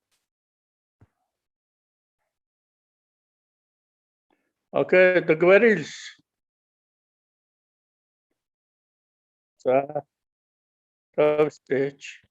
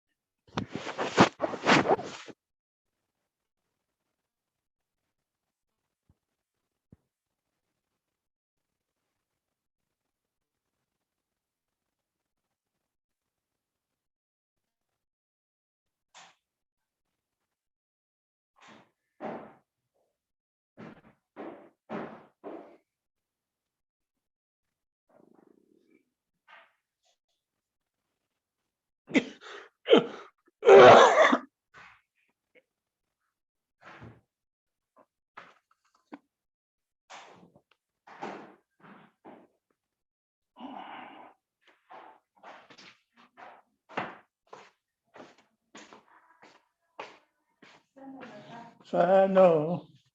Saya baca no.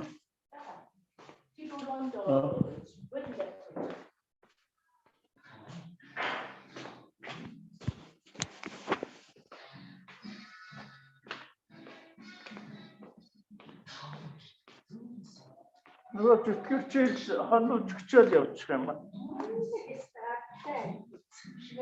Тэр өглөөнөөс ухандаа дээрээс болдгоо сарууд руу яриа. Тэгээ бүр арга ядаад нөгөө хэлэхүүгээ бичиж Лена руу явуулаад тэгжээтэл бичээд нөгөөхөө явуулсан хойно орж ирлээ. Тэгээ холбогдохоор нөгөө төгчин заавал ярих гээд тэгээ ярьлаа. 3 цагаас бас холбогдоод нөгөө Уляна битэрний хамтарсан илтгэл явуулсан. Тэрийг Уляна уншин. Тэгээд намайг чагнаад байж байгаа оролцоод гэж. Ингээд зураг нөгөө харагдах дээр тэгээд хурлаж байгаа юм шиг болох юм л та.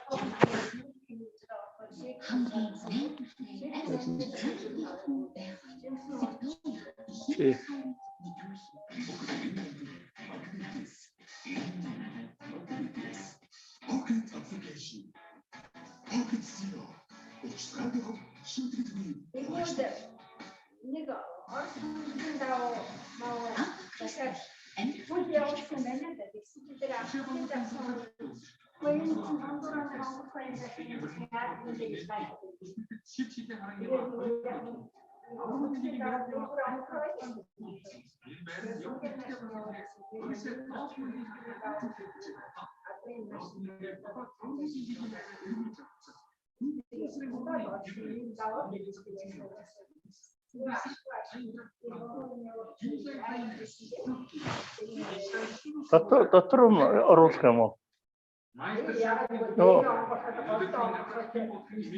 Тийм дээр үеихсгүй. Тэр нэг сони байсан шүү. Одоо л битүү бүр тэрийг би чамаа ярихаар тэр даав хүүхдийн хосны хоёр тэрийг санагдав. Энэ том коммуник даав бүртээрээ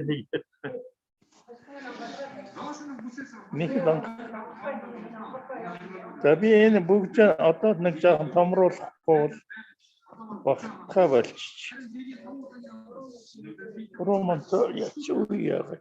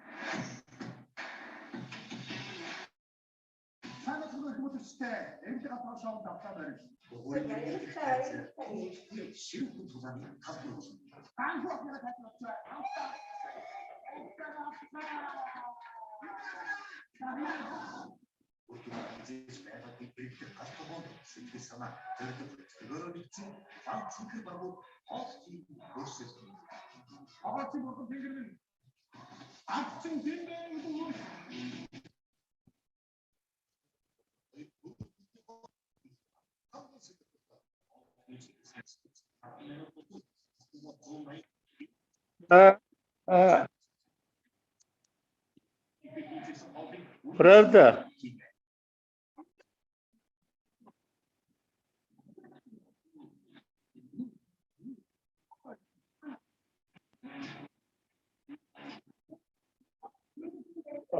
Потому что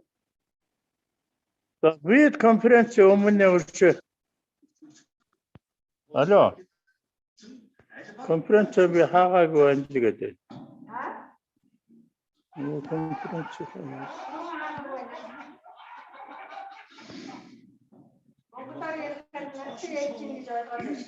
Харин энэ юунд хоролд оролцсон нөгөө юу хаагаагүй байна гэдэг нь би хаач чадахгүй алга болчихсон нөгөө юм.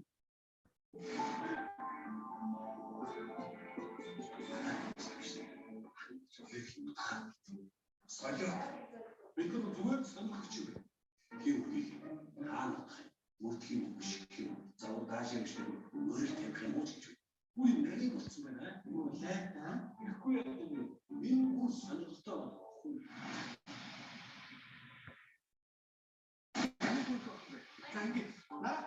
Einu maiste.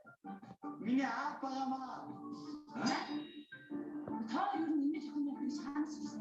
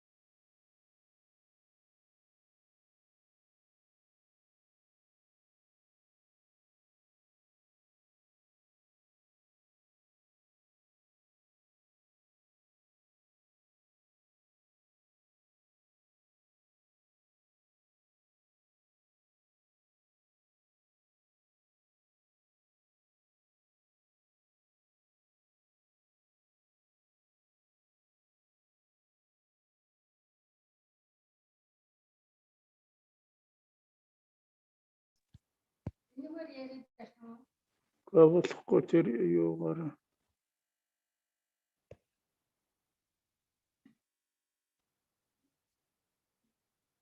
Sen zaten kadar marında olmak. Duyurusunu gör çurkol. Пашка, Да. Я никак не могу. надо выключиться и выйти, Пашка.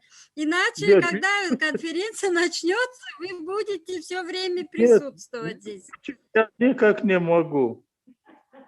Как выключается? Я Ну, конечно, ну тогда, знаете, ой-ой-ой, Пашка, вы совсем не выходите из конференции, просто свой микрофон выключите и видео, там есть. Внука попросите, пожалуйста. как это? Просите, и все. А закрытие здесь. Кто рядом с вами? Вот так, да? Алло. Просто выключите микрофон.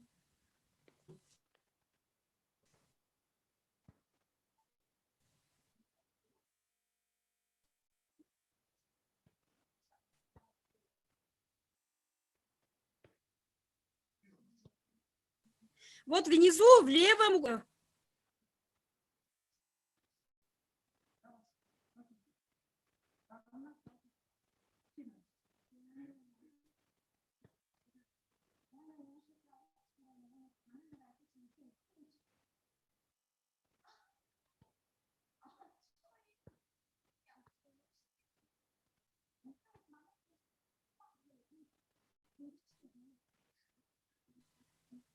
Вот Samsung Galaxy есть. Нет, Пашка.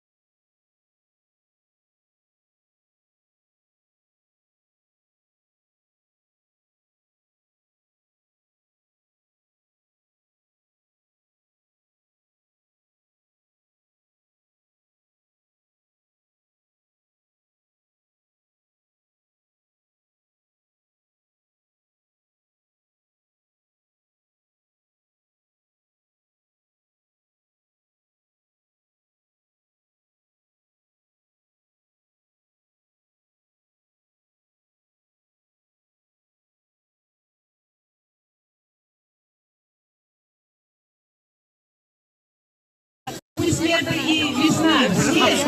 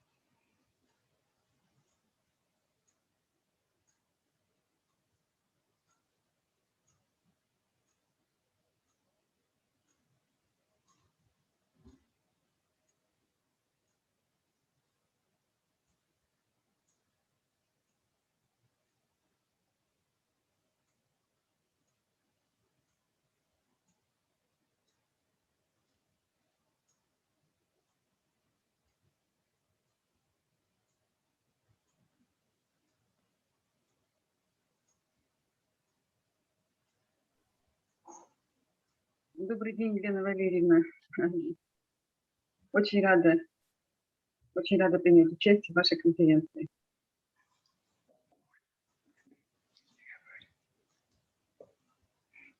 Я надеюсь, меня слышно.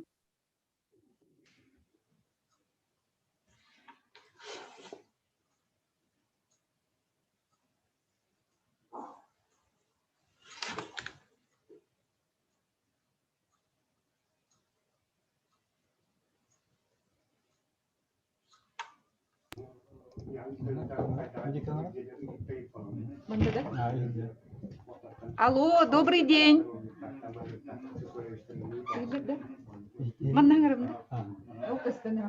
Алло, добрый день. Это откуда? Это Казахстан, Нур-Султан. Зубайда Кабиевна. Очень приятно. Здравствуйте. Здравствуйте. Так, у нас сколько сейчас? 4 минуты. Сейчас люди после обеда придут, да? И начнем. Пока еще... Ага. Вы подождите, пожалуйста, тогда. Конечно. Спасибо. Хорошо, спасибо.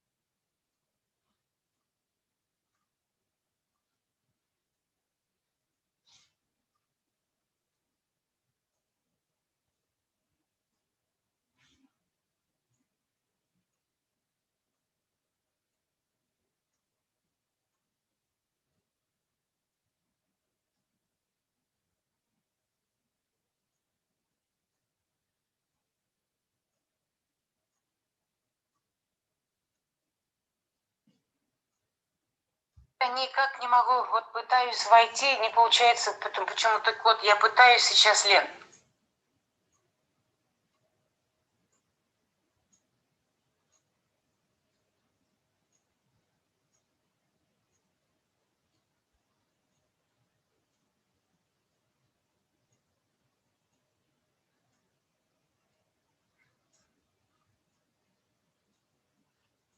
Да, есть.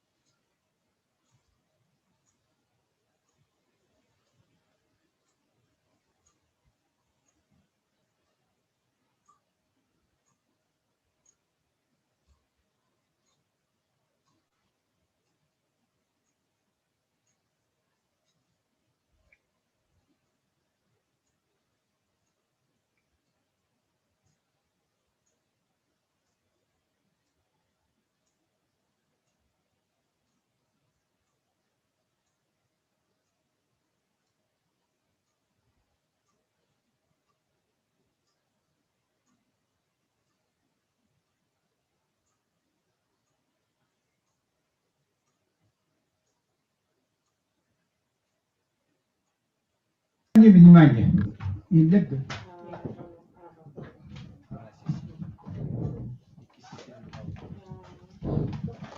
Так, начинаем Код неправильно выходит почему-то. работу после обеденной сессии.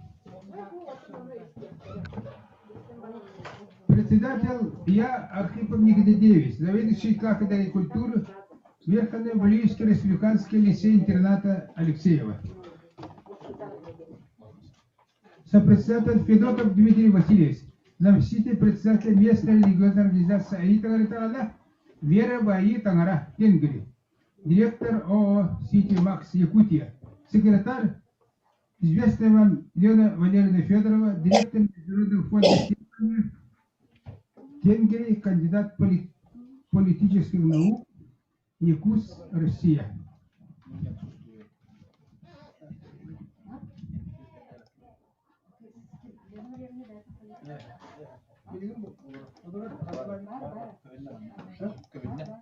Так.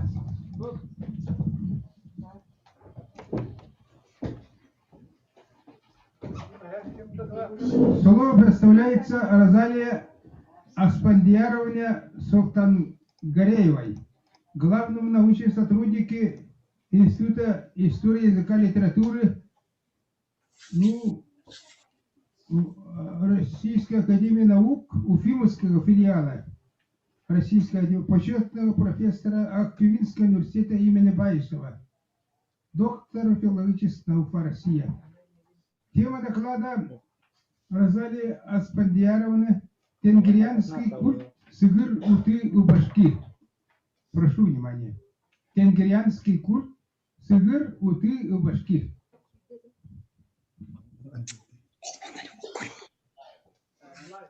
Онлайн.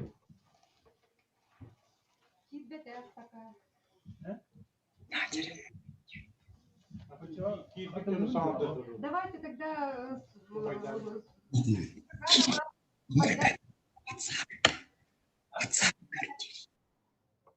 Алло. Да-да. Понятно? Ага, ага. Здорово. Ага. Ага. WhatsApp, да. Ага. Хорошо. А и вы? Сураганова. Сураганова бар. Давайте Сураганову. Колбона лифтедler. Ага. Да, колбона лифтедler. Да, дальше gelelim. Да, дальше. Сураганова. Kimi habire bitti gidiyor. Дальше gelelim bundan sonra. Сураганова, да? Сураганова. Добрый день, уважаемые коллеги. Я презентацию запустила, ее видно? Видно, да? Да. Видно. Да. Хорошо. Тогда позвольте, дорогие друзья, уважаемые коллеги, позвольте поприветствовать участников Второй Всероссийской научно-практической конференции АИ Тангара и кузнечный культ тенгрианцы и предложить вашему вниманию свой доклад, который называется «Кузнечный культ в пространстве сакральной географии и современных культурных практиках Казахстана». Архаический культ кузнеца, связанный с культом земли, огня у тюрков, обрел полифоническую семантику бога-творца, пророка, правителя, жреца, духа, духа предка, покровителя кузнечного и ювелирного ремесла. И напрямую связан с этногонической легендой тюрков. В культурной традиции казахов культ кузнеца, сохраняя некоторые древние хтонические черты в лице Бобо-хана, змеиного правителя, предстает в виде промыслового культа. Кузнечному и ювелирному ремеслам покровительствовал исламизированный образ библейского пророка Давида, Дауд Пайгамбар. Территория исследования, вот перед вами это город Нур-Султан, Актюбинская, Туркестанская, Карагандинская области Республики Казахстан. В качестве объектов исследования рассматривается местопоклонение, усыпальницы кузнецов и культовые сооружения, некогда построенные ими, а также нематериальное культурное наследие в виде обрядов. Среди методов исследования традиционные методы полевых исследований, это включенное наблюдение, опрос паломников. И вот, переходя к существу доклада, стоит отметить, что сюжеты некогда значимого в тюркском мире культа кузнеца рассыпаны как бисер мифологии и сказочной традиции современных тюрков. В средневековых исторических трактатах Джами ат-Таварих Раштаддина и родословное древо тюрков Абулгази изложена вот эта легенда происхождения тюрков, где отмечается роль кузнецов в освобождении тюрков из тесин Эргенекун. При этом, как подчеркивает Абулгази, память об этом значимом событии ежегодно весной, как бы в канун начала года, раскаливают кусок железа, куют его на наковальне и почитают как день, в который они, вышедшие из теснин, возвратились в юрт праотцовский.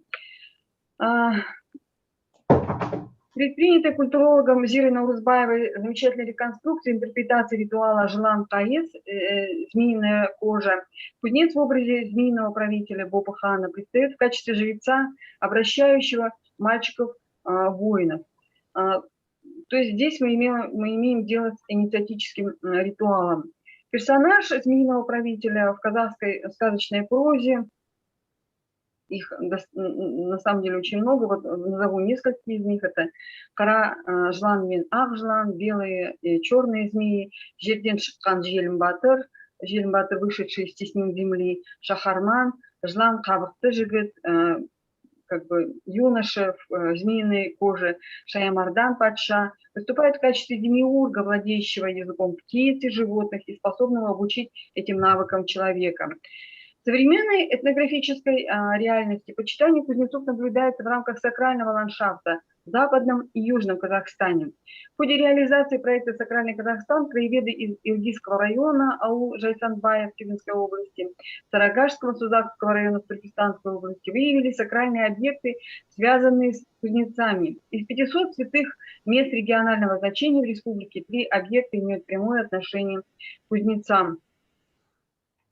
В Иргизском районе Актюбинской области, в 7 километрах на юго-восток от аула Жайсанбая, сохранились руинированные остатки мечети Хазрета Исатая, которые почитаются священным местом.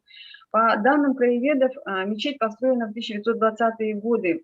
Она названа в честь священнослужителя Исатая Сатубалдоула из Тимирского уезда. Исатай обучал народ религиозной грамоте, принимал участие в общественной жизни прихожан. И вот наряду с его именем сохранились в памяти людей имя строителей кузнеца Шиги и его учеников Бесенгали и Хасена. Во время посещений паломники, читая молитву, обязательно упоминают имена и этих людей, имена кузнецов. К месту захоронения Тимирши Атаулье, если буквально перевести, я думаю, как бы понятно, Темирши железоделатель, ата-дед, Аулье Святой.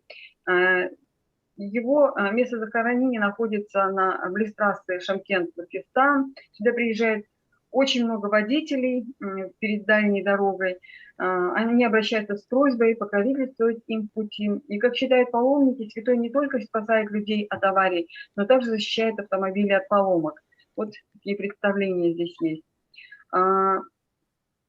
В культурной памяти людей сохранилось настоящее имя Темирши Аулие Саид Мухаммад Хожа. И это говорит о происхождении кузнеца из среды потомков арабских завоевателей Хожа. Эта группа не входит в состав, родоплеменной состав казахов, точно так же, как и чингизиды. И в памяти людей сохранились сведения о продолжительности его жизни. Люди считают, что он жил 120 лет, и в его деяниях, его деяние это как бы наиболее такое знаменательное, он изготавливал оружие для самого эмира Тимура. Близ села Дарбаза Сарагашского района Туркестанской области паломники совершают зиарат, поклонение месту захоронения кузнеца Ер-Дауд Баба. По словам информаторов, от кузницы до самого Туркестана в древности был проложен подземный ход. 5 родников с восточной стороны мавзолея также считаются святыми источниками. Само имя этого святого Ер-Дауд Баба, Ер – мужчина, мужественный, Давид – богомол, Баба – пращур предок, указывает на связь с кузнечным культом, поскольку, как было указано выше, в казахской традиции кузнецам, ювелирам покровительствует пророк Давид. Мазары кузнецов Темша, Тау и Ер-Дауд Баба – места активного паломничества на юге Казахстана. В современных условиях, как показывает практика, остаются устойчивыми представления о покровительстве кузнецов, покровителя кузнечного и ювелирного дела, о том, что инструментарий кузнеца имеет апотропийный и целительный характер. Считается, что прикасаться к ним и использовать их может только сам кузнец или тот из числа его потомков, которые избраны им в качестве наследников или имеют к этому делу склонность. Кузнечный инструментарий по-прежнему используется в лечебных практиках. Полевые материалы и научные публикации говорят о том, что в профессиональной среде современных казахских ювелиров наличие предка кузнеца или предка ювелира остается не менее важным фактором признания заслуг и продвижения в профессиональной среде. Значимым также остается порядок наследования кузнечного инструмента последователями как по агнатной, так и по когнатной линиям. В современном ремесленном производстве, декоративно-прикладном искусстве как бы известны случаи, когда имена выдающихся мастеров по металлообработке Осталар, кузнецов и Зергерлер, ювелиров, они находят отражение не только, собственно, в архаической, то есть культурной памяти, но и в современных практиках. Современные кузнецы интегрированы не только в область искусства, но и в музейную сферу. Так, допустим, в селе Ахши, Янбекши Казахского района Алматинской области в 2010 году в память об известном, во-первых, о сыне кузнеца, об известном знатоке и хранителе традиционной культуры и выдающемся мастере универсале декоративно-прикладного искусства, кузнеце, ювелире Даркимбая Шокпарула создан музей прикладного искусства, носящий его имя. Его сын Давлет Шокпаров продолжает дело отца, сохраняя наследие династии кузнецов. Известный также в народе как Агаинды Шуста, 3 брата кузнеца, Кульмен Тегі Турсунжан, Махмуд, Айтберген Жетенула, начиная с 1970-х годов, не только оживили древнее искусство нашего народа, кузнечное дело, но и стали дальше его развивать. Братья-кузнецы проживают на самом деле в Алма-Аты, куют железо уже более 40 лет. Они выковывают и возрождают древние традиции оружейного дела. Братья изготавливали образцы оружия для музеев, для художественного фильма «Баян Батыр». И вот с 1984 года они обратились к изготовлению традиционных казахских музыкальных инструментов. Ими изготовлены инструменты для известных фольклорных коллективов Отрар Сазы, Мурагер, Сазген и Адырна. Кузнечные ритуалы и мастерство становятся частью музейных праздников, в современных практиках научных и культурных учреждений Казахстана, в ходе этнографических праздников в рамках весенней обрядности отмечаются реактуализации значимых в древности и средневековье сюжетов, связанных с культом кузнеца. В ходе празднования известного этнографического фестиваля Кокмайса, он проходит в Полтавском районе, Карагандинской области. Карагандинская область, на самом деле, по территории самая большая в Казахстане и занимает центральную часть огромного макрорегиона Сарыарка. И вот сотрудники уникального в республике музея истории горного и плавильного дела в Жезден представляли новогодний обряд, описанный Рашидаддином и Абулгази для участников праздника. Вот о том, о чем мы раньше говорили в самом начале. То есть правители раскаливают железо и на наковальне ударяют. И таким образом этот обряд символизирует начало Нового года в марте, весной. В марте 2018 года в Международной тюркской академии на Наурыз был организован обряд, описанный Рашидаддином и Абулгази. Два почетных гостя праздника, взяв в руки молот, ударили по наковальне. Все проходило в такой торжественной, полной тишине, торжественной обстановке, полной тишине и напоминало древнее таинство. Исполнение обряда вызвало всеобщее воодушевление у присутствующих. Так, реактуализация средневекового обряда, связанного с известной историей освобождения тюрков из теснин Эргенекон и ознаменовавшего в средние века начала года, дала возможность не только прикоснуться к священному преданию о происхождении тюрков, но и обозначить его тесную связь с имперским прошлым. Альянс воспоминаний и власти, по верному завещанию Яна Асмана, имеет как ретроспективную, так и перспективную стороны. Властители накладывают руку не только на прошлое, но и на будущее. Первое обнаруживается у народа, выработавших инстинкт Рождества с разветвленной генеалогией, где обширные разословные древа указывают место каждого человека с его ролями и правами в целом политической системы. Вторая увековечена в легендах, зафиксированных в средневековых трактатах. Без государства рамки социальной памяти распадаются, тем самым путь к бессмертию оказывается перекрытым. В рамках создания национального парка под открытым небом на основе археологического памятника древнего городища Бузок в настоящее время создается музейный комплекс, призванный в том числе отразить историю возникновения и развития ранней металлургии на территории Казахстана в эпоху палеометалла. В соответствии со временем возникновения и развития городища Бузок, он датируется VII веком. Комплекс станет местом актуализации нематериального культурного наследия в виде обрядово-ритуальных практик кузнечного промысла. Таким образом, кузнец, его культ остается для наших современников актуальным в качестве культурного наследия, мест поклонения, манифестации и непрерывности культурной преемственности, начало которого простирается вплоть до легендарного пребывания тюрков-плавильщиков на Алтае. Организаторы современных кузнечных ремесла и обрядов предстоит перед нами в качестве уполномоченных знания, а сам обряд играет роль фигур воспоминаний, символизирует, как отмечает Ян Асман, обращение к интериоризированному прошлому, это вот у Алейды Асман, и к вечному настоящему Оруэлла.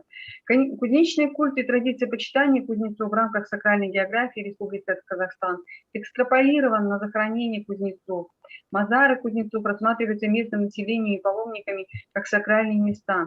В современном Казахстане репрезентация культа кузнеца в рамках весенней культурной обрядности, как обращение к истории, культурной памяти прошлого. Кузнечный культ и традиция почитания кузнецов в рамках сакральной географии Республики Казахстан рассматривается местным населением и паломниками как сакральные объекты.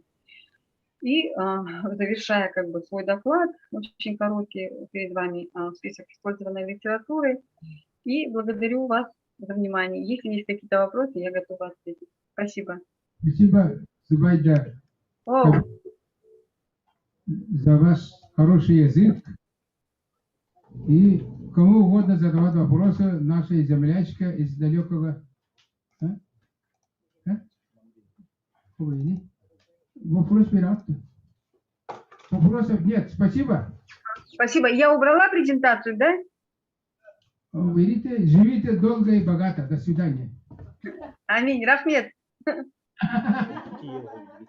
Так.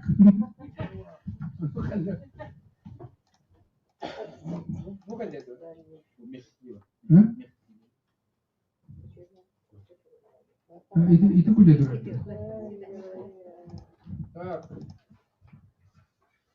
Так, это уже другой тюрк из Казахстана.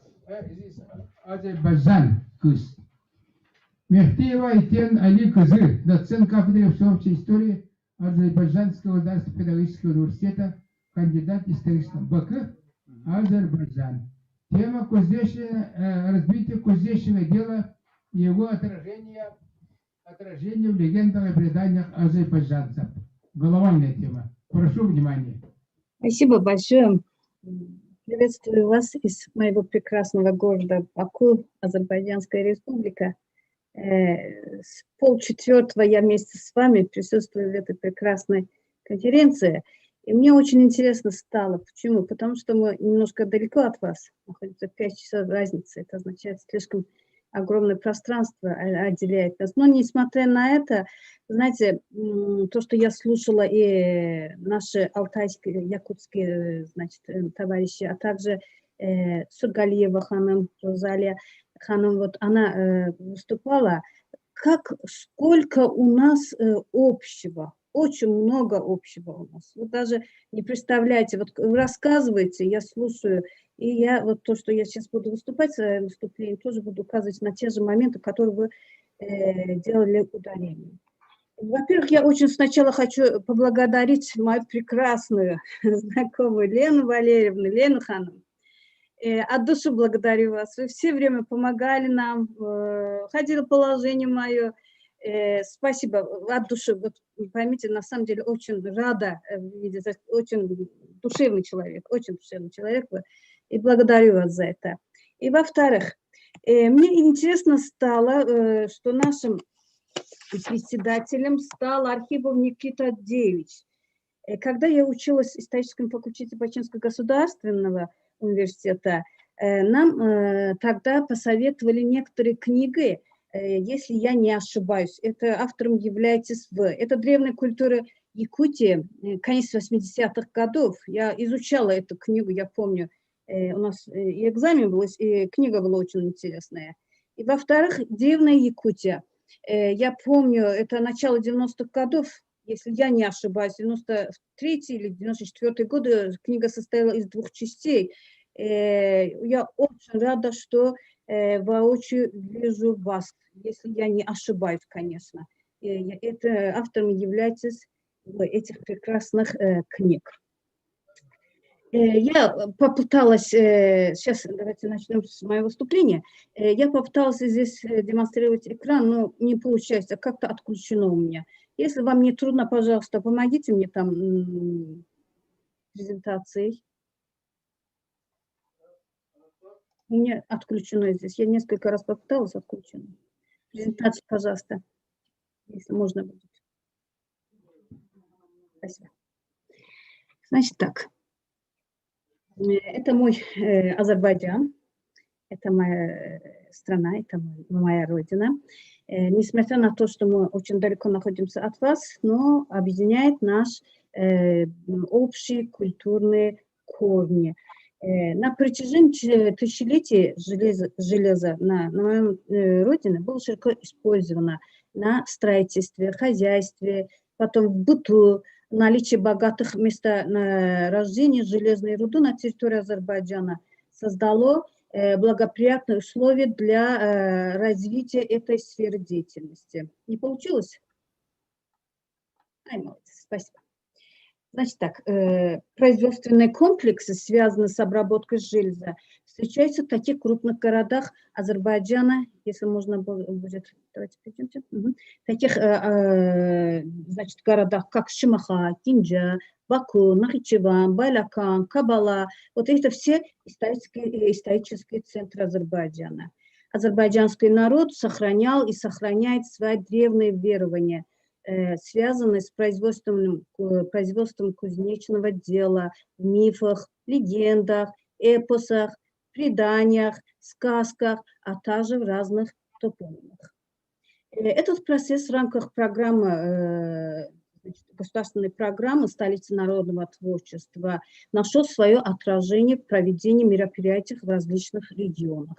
Организации, открытие выставок, научных работ мастеров, демонстрирование разных экспонатов, приготовленных из железа, например, историко-краеведческих музеев, создание и расширение разных историко-культурных заповедников.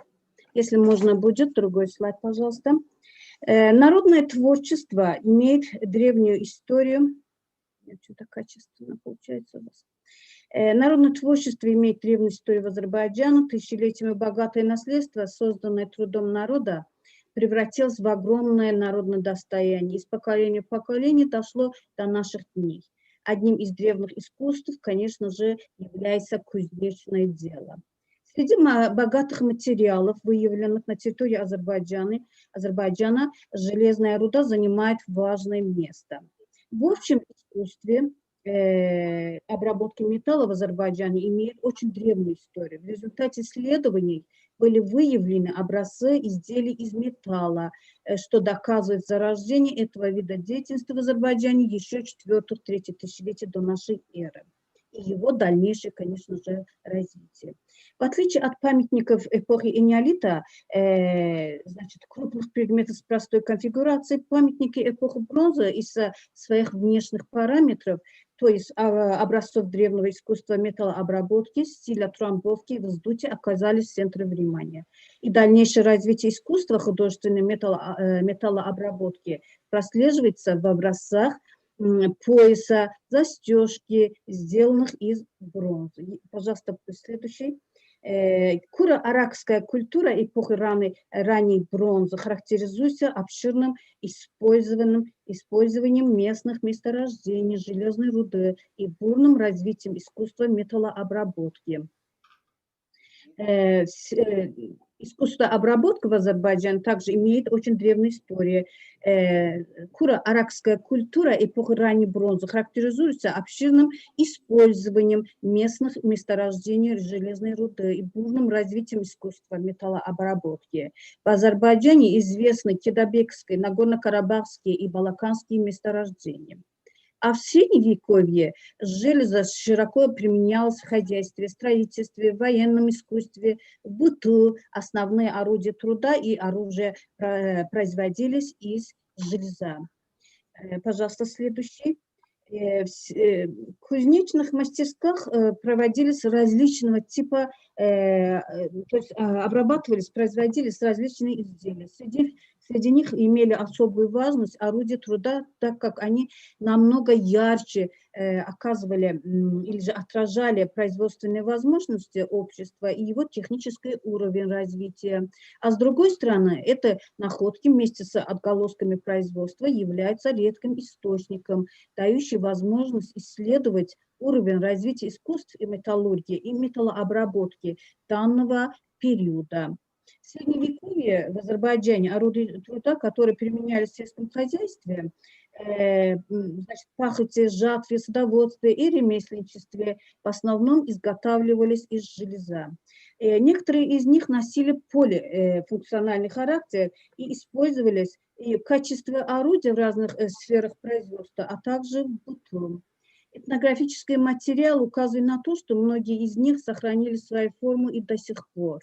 В производстве изделий из железа были использованы методы холодной трамбовки, горячей трамбовки, сварка, резка, сверление, складка и другие, и так далее. Для определения технических методов, применяемых в кузнечном деле, а также уровня кузнечного дела в Азербайджане в Средневековье, вам представляется здесь картина, значит, это дверь древнего города Генджи. Оно было сохранено и было изготовлено еще в 1063 году. Был очень такой известный кузнец города Генджи, как Ибрагим Осман Оглы. Его изделия до сих пор ценятся очень высоко. Вот он именно изготавливал эту дверь, дверь города Генджи. Рамка ворот была изготовлена методом трамбовки. К ней были прикреплены в поперечном состоянии железные рукоятки, а на рукоятке были закреплены железные складки крупными гвоздями. Вы видите это. Письмо было выбито на одном из железных складов. Товарищи, здесь я хочу уточнить, что вот это не только в Гианджи встречается такого типа изделия, и также встречается в Балаканах, Кабале, Шамаха, Баку, Карабагилан, Шабран и так далее, так прочее. Одновременно сырье привозилось через Бакинский порт из центральной губернии России, закупалось пудами, иногда даже использовалась сталь Дамаска, очень высокого качества была эта вот сталь, а также турецкая сталь, английская сталь. Ремесленники деревни, тогда кузнечный центр был, Лагиджа, привозили сырье из местных рудников Бурчалы, Гянджи, Гидебака и так далее. Они привозили готовую продукцию в Шамаху и там вместе с гравюрами доводили до конца процесс производства металлических изделий. На поверхности таких предметов можно было встретить фигуры разных птиц, зверей, украшенных орнаментами на бате, потом, значит, очень многие гравюры были, значит, там встречены. Пожалуйста, следующий. Одновременно нужно сказать, что вот это все кузнечное дело имеет очень древние корни в Азербайджане, а также тюркских народов. В древних тюркско-мифологических текстах культ кузнеца всегда олицетворяется шаманизмом. Для якутов кузнец и шаман, как и у азербайджанцев, все время были братьями и получили воспитание в одном очаге, то есть в одном доме. В тюркской мифологии покровителем кузнецов является Кыдай-Баксе. Шаманы научились шаманству в его подземельном котельне. Социально-культурной жизни тюрков железа, которая повышена до уровня культа, является своего рода божественной, как у азербайджанцев. У нас тоже такое же отношение было. А кузнечное дело считалось мистическим, волшебным и благородным деянием. Кузнечное дело и шаманство переходят по наследству. И в Азербайджане тоже самое прослеживается. Огонь является очень секретным источником знания, которым шаман пользуется во внутреннем балансированном своем шаманском мастерстве. Также считается элементом его повеления. А кузнец, пользуясь огнем, плавит железо и сталь как носитель культа. Шаманы считают их своей родней. То же самое прослеживается у нас в Азербайджане, в наших древних мифах. И называют себя сыновьями Кыдай-Баксе. То есть я сын Кыдай-Баксе. Покровитель кузнецов, Кыдай-Баксе, это дух. Хотя он живет в подземельном мире, но не поклоняется, то есть не подчиняется Эвлик-хану. Железо является божественным, но не находится под покровительством Улгена, защитника кузнечного дела. Кыдай-Баксе – защитник кузнецов а также кузнечного дела, имел очень большой, очень высокий статус. Это подтверждает значение Кыдай. Я немножко посмотрела и в азербайджанском, и турецком, и других тюркских народов истории топонимов и происхождения, какие значимые отделяются им. Например, Кыдай, то есть Кут, Кудай – это первая часть, Кут. Если не ошибаюсь, у казахов есть такой Кут-Болсун. А турки называют Кутлу olsun, Кутлу, яхта bizde der günün kutlu olsun, günün hoş olsun. То есть это означает счастье, дух, хорошее. А слово «ай» – это связано с верованиями в Бога Луны. Между прочим, мое имя тоже начинается на «ай». И всегда мне говорили «айтен», то есть наподобие Луны. Бога Луны – это Тенгри, «ай Тенгри» свое начало берет отсюда. А Баксе выражало значение учитель, инструктор, врач и даже волшебник. Кыдай-Баксе считался покровителем кузнецов, наставником, главой племени духов и так далее, и так прочее. Его проживание в подземелье объясняется с охраной тайного сокровища и источника тайного знания. Интересно, вот сейчас мы видим самый большой, самый древний памятник города Баку, это Девичья башня, Гызгаласы. И существует версия, что Бакинская девичья башня охраняет древние племена, которые называются Бакши или Баксы или Бахан. Вот такого типа объяснения идет. Бакши, Баксы. Несмотря на то, что было забыто его первичное значение, а также название потеряло свое первозначное значение, то есть вокруг Девичьей башни до сих пор существует вот это мнение, что его охраняют какие-то отдельные, непонятные племена, которые называются Бакши. Не только Девичья башня, но также некоторые атрибуты, связанные с этим памятником, а также их оберегающие, дошли до наших дней и подвергалось нескольким изменениям. Грандиозность вот, памятник Девичьей башни, отсутствие элементов фортификации, непонятная архаическая форма памятника, не имеющая аналога не только в Азербайджане, но и во всем тюркском мире, а также все это отвергает первичную версию о том, что памятник является оборонительным сооружением. И в связи с неопределенностью предназначения Девичьей башни зародилась мысль о ее связи с древним тенгрианством.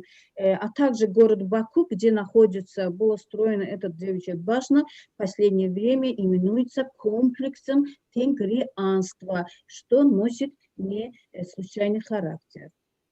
Пожалуйста, следующий слайд. И здесь я хотела еще затронуть один сюжет, который очень часто встречается в легендах, сказках и эпосах Азербайджана. Это было связано с древними верованиями, что гласило о связи некоторых девушек с противоположностями. Существуют девушки наполовину золота, а наполовину серебро. Или же девушки, которые при ходьбе с одной ноги вскакиваются золото, а с другой серебро. Будучи связаны с противоположностями с этой связи, выходят на передний план совокупление металлов разного качества и также разного цвета. Это девушки, на самом деле богини, образы, связанные с солнцем, солнечными противоположностями, а также луной. В древности человек обладал мифическим мировоззрением и представлением, поэтому он ко всему относился с этой точки зрения. В результате его выводов, к которым он пришел за всю свою жизнь и опыт, который собрал, а также его наблюдения, приобретали мифическую подоплеку. А образы, которые были тесно связаны с противоположностями, из-под ног которых при ходьбе выскакивали то золото, то серебро, часть которых была также облечена в золото или же в серебро, слезы их превращалось в дождь, а смех сияющееся солнце. Вот очень интересный мотив у нас в сказках прослеживается. Это непременно связано с деятельностью народа, и это не вызывает никакого сомнения. Пожалуйста, следующий слайд. В Азербайджане встречаются также мифы, совпадающие с этими символами. По мифологии про матерью огузов, которые стоят на истоках азербайджанского народа, была Ай-Каган. Версии, связанные с этим верованием, встречаются также у многих тюркских народов. Слово «ай», которое употребляется у тюркских народов, например, у саков, якутов, азербайджанцев, узбеков, сагайцев, потом хакасов и так далее, является общетюркским словом. Мифические образы богини, божества, роды, эпические герои были связаны с этими словами, и каждый народ относил это в свое историческое прошлое.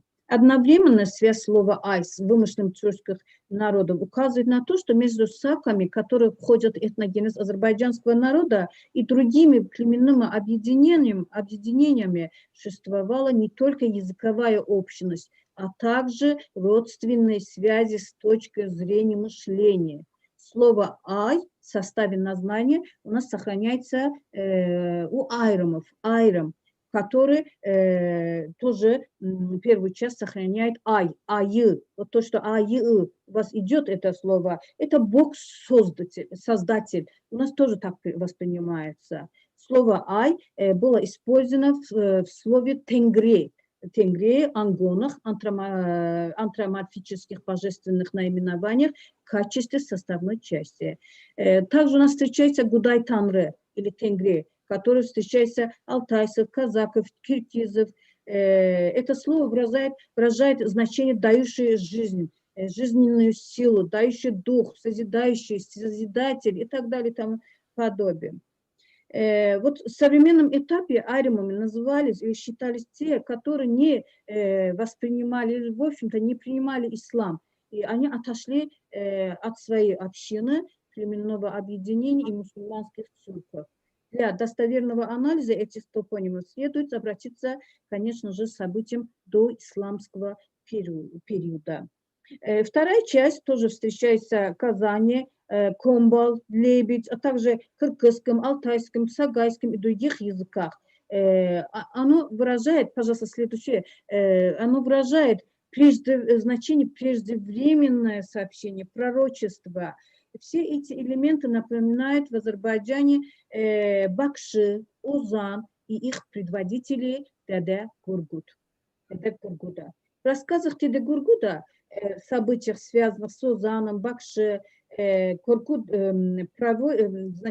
Коркуда, главный Озан Коргуд преждевременно сообщает о разных вещах, проводит törен, это собрание, отдельные праздники. У тюркских народов Озан, Бакши, Акын, Гам, то есть шаман, они все считались волшебниками и занимались врачеванием. Пожалуйста, следующий. В свое время шаманизм был очень был распространен в Азербайджане. Однако под сильным влиянием, натиском и преследованием ислама представители шаманизма вынуждены были представить себя в качестве или же экстрасенса, или волшебника, или оджахчи, или чөпчи, или же знахаря. Вид и форма занятия шаманов Туркестана также наблюдается у азербайджанских шаманов. Считается, что в доисламский период эти люди в Азербайджане носили имя шамана. Шамане в Туркестане в лечении людей, заболевших от сильного испуга, 3 раза ударяли под ногу горячим железом и этими ногами вытаптывали, то есть массировали спину больного, и в результате он выздоравливал. Этот метод лечения используется в Азербайджане до сегодняшнего периода со стороны оджахчи или же знахарей. Эти лечения славятся под названием также чилдак. Значение этого метода заключается также в том, что способом нанесения на тело человека чиль, то есть точка горячего пятна, проводилось лечение. Такой метод даглама также называется, проводится разными способами. И все эти способы опираются на принцип содрагивания. Во многих случаях оджахчи сперва сжигает пилет, то есть срез и печь. У нас говорят и печь, шелк.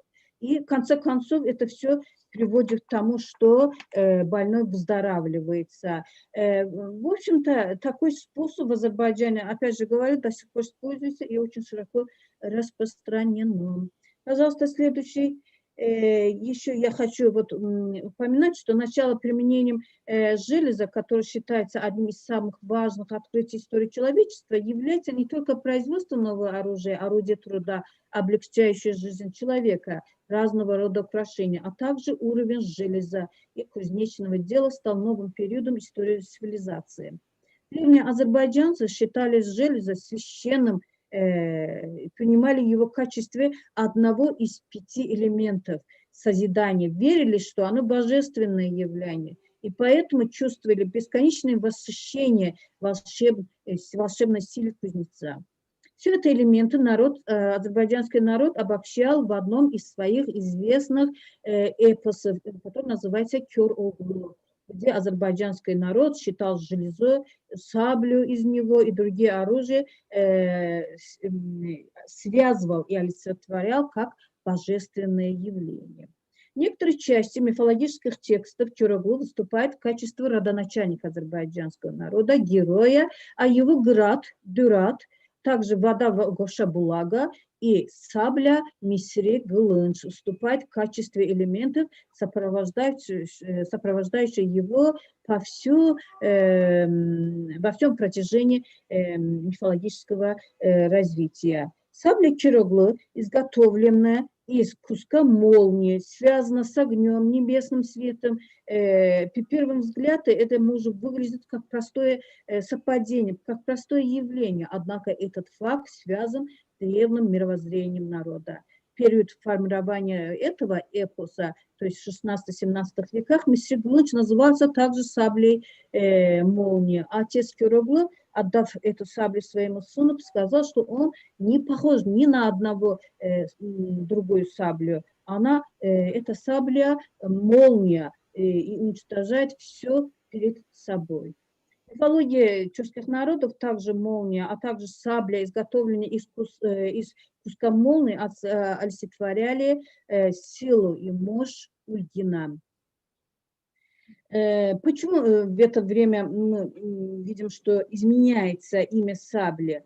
Это, во-первых, связано, во-первых, исчезновением мифических мышлений и верований в 16-17 веках, а также слава египетского сталя уже опережает, значит, так, местные производственные сабли. Поэтому, начиная с 16 века, человек, присоединившийся к христианскому движению, была необходима не только сабля из куска молнии, а также реальная сабля Мисри. В это время очень много из мифических мышлений, позиций, связанных с унифированием, превратились в нечто уже реальное. То есть здесь я хочу обратить ваше внимание на топонимы. Топонимы – это, как у нас говорится, ганьяддашада, то есть это наше прошлое, которое олицетворяется в виде отдельных, значит, топонимов. Они сообщают об истории, языке, этногенезе, традициях, мышлении и деятельности каждого народа. В разных городах Азербайджана сохранились и дошли до наших дней очень многочисленные древние топонимы. Например, Баку, в соседстве с нашим, то есть в центре города, находится Зергер-Палан, а также Мискярлар Махалляси. Это что такое? Это род деятельности с железом. А также здесь в Азербайджане встречается более 100 наименований деревень демирчи. Это в Шамахе, это Баку, это Балякане, это Нахчеване, Седереки, это Пирсаате, Кибаджаре, потом Кидебеке, это Коджали. Также встречается этот топоним, то есть Демирчи, деревня Демирчи, Ярдымлинском районе, то есть в южной части Азербайджана, Кубадлинском районе, Джабраиле, также Кубадлинском районе. То есть здесь Азербайджан можно, во всем Азербайджане можно проследить этот деревни наименование Демирчи. Очень интересный фактор, очень интересный остаток прошлого. Среди многочисленных, значит, версий, которые присутствуют относительно этого топонима в его формировании, были, конечно же, род Темирли. Также у нас сейчас есть люди, очень знаменитые люди, которые носят фамилию Суй. Называется Суй Ада Демирли. Также река есть у нас в Демирчи Дарасе в некоторых районах. Также река, вулкан, наименование Демирчи. Например, в Шамахах я сама увидела вот эти места, которые назывались Демирчи. Также в Азербайджане имеются некоторые топонимы, которые прямо служат Демирчи. То есть Kömürçü мейдан, площадь угольщика. То есть чем они обрабатывали процессы металлообработки, используясь иногда kömür, а иногда топливо, которое называется нефтью и так далее, так прочее. Вот до сих пор мы сохранили эти топонимы. Пожалуйста, следующее. Ага, значит так, мы очень быстро побежим по этим строкам. Это, значит, различные инструменты и различные изделия из железа. Еще следующее, пожалуйста. Что-то у вас... Вот тоже современное, значит, отдельные металлообработческие, значит, Что у нас это? Еще следующий, пожалуйста.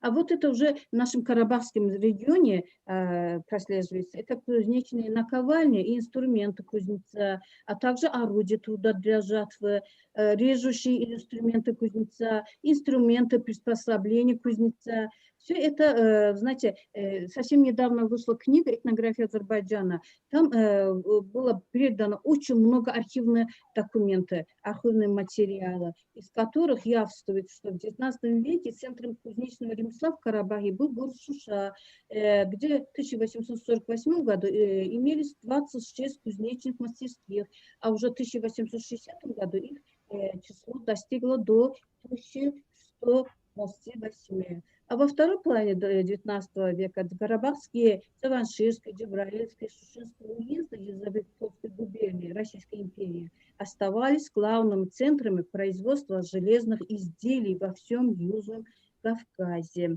Еще последний, пожалуйста. Значит так, у нас в Азербайджане очень интересный проект осуществляется у нас в республике. Проводятся серьезные реформы в сфере охраны поощрения нематериального культурного достояния. Богатое нематериальное культурное наследие азербайджанского народа является главным источником нашим, формирующим менталитет и образ мышления народа на протяжении всех тысячелетий. С этой точки зрения принятие программы «Столица народного творчества» за 2010-2014 годы вызывает огромный интерес. Главной целью этой программы была внесение вклада в дело пропаганды сбалансированного, продолжительного регионального социально-экономического развития народного творчества путем организации и проведения соответствующих мероприятий в различных регионах. Пожалуйста, следующий.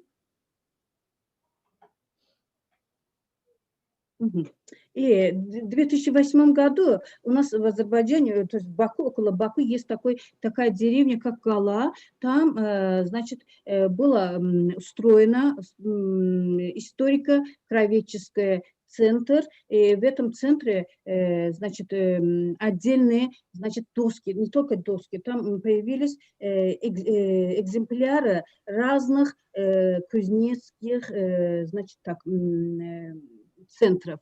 Вот сейчас вы видите эти центры. И еще, пожалуйста. Ага. И вот то, что сейчас у нас осталось от этого, это Демирче, деревня Демирче, который находится в Шимахах. Между прочим, очень часто туристические обмены там то есть проводятся. Также это Куба, Гедебе и так далее, и так прочее. То есть они являются... Пожалуйста, последнее, если можно. Все это, каким выводом мы могли прийти после этого выступления? Во-первых, принимая во внимание, что города играют важную роль в экономической, общественной и политической жизни страны, без них считается невозможным развитие производительных сил в стране, изучение состояния и формирование ремесленничества и культурного уровня народа. Во-вторых, искусственные мастера, выходцы из народа, на протяжении долгих веков прилагали все силы для сохранения многих отраслей производства, их развития, перехода на новый уровень. И они это все прошли с успехом. В-третьих, кузнецы одновременно выполняли две функции, то есть считались мастерскими, а также они были местами, где сбывалась готовая, значит, продукция. И еще, пожалуйста, железо занимало довольно важное место в жизни человека, а также хорошо запомнилось в их мышлении. В результате некоторые вопросы, связанные с железом, приобрели тайный характер, нашли свое отражение в народном творчестве, мифах, легендах, эпосах и других источниках. И еще изучение наших топонимов еще раз подтверждает важное место кузнечного дела в историческом прошлом азербайджанского народа. И в настоящее время в нашей республике проводится реализация многочисленных программ в сфере сохранения и развития древних отраслей производства, в том числе кузнечного дела, что является четкой и налаженной политикой в области изучения и сохранения исторического наследия. И последний, пожалуйста, самый последний слайд. Благодарю вас. Спасибо за внимание. Спасибо, Айтен Олег Зе, интеллектуал, наш далекий тюркский сородич, можно считать. Вы тюрки тоже, азербайджанцы, мы тоже тюрки, самые северные. Спасибо за хороший доклад. Спасибо. Уважаемые коллеги, это из Башкортостана я вас приветствую. Я наконец вышла. Прошу меня простить, Султангареева Розалия Асфандияровна. Сможете ли вы сейчас мне предоставить слово, потому что через 30-40 минут я выхожу на следующую конференцию? Да. Будьте добры. Розалия. Да. Султангареева, главный научный сотрудник Института языка и литературы Уфимского филиала и РАН, почетный профессор Актюбинского университета. Уфа, Россия. Да, Уфа, Россия. Спасибо. То есть я могу говорить, да ведь? Пожалуйста, слушаем вас. Огромное спасибо. Дорогая, уважаемый высокий форум, я всех приветствую от души. Рада видеть хоть в таком формате наших коллег. И я предоставляю доклад свой небольшой о Сагарута, то есть священный огонь, получаемый трением дерева о дерево. Этот обряд башкиры совершали 22 июня, в день солнцестояния летнего, или же в тех случаях, когда в деревнях учащались эпизоотии, падеж скота и другие бедствия. Обряд сам по себе, ритуал получения огня трением дерева о дерево, имел распространение по всей Евразии, Древнем Китае, а также во всех регионах России. В культовом обряде, довольно долго сохранявшемся в традициях народов, принимали участие религиозные лица, муллы и просто народ, целое село. И получение огня трением дерева о дерево считалось самым сильным магическим обрядом, и люди, население питало к этому обряду большие надежды, спасение от хвори, от болезни, от чумы, случаев кожных заболеваний и так далее. Но Сагарута, полученный 22 июня, он уже имел значение как бы силу обновления плодородия, силу нового рождения всего родового коллектива. Вот эти два случая, тем не менее, их соединяет одно слово «сагар-ута». Что же означает «сагар-ута»? Огонь, полученный трением дерева о дерево, у башкир назывался сагарута и считался сакрально чистым огнем, обладающим магической, целительной, очищающей силой. В словаре башкирского языка слово «сагар» переводится следующим образом. Это сооружение для получения огня. В дырочки из твердой породы дерева втыкают мягкое, точеное, как веретено, дерево и очень быстро вертят. Кроме того, у некоторых башкир сагар – это ворот, например, колодца. То есть вертят колодец и таким образом получают с колодца воду. Куюнан ху алганда сагар әйләндереп алалар. Когда берут из колодца воду, вертят сагар. Во всех значениях сагар акцентируется крестовидная или колесовидная форма деревянного сооружения. Оно и обусловило идейно-семантическую понятийную основу названия особого огня. Сагар, чагар у западных башкир означает крестец. В этом смысле семантическая суть слова восходит к физиологическому термину, обозначающему крестец, кость в форме креста, сагар, который у человека и на плечах, и заканчивает крестец еще позвоночник. Сейчас вы видите обряд, но пока не нужно было включать. Мы проводим каждый год Урал-Батыр-Байрамы, и в это время совершается кормление огня, Алас Ашату. То есть этот обряд проводится для умилостивления духа огня, и потом люди выбрасывают туда и свои старые одежды, и произносят благопожелания. В трансформированной форме вот культовое отношение к священному огню вообще Аллас, вот в такой форме у нас еще сохраняется. Можно видео пока убрать. И таким образом, крестец обнаруживает идейную матрицу возникновения другого смысла слова «сагар», то есть свастики. Все орнамент, связанный с крестовидными, ромбовидными и этими свечением, линии свечения, они все восходят к орнаментальному выражению огня, священного огня. То есть огонь в башкирской орнаментике отражается вот в таких линиях, свечениях. То есть, если смотреть поглубже, вся визитная карточка, арийская визитная карточка, как мы называем, вот это орнамент свастики, линии свечения, а также крестовидные формы, они связаны именно с культом огня, с почитанием огня.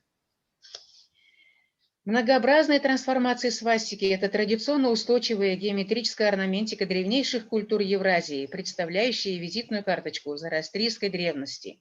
В строении колеса свастика вмещает образ колесницы и светила. Магия свастики отображена в разнообразных конфигурациях узора у башкир Кускар, в целом в орнаментальной культуре тюрков.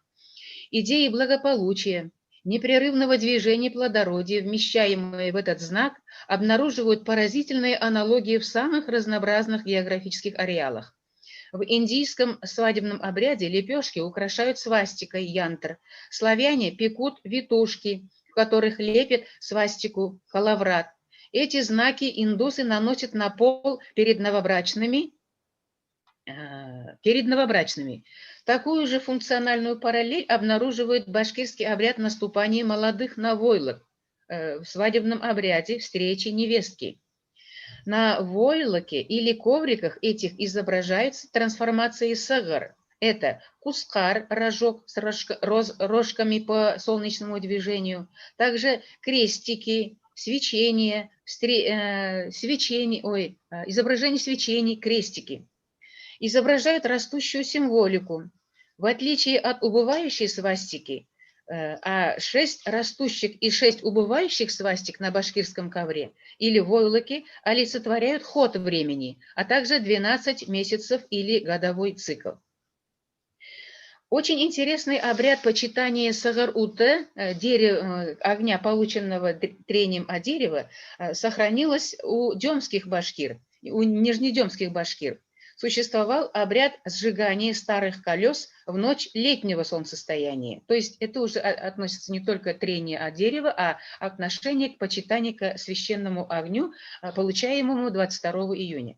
По обычаю старые колеса не выбрасывают, а вешают на солнечной стороне сарая кладовки. Колесо – это опредмеченный образ масштабных понятий дороги, солнца, круговерти времени. Сжигание старого колеса таким образом символизирует прощание со старым, отжившим свой век годом. Действо сжигания относится к культу подражания солнца, проводит идеи отрыва от старого времени и пространств, обобщенных пройденных дорогах Юл – дорога. Отсюда горящий диск символизирует и солнце, и время, а в культуре многих европейских народов составляет часть обрядов, направленных на плодородие полей, бракосочетание – это славянские обряды. Сжигание старых колес обнаруживают параллели с таковыми традициями многих народов солнцепоклонников. В быту башкир зафиксированы отдельные особенности подготовки костра и складывания поленьев. Но это особый доклад, а сейчас я хочу обратить внимание на то, что огонь, получаемый трением о дерево, еще сохранялся в 1905 годах, когда Сергей Руденко обнаружил и описал подробно этот обряд, как оно получалось. И дерево о дерево трением получали, огонь падал на угли, которые стояли внизу, огонь загорался, и каждый из села приходили, брали этот огонь и распространяли таким образом по всем домам. Но должно было выполняться основное правило.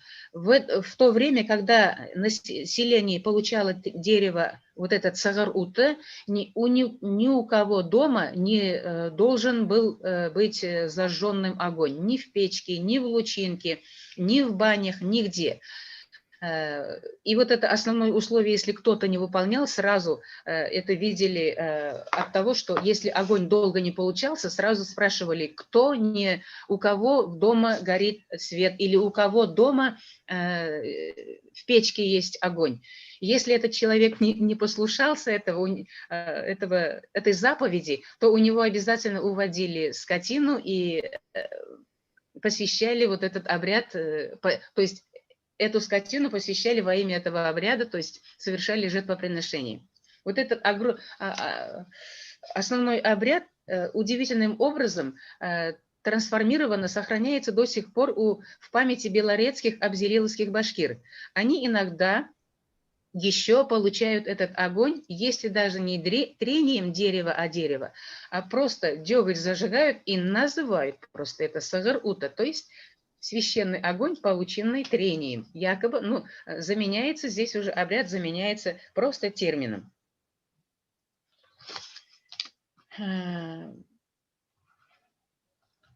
Так. Особенности отношений к сакральному огню зафиксированы нами в 1986 году в Очеринском районе. Того, кто, вопреки запретам, оставлял непотушенным огонь и нарушал юла, наказывали, я уже как сказала. Происхождение юла связываются идеей умилостивления юл, дороги, ел, года, также духов движения в пространстве и времени. Полученный огонь, сагар-ута, вызывал у всех восторг и веселье, как добрые знамения, спасение от болезней и бед. Каждый с молитвами брал святой огонь, то есть зажигал от огня костра завернутую на шест промасленную тряпку и уносил домой. Новым магическим огнем окуривали жилище, применяли в целительных актах, правильно проведенный обряд получения огня, условия благосклонности хозяина огня. Если в деревне учащались, снова повторяю, болезни, говорили, что дух огня постарел и нужно доставать новый огонь. Огонь именно трением дерева о дерево. Культ родового очага усак, связанный с культом матерей родоначальниц, маркируется в названиях духа огня ут-эяхе или ут-инехе. Пантеон духов стихий, представленный в основном в женском образе, мать или бабушка огня, воды, земли, неба, обнаруживает отголоски культа материнского начала. Устойчивая номинация духа огня Эе, хужа, хозяин, олицетворяет соединение культа стихии огня и домашнего очага. Культ родового очага органично перерастает в культ семейного очага, его хранительниц и хозяек, почитаемых на уровне божеств. Таковы ут, уют, ут, од, душа у тюркоязычных народов. По рассказам населения села Бердигулово, Ассы Белорецкого района, еще в военные годы сагар-ута получали трением бревен. Им окуривали скот, дома, устраивали прыжки через огонь в эти дни, и они были обязательными. Информаторы сообщают, что западные башкиры сообщают, что бабушки, не объясняя зачем, повелевали детям прыгать через этот огонь. Интересные детали обряда рассказывал великолепный знаток старины, танцор, талантливый исполнитель народных мелодий, представитель табынского рода Ханнан Байбулдин. Обычай разжигания костров издревле остался он. Там и бабушки были, все прыгали через это, ничего не говоря. В руки берем круглые, гладкие камни майташ и прыгаем с ними. После эти камушки укладывали на основание дома, потому что таким образом после этого дом этот стоял крепко, болезней не было. Считали таким образом. Прыжки через огонь Алас, Сыгыр-Ута совершали и в Каргатуй, это Белорецкий район. В этих действиях отличительное обережное значение камней. Прошедшие через сакральный огонь, они, видимо, считались особо магическими, сильными оберегами.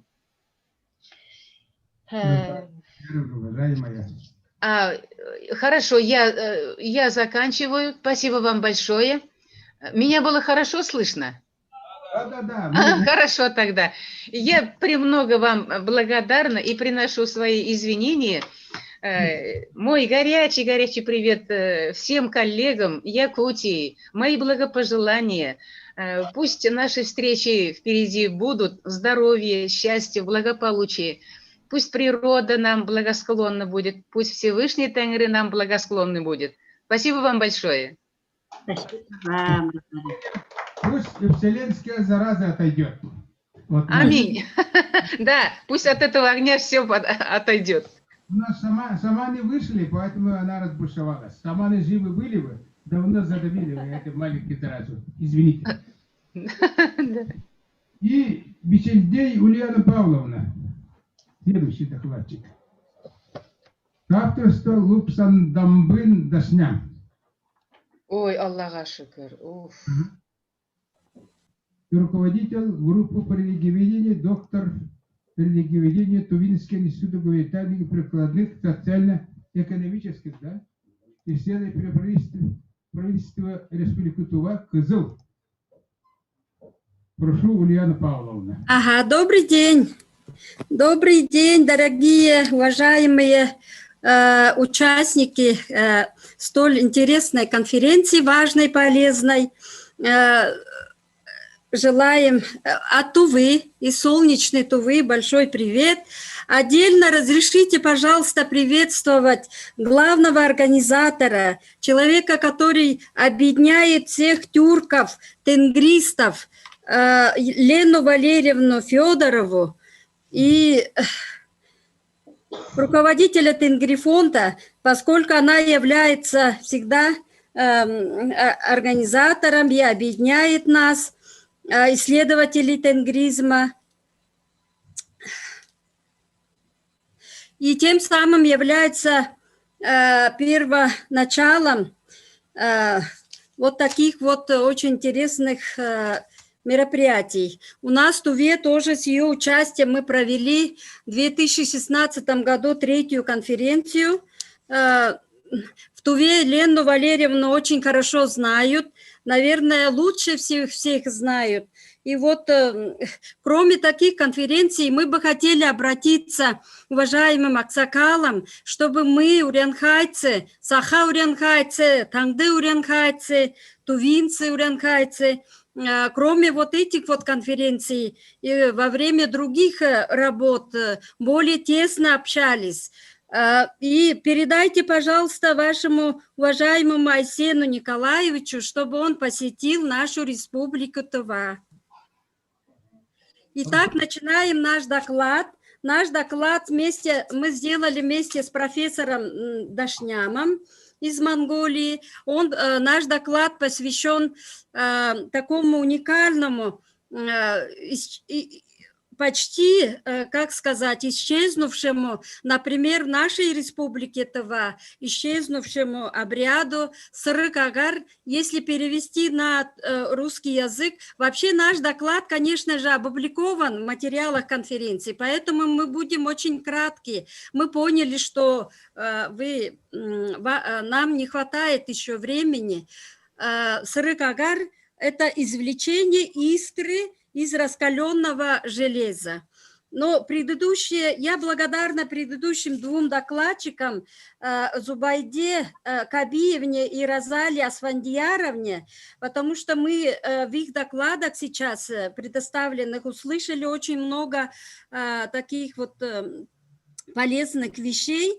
В последующем исследование вот этого редкого обряда Сырык-Агар мы впервые презентуем, вообще впервые выходим на конференцию и впервые опубликовали в России об этом обряде. Но в последующем мы с профессором Дашнямом, когда закончится пандемия, хотим обширное исследование сделать как на территории Монголии, так и на территории Республики Тыва. И обязательно будем ссылаться на работу Розалии Асфандияровны и Зубайды Кабиевны, потому что я сегодня в их докладах услышала очень полезные вещи, особенно о том, что кузнецы являются не только вот людьми, занимающимися изготовлением предметов от различных вот железосодержащих, да, из железа, золота, серебра, предметов, которые пригодятся в быту у тюркских народов, а они являются еще вот врачевателями, что-то близкое у них вот целительством. Вот это вот очень интересно было. Ну, что сказать? Я расскажу о том, что на территории Республики Тыва, ну, все знают, что это таңды-уренхайцы здесь живут. Когда мы начали исследовать вот этот обряд, оказалось, что это не сохранилось на нашей территории. На территории Красноярского края живут усинские тувинцы. Среди них тоже мы не обнаружили. На территории Монголии возле Хупсугурского озера живут оленеводы тувинцы. У них тоже мы не обнаружили. На территории западных тувинцев, сенгельских тувинцев, которые проживают на территории Алтайского, Алтай-Уренхайцы, которые называют, да, на территорию Баян-Ульгийского аймака, у них также не сохранилось. У тувинцев, которые проживают в Китае, Синьцзянь-Уйгурском автономном округе, там тоже не сохранилось. Единственное место, где вот этот обряд кузнеческий, целительский обряд, можно сказать, шаманский обряд, наверное, сохранился. Это у тувинцев, которые проживают, у тувинцев-уренхайцев, которые проживают на территории Хауфдитского аймака, конкретно в Сумоне Пуянты. В этом Сумоне локализированы живут тувинцы, уренхайцы. И человек, который сохранил этот обряд, является его имя Пине, сын Пине, Эртене его зовут, по-монгольски Эртене. И вот он из рода Дангак. Все тувинцы, которых мы расспросили вокруг Эртене, все тувинцы утверждают, что этим обрядом издавна этот обряд сохраняли уренхайцы-тувинцы из рода Тонгак. И вот этот род, что отрадно, у нас тоже сохранились. И когда мы стали представители этого рода, которые проживают на территории Республики Тыва, единственный только вот исполнитель горлового пения Тонгак Айдын проживает на территории Республики Тыва. Он подтвердил, что со стороны его матери были такие кузнецы, которые занимались вот этим вот обрядом. Тем не менее, хотя на территории современной Республики Тыва этот обряд полностью исчез, но есть старые люди, вот, например, Лама Сая Кугел Межитеевич утверждает, что его отец занимался этим обрядом. И отличие, мы такой отличительный признак нашли. По его утверждению, кузнечный обряд Царыкагар исполняли не только для излечивания людей, не только для призывания буянгыжик, счастья, удачи, а это обряд делали в кошаре, когда заболевал скот. Кузнецы этот обряд проделывали и в кошаре. Вот этим обрядом, конечно же, вот этот обряд исследовали, Сырыгагар исследовали, я говорю, в России и в Республике Тыва впервые. Вообще, вот этим древнейшим обрядом вообще кузнечного дела у нас в Республике Тыва еще никто не исследовал. Не защищены ни диссертации кандидатские, тем более докторские. И вот эта вот работа наша, можно сказать, впервые. Мы нашли, что на территории Монголии исследователь, который защитил докторскую диссертацию, Батарху исследовал. Потом еще одна женщина, Гапин Долгарма, ее работах есть упоминание об этом обряде. А мы нашли, что свидетельство того, что вот этим обрядом занимались уренхайцы, мы нашли, что в сокровенном сказании монголов, предыдущие следователи Монголии тоже об этом упоминают, что в 97-й строке сокровенного сказания монголов говорится, что когда семья Темуджина жили на Бурган-Халдуне, пришел к ним старик Чаржудай из уренхайцев, он на спине принес кузнечный мех-хойрук и привел сына Джилме. Из этой истории в сокровенном сказании монголов, где говорится о кузнеце Чаржудае, пришедшем Темуджину с кузнечным мехом, очевидно, что он был кузнецом и, возможно, и уранхайским тенгрианским жрецом. По утверждению японского следователя Масао Мори, еще задолго до событий, происходивших в сокровенном сказании, связанных с Темуджином и Чаржудаем, в древнетюркском каганате в VII веке нашей эры существовало понятие, что правительством рода обязательно должен быть человек, обладающий навыками кузнеца. Также в те времена кузнец по роду своей деятельности, имевший дело с непростым занятием, связанным с огнем и раскаленным железом, обладал даром тенгрианского жречества. Во время этого исследования вот этого обряда мы нашли очень интересный факт, что вот этот обряд проделывается по лунному календарю исключительно только в 3 дня. Это 9 число, 19 и 29. И мы наткнулись на то, что во второй половине 18-19 века Потанин, исследуя Туву, на территории Тандынского кажуна, где живут аюнары, он встретился с женщиной-шаманкой, и она камлание проводила. Когда он спросил, какие дни шаманы тувинские проводят камлание, она подчеркнула, что исключительно только в 3 дня, 9, 19, 29 лунные дни. И вот это вот очень интересным фактом является.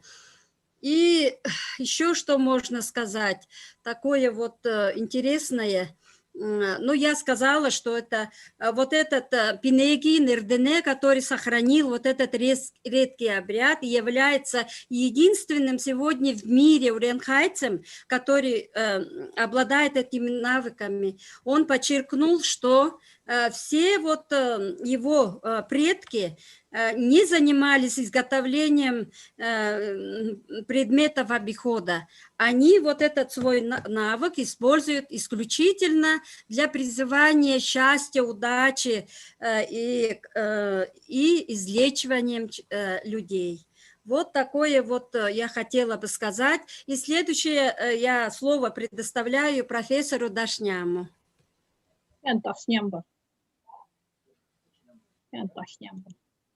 Ага. Бакша, уважаемый Бакша, вам слово.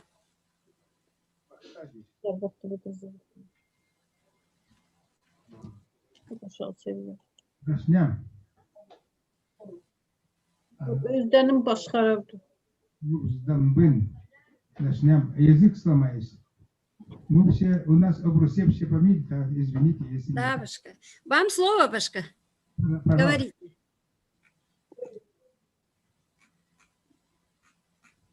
Алло. Да, слышно вас. Слышно. И видно. Да. Вот мое участие в этом докладе скромное очень, поскольку княгиня Ирдене находится в Ковдурском аймаке у нас в Монголии. Наши исследования должны быть продолжены. Да. Вместе с Яной Павловной, я думаю, что если корона нам позволит, будем еще ехать к нему. И еще это обряды надо записывать более каким-то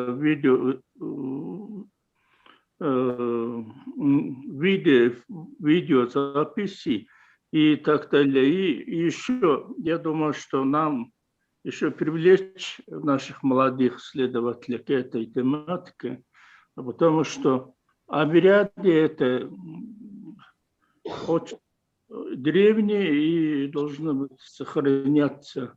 Поэтому думаю, что эта тема будет продолжена. Спасибо, Башка. Уважаемые коллеги, поскольку мне тоже надо откланяться и уходить, хотела бы я со своей стороны внести предложение в резолюции конференции. Лена Валерьевна, следующая конференция и из выступлений предыдущих моих коллег, женщин причем, было очень много сказано о родовых о культе родового семейного очага. Поэтому такое предложение высказываю: следующую конференцию посвятить тенгрианскому культу родового семейного очага.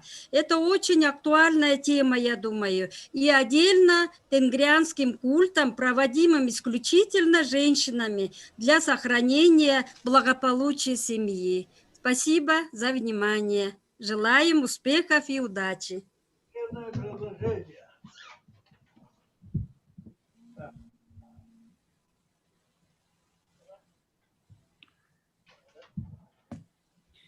Следующий докладчик. Светлана Дмитриевна Дмитрий, не знаю, не исправляй.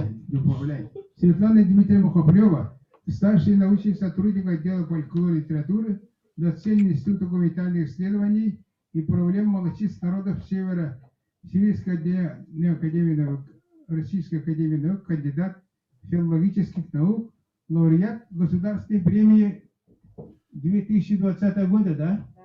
Да. Так что прошу, вы хорошие знакомые. Вам слово, Светлана. Спасибо большое. Слышно, да? Да. Слышно? Видно? Хорошо, нормально. Презентация видна, спасибо, все слышно. Ага. Спасибо. Ну, поскольку вроде как все мы торопимся, и поскольку мой доклад был уже издан, я постараюсь быть очень краткой и остановлюсь на образе кузнеца Волонходы Рейберген. Вообще вот хочу поблагодарить всех докладчиков. Очень интересная тема, и было очень интересно всех слушать. Можно сказать, мы все обогатились каким-то образом. А вообще вот образ кузнеца, он разрабатывается в эпических произведениях многих тюркских народов, не только тюркских, но и евразийских народов.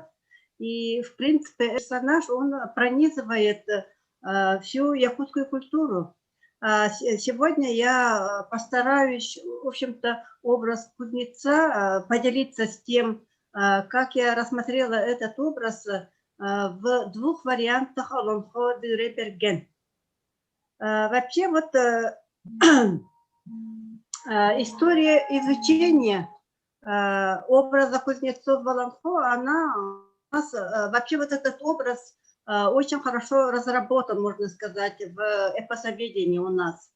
Во-первых, этот вопрос впервые в аланховедении затронул Пухов, известный нам эпосовед Иннокентий Васильевич Пухов в работе образы якутской фаланхо на основе аланхо не спотыкающейся Меджибага. Он там выявил, что вообще-то вот кузнец, этот в аланхо делает оружие и доспехи главному герою и его противнику. И второй, кузнец превращает героя в железную пику. Вторым исследователем, который рассмотрел образ этого аланхо, был Николай Васильевич Емельянов, которому в этом году исполнилось 100 лет. Мы в этом году отмечаем его столетие, приглашаем всех на конференцию, потом могу еще рассказать. Вот Емельянов тоже рассмотрел как раз вот два варианта аланхо Дюреберген, которые мы сегодня тоже рассматриваем, но несколько с другой точки зрения. Николаем Васильевичем Емельяновым было выявлено, что в аланхо Наксорова разрабатывается мотив кузнец как испытатель героя и его противника. А в аланхо Барнашова разрабатывается несколько другой мотив. Это мотив кузнец как восстановитель поврежденной части богатыря Аббаса. Ну вот, это вот начало изучения образа кузнеца в аланхо. Далее у нас молодые исследователи, ну, среднего возраста, тоже разрабатывали этот образ. И Айталина Ахметовна Кузьмина в своей работе по вилюйским аланхо выявила. Она специально тоже рассматривала этот образ. Во-первых, кузнец и герои аланхо находятся в обменных отношениях. Они обмениваются, и кузнец изготавливает тоже оружие героев, закаляет героев, придавая им могущественную неуязвимость, исправляет поврежденные части тела богатырям Нижнего мира, выступая в качестве лекаря, благословляет героев аланхо, выполняет функцию дарителя, кроме того, строит дом, изготавливает гроб, имеет свое имя. Вот это было выявлено Айталиной Ахметовной Кузьминой по вариантам аланхо вилюйских якутов. Вот второй наш исследователь, тоже Надежда Анатольевна Рощина, она исследовала этот образ на примере аланхо татинских аланхасутов. И вот она выяснила. Ну, вообще, у них материалы разные, и, в общем-то, их тоже выводы разные. Но и есть одно и то же. Вот она выявила, что вообще-то выявила обменный характер отношений кузнеца с героями аланхо. Они также изготавливают оружие героям аланхо, строят дома. Кузнец имеет имя, кузнец испытывает богатыря. И потом, но в отличие от Айталины Ахметовны, Надежда Анатольевна обратила внимание на социальный статус кузнеца. Кузнец имеет жену и дочерей. И потом выявила наличие иерархии внутри сообщества кузнецов. Есть великие кузнецы, есть обычные кузнецы. Далее образ кузнеца исследовали еще в своей диссертации Анна Николаевна Данилова и Лена Николаевна Семенова. Вот Анна Николаевна Данилова рассмотрела формулу имени кузнеца специально и выявила, что, во-первых, происхождение мифологического кузнеца. Он, оказывается, был третьим сыном верховного божества Ункаин Тойона. Во-вторых, место пребывания кузнеца – Нижний мир. Атрибутом кузнеца являются молот, молоток, кузнечные клещи. А потом в работе рано ушедшей Людмилы Лены Николаевны Семеновой «Эпический мир аланхо» автор обратила внимание на вопрос о небесных кузнецах. Она вот этот вопрос поставила. Вообще вопрос о небесных кузнецах, конечно, рассмотрен только вот в ее работе. Так, дальше. Вот это то, что было сделано нашими коллегами. Вот Аланхо Дыреберген.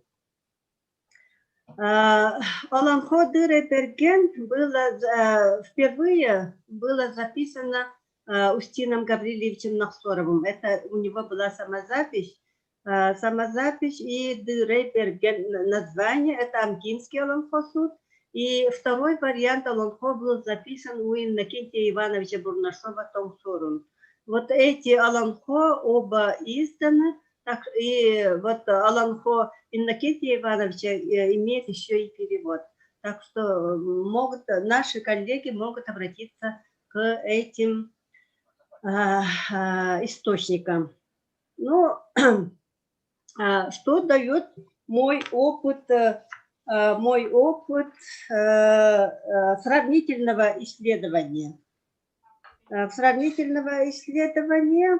Во-первых, что я сделала нового по сравнению с коллегами? Так. Ага. На основе сравнительного анализа текстов Аланхо Нахсорова и Бурнашова определила, что целостный образ коллективного персонажа кузнецов в двух версиях Аланхо создается через описание повествователя, чужую песенную речь, а также прямую речь самого кузнеца. И в результате изучения выявлены признаки, которые характеризуют образ кузнеца в различных контекстах, в двух контекстах. Выявленные признаки можно классифицировать в соответствии с распространенной схемой описания мифологических персонажей. Это Виноградова и Толстая. Ну, многие наши фольклористы это знают. И что же дало описание образа кузнеца по схеме? Первое. Название, имена и интерпретации. В Аланхо Нахсорова кузнецы обозначены родовым именем Касатай-Бахсы. А в версии Бурнашова родовое имя обозначает одного из трех братьев-кузнецов Касатай-Бахсы, а другие герои названы именем Кырадаххан Харасалгылла. Ипостаси. По текстам Аланхо подразумевается, что кузнецы являются все-таки антропоморфными существами. Социальный статус. Характеристика внешнего облика. Пол кузнецов и их возраст выясняется из обращений к ним. Старшие братья, дедушки, старики. Внешний облик коллективного персонажа не описывается. Так, описание образа кузнеца вот по схеме продолжается. Генезис. Вот в обеих версиях Аланхо нет сведений о генезисе персонажа. Не указывается. А вот как мы обратили внимание, в общем-то, в одном Аланхо, что было выяснено Арощиной, да, что кузнец является сыном верхнего божества Аи. И где они обитают, локусы? Местом постоянного пребывания кузнецов в обеих версиях Аланхо Дыреберген является край нижнего мира. Небо локуса затянуто смогом из-за деятельности кузнецов. Из среднего мира в него попадают обратившись животных по пути, ведущему в нижний мир и проходящему через весь нижний мир. Персонаж Аббасы нижнего мира также живет отдельно от кузнецов в другом локусе нижнего мира. Так, и время.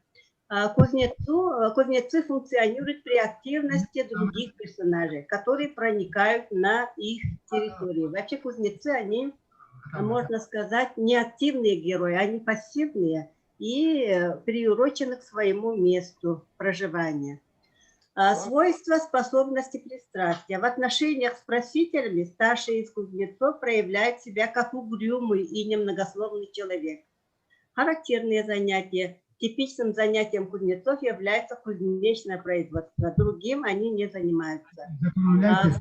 Функции и предикаты.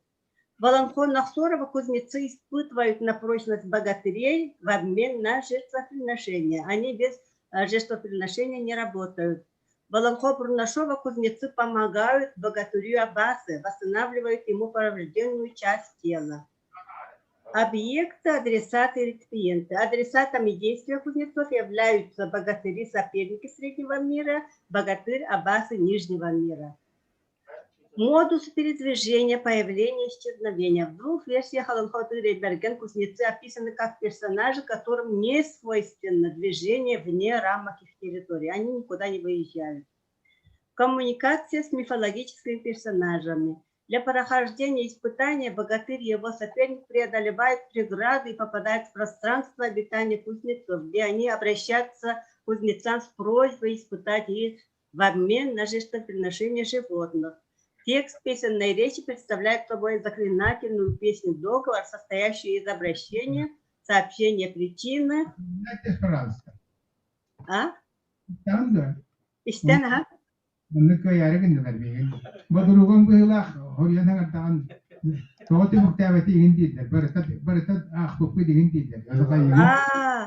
Ну ладно, тогда спасибо.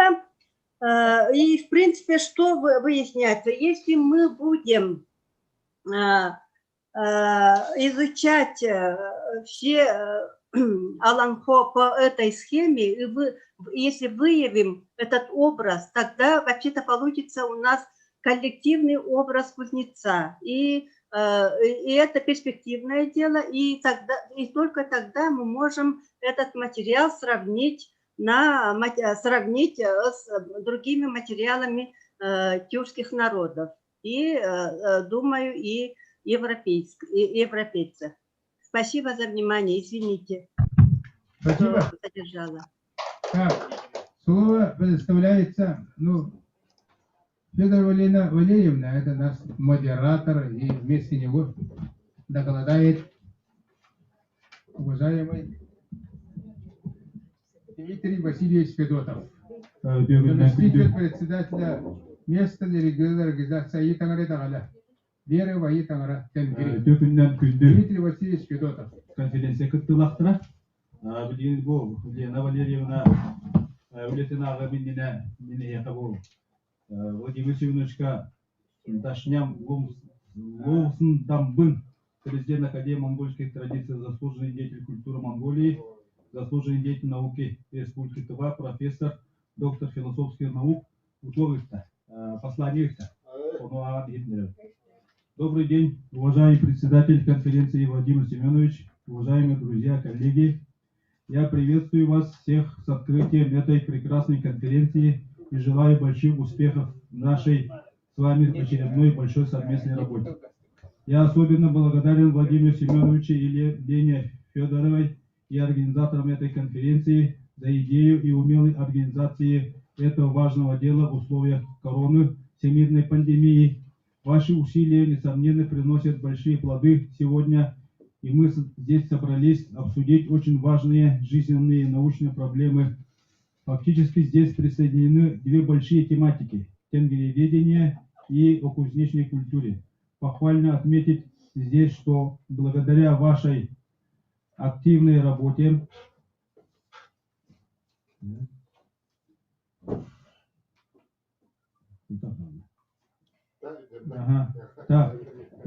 другая тематика кузнечной культуры железа. Именно мы можем говорить очень и очень много. Могу с уверенностью сказать, что именно первые люди, кто бегали по Алтайским, Хангайским горам, по Сибири, может, впервые различали в камнях железные руды. Они, наши с вами предки, подарили человечеству великую вечную культуру железа. Я всегда с похвалой вспоминаю о том, как якутские мастера по кузнечному делу нам показали в Астане, как расплавлять железную рудь и ковать из нее железо. Так что железо, что сделало нас всех человеками, мастерами кузнечных дел, до сих пор с нами и в нашем быту, так что нам хватает говорить об этих планированных обсудить на этой конференции. Я еще раз благодарю всем вам, особенно организаторам, моим близким друзьям, верхнеевлюйцам. Спасибо всем вам. Мой низкий поклон еще раз дорогому Паскачину Владимиру Семеновичу. Мы с вами давнишние друзья. Впереди нас еще много сделать совместно. Еще раз пожелаю больших успехов работы конференции. Білгенмен бұл Лена Валерьевна выступлениетін аған етіндерек. Кузнечные племя худой бақсы, поклонники үрің ар айы тойын таңыра. Место возникновения культуры үрің ар айы тойын таңыра. Согласно мифоэпическому наследию, историческим преданиям, тенгризм тесно связан с исследованием истории скотоводческих этногрупп протоариев, считавших себя потомками үрің ар айы тойын таңыра, что в прямом переводе с языка саха якутского означает «белое, громадное, святое творение Господин Неба». В целом слова понятия неба, небосвод как божество, пристанище Творца всего и вся, правящего всем миром, сияющего синего и так далее. На языках тюркских и монгольских народов по звучанию и содержанию схожи. Тангара, Танры, Тенре, Тенгир, Тенгири, а на болгарском Тангра. Ком называли небо Ченли. Шумеры клинописным знаком Денгир, Дигир обозначали детерминатив со значением Бог или богиня, слово Ан, небо или идеограмму для Ан, верховного божества шумерского пантеона. Изначальная же ойкумена скотоводческих этногрупп, относящихся себя к детям Үрүм Ара и Тойон Тангра, описывается в более архаических мифологических вариантах и сюжетах Олампа, где жизнеописание героев сюжета перекликается с индуистскими мифологическими сюжетами и персонажами. Описание природных климатических условий также больше всего подходит к условиям высокогорной зоны столкновения индийской и евразийской тектонических плит и ее граничных районов. Это современные северо-западный регион Индии, Пакистана, Афганистана, Тибетская плата, Каримские равнины. Именно эти места изобилуют топонимами, гидронимами Тангир, Дунгур, Тунгур, Тангла и так далее. По нашей гипотезе, именно в этом регионе приблизительно на рубеже 7-6 тысячелетий до нашей эры халхалит в среде скотоводческих этногрупп наряду с процессом разложения родового строя на смене космогонической мифологии возникает и начинает эволюционировать религиозная идея сотворения мира светоносным, лучезарным, светящимся духом неба Үрүм Ара и Тойон Тангра. Эти этногруппы были горностепными скотоводами. Они летовали со своими стадами в степях Тибетского Нагорья, долинах южных склонов хребта Хайлас, Айзах, реки Каракаш, Южный Каш, региона Ассайчин, расположенный на границе современных Синьцзян-Уйгурского автономного района Китайской Народной Республики, Пакистана и Индии. Осенью эти скотоводы через перевал Гималаев Каракорума переходили на зимовку в более мягкие долины южных склонов на сторону современных северных территорий Индии и Пакистана. Зоры перегонщиков, переваливающих во время сезонных перегонов высочайшие в мире хребты, когда облачный покров оказывался снизу, открывалась величественная картина. Днем безоблачное вечное синее небо, ослепляющим сияние солнца и сверкающих ледников, а также гигантские застывшие волны гребни безбрежного небесного ледовитого океана, ночью многоярусная бездна с мириадами звезд и Млечных путей. Естественно, у людей захватывало дыхание, и душа переполнялась люминозным благовением перед открывшимся во всей красе и великолепии явлением природы. Все свои чувства и эмоции кочевники вкладывали в мифопоэтическое воспевание этих святостей небесного верхнего горного мира. Они считали, в заоблачной вышине на вершинах белоснежных пиков восседает сияющая святость вечно синего неба, творец это великолепие, зиждитель всего и вся. На каждом ярусе неба восседают его эманации, творения, помощники. У каждого свое имя, свои функции, поэтому много в этом регионе топонимов, включающих слово Тангра, Тангла и тому прочее. Вся жизнь скотоводов-перегонщиков зависела от них, погода, ветра, бураны, оползни ледников, потопы, землетрясения и так далее. Поэтому нужно было умилостивлять природу, стихии, духов, гениев каждое место, горы, перевала, река, озера. Как и в других местах, религиозные верования родового строя обитателей высокогорья этого региона прошли через фетишизм, тотемизм, культ предков, магию, в том числе шаманизм и анимизм. Духовные существа носили в основном безличный характер, и у людей не было представления об иерархии духов, в культовой деятельности преобладали магические обряды и инсценировки, в которых участвовали все члены племени. Колдуны, шаманы, заклинатели духов еще не были жестко отделены от массы верующих. Со временем в руках отдельных общинников начали накапливаться материальные богатства, в их подчинение попадают рядовые соплеменники, выделение вождей и усиление их роли в жизни племени постепенно привели к их сакрализации, они стали объектами религиозного почитания не только после их смерти, но и при жизни. Социальное расслоение внутри племен и формирование племенной аристократии тоже нашли свое отражение в содержании религиозных представлений. А ранее аморфные безличные духи наделялись именами, за ними закреплялись определенные функции, возникали иерархии духов, которые во многих счетах воспроизводили социальную иерархию. Так полидемонизм, почитание множества духов, вступает в свою завершающую стадию. И вот на смену ему идет политеизм, превращающий наиболее почитаемых духов божества. Над бестелесными душами, духами предков, местными гениями скал, гор, источников и деревьев начинают возвышаться более могучие божества, влияние которых не ограничивается местными, индивидуальными и племенными условиями. Божества земли в политеистических системах ставились в один ряд с небесными богами. Отгонное скотоводство и экстремальных природных климатических условий высокогорья, рассматриваемое в регионах, требовало постоянного поиска новых пастбищ для выпаса, как летом, так и зимой.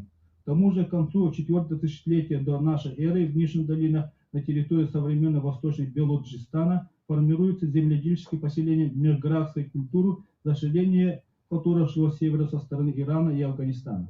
Кочевники высокогорья и межгарцы неизбежно рано или поздно должны были вступить в различных культурных взаимодействиях, как конфликтные за жизненное пространство, пастбища, плодородные долины, так и родственные кровосмесительные. Борьба за выживание пастбища, благодатной долины неизбежно вели к объединению одних родов с другими, одних племен с другими, отсюда различные родово-племенные конфликты, локальные войны. Появляются защитники, герои, наступает героическое время. Важное значение начинают играть боги-воители, связанные с отвоеваниями жизненных пространств, выживанием рода племени. Эти явления характерны для периода перехода от родоплеменных отношений к классовому обществу, появляется класс элиты, воины, вожди, их свита, которые присваивают отвоеванные земли, постепенно становятся феодальными. Зреет необходимость и производства оружия для защиты своих интересов, снаряжение, что решается получением из железной руды нового металла. Но как именно удалось достичь этого? Ведь чтобы получить крицу путем плавки железо, содержащей руды, нужно было преодолеть определенный температурный барьер. По мифологическим, эпическим материалам и историческим преданиям это удалось сделать именно в этом регионе. В среде скотоводов Сако-Ариев появляется род, вызволившийся из плена узкой горной долины Органикон Кюнерка.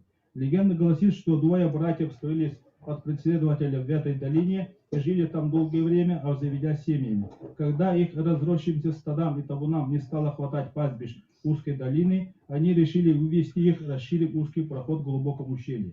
Собрав ветки и древесины, они стали плавить отвесные скалы, которые оказались рудоносными, и проход с сильным сквозным ветром превратился в естественную сыродутную горн-плавильню с интенсивным наддувом, а ледник, растаявший от ее жара и ледяной рекой, низвергающийся по ущелью, стал естественно остужающей водой для закалки. Так, пройдя через огонь, воду и плавильную трубу, буквально ценой своей жизни, обжигая ноги, руки, тело, поклонник Юрим Ара и Тоян Тангара не только вызволили свои стада и семьи на простор, но и получили крицу, сыродутное железо. Так появился кузнечий род Сакарариев, духом-покровителем которого стал дух и героический предок кузнеца Кудай-Бахсы. При этом слово Кудай, Кюдей, Кюэттей, означающие кузнечные меха, вошли в персидский язык как Куда, значение бог, а Бахсы, Бахсы, описывающий ритмичный звук ударов кузнечного молота и позу кузнеца, процесс ковки, санскрит, бикшу, значение учитель. В вопросе определения локализации этой тайной долины Юрген-Кюн, Эргенукон, свет проливает название и описание эпической долины родоначальника народа Саха, Кюнюрген, Кюнюркен, это окруженная вечным ледникам средняя долина, куда с верхнего мира, верхняя долина родоначальника спускается, сохраниваются еще будучи детьми герои эпоса. А на изначальной родине предков в верхнем мире, в верхней долине зимуют стерки, белые сибирские журавли. Одну из основных героинь эпоса, Удаганку, сестру героя, оборачиваясь стерком, прилетающую брату на помощь, зовут Аю Умсуру Дагат.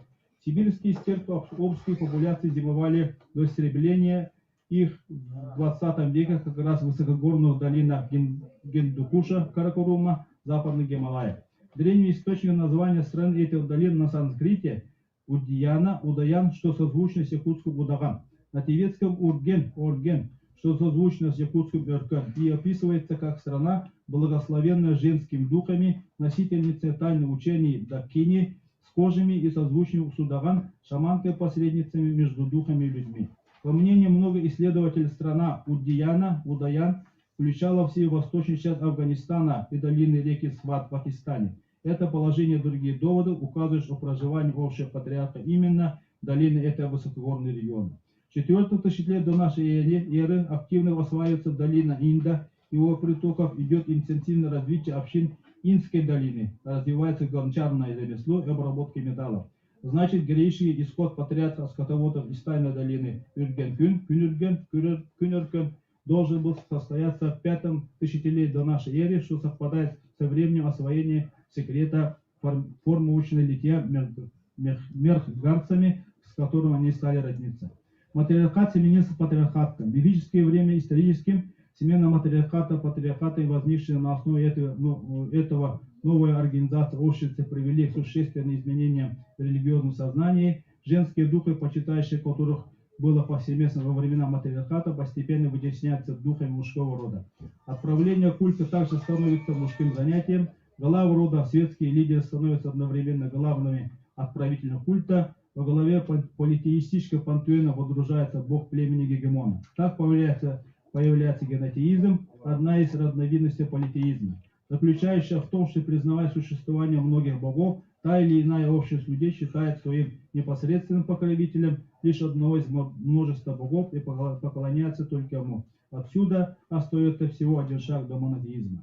В данном же регионе гегемоном становится род скотоводческих этногруппы, овладевший секретом передовой технологии того времени, получением крицы и железной руды, производство из нее оружия, снаряжения, металлических элементов повозки и так далее. И в силе этого ставший чрезвычайно мобильным, мощным военным транспортном отношении. Их племенной бог Урюм Ара и Тоян Тангара, Тамыр, Тengir, белый священный Торос Господин Неба, становится главой пантеона союза родов, признавших главенство.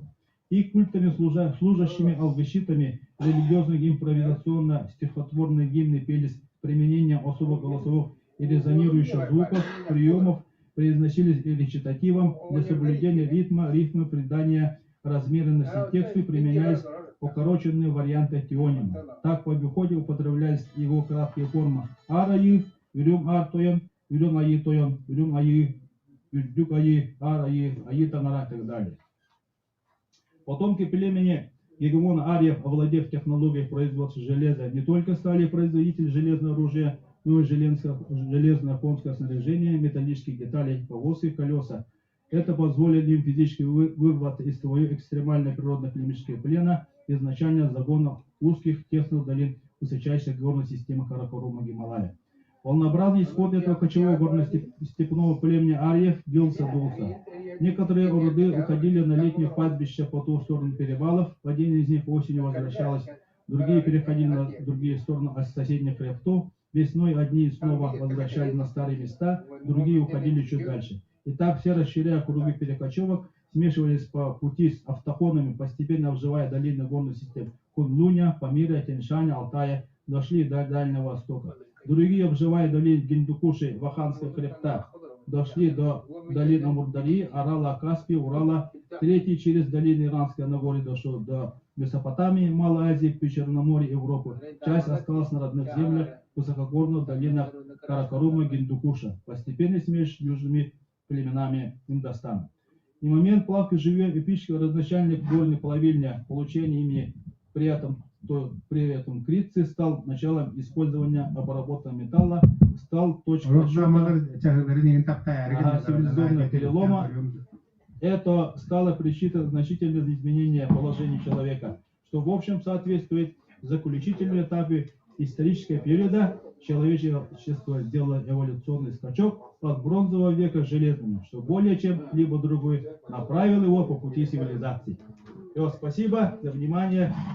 Вся значительная информация находится в этой книге.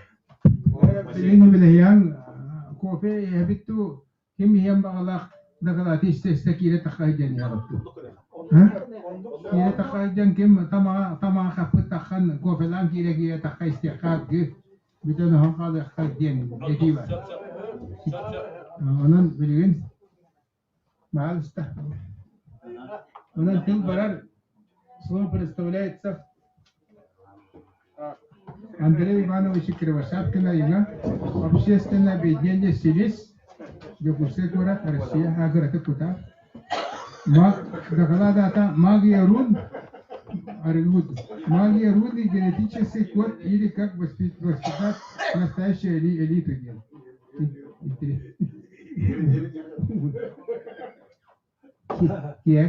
Название доклада, оно слишком сильное, хотя мы этим вещам занимаемся, но начали заниматься воспитанием элиты довольно давно.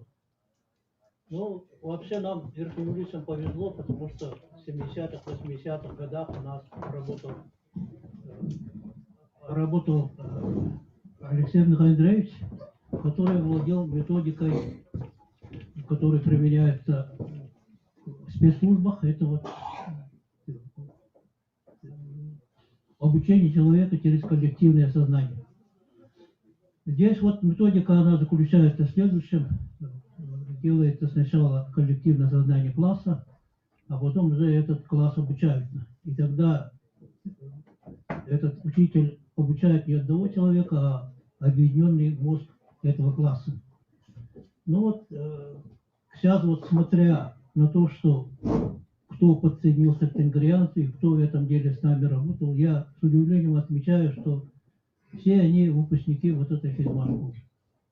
И практически вот те, которые вот сейчас вот руководят конференцией, Елена Валерьевна и Надежда. Да, и Надежда. Да. И Надежда Потаповна, они тоже выпускники вот нашей школы. И вот то, что началось, вот можно сказать, что вот по крайней мере вот у нас движение к тенгрианству началось не 15 лет назад или 25 лет назад, а началось намного раньше, в 70-х годах, когда у нас учителем появился Михаил Андреевич Алексеев. А вот настоящая работа с использованием вот этих методик началась 25 лет назад. И вот мы эту работу начали с Владимиром Семеновичем Паскичиным. И вот первая книга, которая была написана на эту тему, и первое общество, которое мы создали тогда, общество называлось «Хогун». А вот это для этих молодых людей, которые у нас делились по улицам и на улице, короче, били друг другу мордами. Вот для них эта вот книга явилась объединяющим началом, потому что мы все одной крови, у нас великие предки, у нас великая религия, у нас великая письменность. Вот эти высказывания, они помогли объединить нашу молодежь, и практически сейчас вот такое разделение на улус у нас не наблюдается. Ну вот, эта работа в 1997 году, например, вот сначала вот эта книга, она была написана, 500 экземпляров разошлись только по Верхнему Люйскому улусу, но там не было про руническую письменность. И тогда вот Владимир Семенович сказал, вот, неужели такие великие люди не имели письменности? И вот тогда вот в 1997 году мы нашли эту письменность, которая около села Петровского. Ну и эту письменность прочитали, а потом Кюльтеген, надпись Кюльтегена прочитали. Ну и после этого в 1997 году впервые сделали силлабарий. Ну, это слоговое письмо, которое использовали наши предки. И самое первое селение, где самая первая школа, где начали люди пользоваться, дети начали пользоваться этим руническим письмом, это село Долун. Там была пожилая учительница, которая взяла нашу брошюру и обучила этих девочек писать руническим письмом записками. Тогда сотового телефона не было, а перебрасывали друг другу записку уже с руническими письменами. Поэтому можно сказать, что вся эта работа, она началась вот, в Верхнеуфимском Лушине 25 лет назад. Потом мы, по прошествии нескольких лет, мы поняли, что вот, ну, воспитание воинов, это только 5-й уровень духовного развития, оно, как бы сказать, не помогает решить воспитание элиты, потому что вот в этой книге написано, что когда государство допускаются люди, которые, ну, низкого духовного развития на уровне остановились на 3-м, 4-м уровне развития, то эти люди, они обычно разваливают государство. Что и заметили вот мы в 1994 году, что к власти к ним в нашей стране пришли люди, которые живут только для себя. Они не живут для народа. И поэтому вот эту книгу наша, как бы сказать, элита встретила не очень хорошо. Практически вот после того, как была вот эта книга написана, в 1998 году собрали 2 академии и решили раскритиковать эту книгу. Но оказывается, академики наши были ребята умные, и книгу не раскритиковали, а просто пожелали, что вот она книга, она научно-популярная, а надо было бы написать книгу, которая будет научной. Ну, можно использовать как научный источник. И вот в 1998 году была написана вот эта книга. Но эта книга, она маленько отличается от первой книги, потому что мы поняли, что мы можем достигнуть ноосферного сознания, если мы включим экстрасенсорные способности. Вот мы с Владимиром Семеновичем Паскотиным в 1998 году поехали специально в Москву и нашли методику, которая включает экстрасенсорные способности у людей. В 1999 году мы их уже привезли, и где-то к 2000 году у нас было 300 человек обученных экстрасенсов. Из них 30 экстрасенсов были очень, я бы сказал, крутые, и даже в 2001 году мы предложили Михаилу Ефимовичу вот, создать академию, где будут работать эти экстрасенсы, и использовать их знания для, не только для медицины, но и для образования. Но нас тогда не поддержали, и тогда мы решили примкнуть этим обществом Когун к евразийскому движению. Была создана евразийская партия, и вот мы с Владимиром Семеновичем Паскотиным туда поехали делегатами от общества Когун. И вот в этом первом съезде партии Евразия мне дали слово. Я тогда вот с трибуны съезда сказал, что напомнил этим участникам съезда, что в 1913 году Владимир Иванович Вернадский сказал следующие слова, что иудаизм и связанные с ней христианство и ислам являются идеологиями общества потребления. И надо искать новые идеологии, чтобы мы ноосферное общество не может использовать эти идеологии общества потребления для того, чтобы дальше развиваться. Но я сказал, что в принципе такую идеологию у нас искать не надо, потому что у нас уже эта идеология имеется, и она называется тенгрианством. Но, как вы знаете, что Евразийская партия скоро была запрещена, и на выборах вот наш бывший мэр Бородин Павлович создал партию, которая тоже евразийскую партию, тоже была названа евразийская партия, но мусульманскую. А этот Дугин создал партию, которая была христианская. Ну, тогда после этого дела, вот, когда разогнали евразийскую партию, разогнали и наше общество, в принципе, запретили. Ну, а после этого дела мы уже с Романом Дмитриевым решили работать с той элитой, которая у нас, ну, сидит в Вильтумяне. Ну и практически вот За несколько лет мы тоже вот такую работу провели. И результат этой работы было письмо, которое было написано в 2008 году, о том, чтобы тенгрианство признать пятой государственной религией, ну, пятой религией, которая признается в России. Но после этого письма мы поняли, что у нас та элита, которая сидит в Юртумене, далеко не та тенгрианская, которая должна быть. Потому что многие люди, которые всю жизнь стучали себя кулаком в грудь и говорили, что они за свою родину, за свою Якутию пойдут куда угодно, а на самом деле оказалось, что они этих вещей не понимают. И многие просто-напросто не подписали это письмо. А «Справедливая Россия», депутаты «Справедливой России» полностью не подписали вот это письмо, которое было направлено президенту Дмитрию Медведеву. Тогда, после этого дела, у нас произошел, конечно, не очень для развития хороший случай. У нас, конечно, ушел из жизни Роман Михайлович Дмитриев.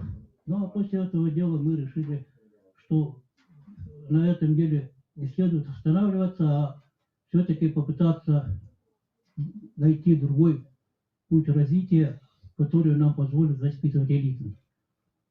Если вот при Романе Михайловиче Дмитриеве мы восстановили древний обряд танка, который изменяет судьбу человека, и 2004 года используем вот эту магический обряд, который на самом деле, если к этому обряду отнести серьезно, а не воспринимать как игру, она очень хорошо работает, и в принципе можно изменить судьбу человека, ну, посредством применения этого обряда. Но обряд проводится с использованием рунического письма.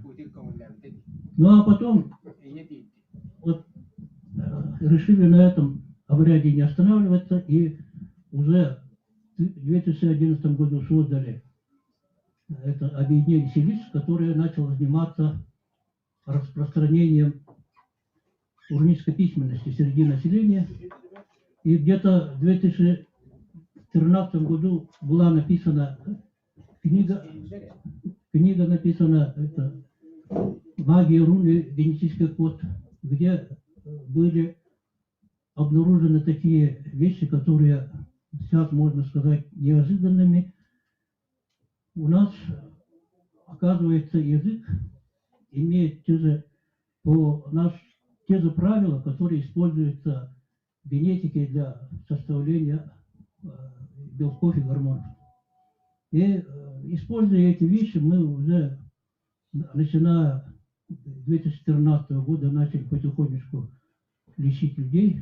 А в 2016 году была выпущена книга, которая уже там четко указано, какие алдесы, которые составлены на базе гормонов, они действуют на здоровье человека. И самое интересное, в 2016 году вот мы эти все свои действия проверяли на аппарате, который разработан в советское время военными врачами. И вот этот аппарат, конечно, у вас тоже вот в Верхнеуральске имеется, потому что первый аппарат покупали с помощью Владимира Семеновича. И вот эти аппараты, они показывают вот состояние человека, которое имеется в верхнем мире. А верхний мир – это информационный мир, и поэтому ее можно изменить с помощью молитвы. Вот мы научились эти вещи делать, и уже, можно сказать, с 2016 года мы уже работаем с ноосферой. И в 2016 году такой же аппарат, но который работает с экономикой, появился в администрации президента России. Это аппарат называется нооскоп. И практически вот создатели этого аппарата тогда еще написали, что мы сделали первый шаг к управлению ноосферой. И сейчас у нас имеется это аппарат, который позволяет влиять на экономическую ситуацию в мире. Ну а мы используя свой язык и рунические письмена, мы научились исправлять здоровье людей. Практически мы сейчас можем четко сказать, что мы лечим очень много болезней, которые современная медицина не излечивает. И то, что вот я сегодня начал рассказывать, те секреты, которые мы раньше никому не рассказывали, это только из-за того, что у нас в прошлом году коронавирус появился, и про коронавирус много чего пишут. А на самом деле, в общем, мы уже после того, как эта пандемия появилась, мы изучали эту пандемию, и сейчас четко можем сказать, откуда причины и почему люди болеют. Притом не обязательно коронавирусом. Там имеется и много других вирусов, которые нападают на человека, если у них отсутствует защита. И этот аппарат четко показывает, что человек в жизни неправильно делает, и из-за чего вот у него появляются, вот, как сказать, симптомы коронавируса. Хотя на самом деле вот из тех людей, которые мы просмотрели за это человек 50 за прошлый год, у них это самое коронавирус обнаруживается в виде разных вирусов, но отсутствует защита верхнего мира. И поэтому вот мы на этой конференции я решил рассказать про то, какой путь мы прошли до того, как дошли до этого состояния. Ну и результат вот этого пути вот было издание вот этой книги. Это прошлый год, 2020 год. Книга называется «Сердце Евразии». И оказывается, вот наш язык, он никак не мог возникнуть на Алтае или на Гималаях или еще где. Он может возникнуть только на территории Якутии, притом на территории Якутии, которая вот начинается с Соленька и вот идет через наш Верхнеуральск до Прибайкалья. И как показывает исследование Казначеева, практически вот время и пространство Козырева у нас работает по-другому. В тех местах, где северное сияние проходит над головой человека. И вот этот язык, он мог возникнуть только у нас.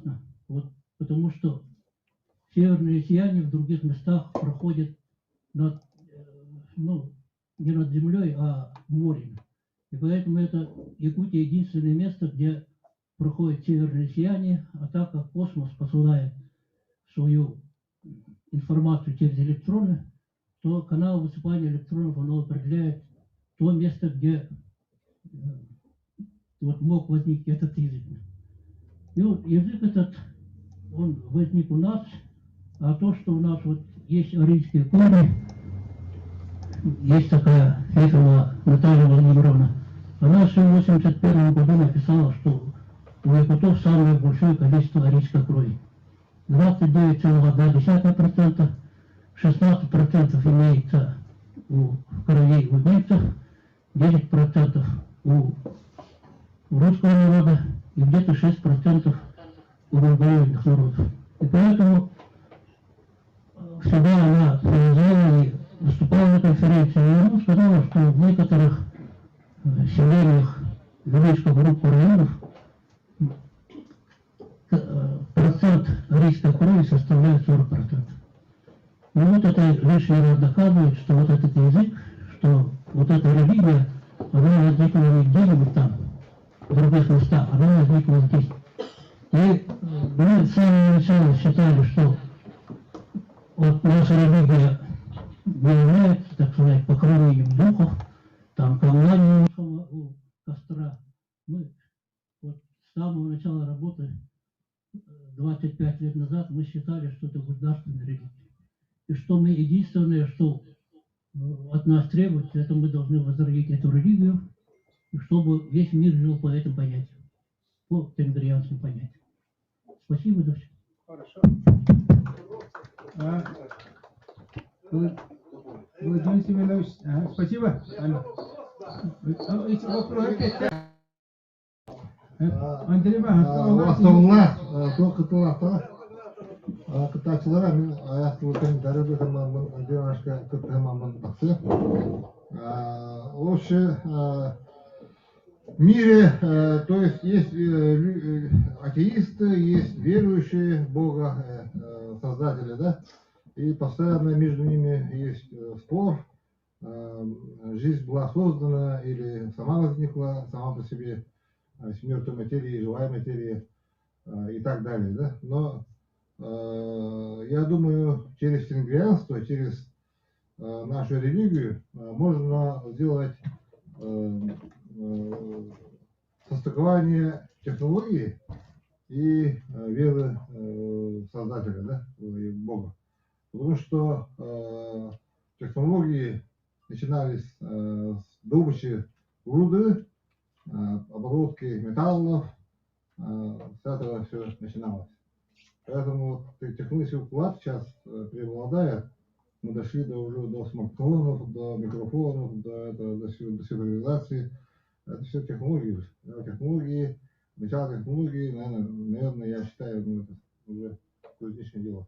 Поэтому, когда кузнецы стоят выше шаманов, там, якутов, да, как говорят, но они равные. Шаманы — это духовная сущность, а кузнецы — это материальная сущность. И поэтому, если соединение технологии и веры произойдет, тогда будет настоящее человечество будет возникать, наверное, скорее всего. Так могу прокомментировать, поэтому то, что сейчас говорит Андрей Иванович, это все правда, я полностью поддерживаю его в этом начинании. То, что на самом деле там людей лечат, то, что люди на самом деле диагнозы ставят, это все правда, это сочетание технологий, компьютеров, допустим, уже с этим высшими силами. И поэтому это какое-то там, ну сейчас слово не могу подобрать, но это какое-то чудодейственное такое средство. Все. بيتين انتويتشيتنن بيتين اللي بلي يختاونا بيتا ولا خرج النختة وبيتين كم تندانه يبقى هو بني هذا تنغربار بلي نين جلغبار تنغربار وني بلي نين بيت ده بارتي بيت ده أنا ليش ناس إن زنبير جركا هو ليش بيتا بريختا أنا كنت مين كنت أيشين هرجع كمول Комуден камера манала, да? Не навалили куда.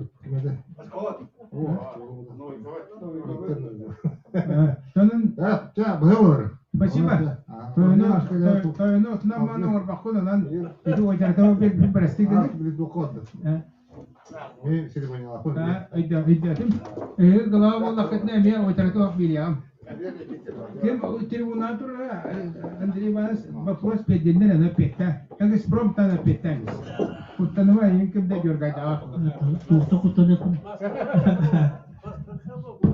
А ван кто то идет?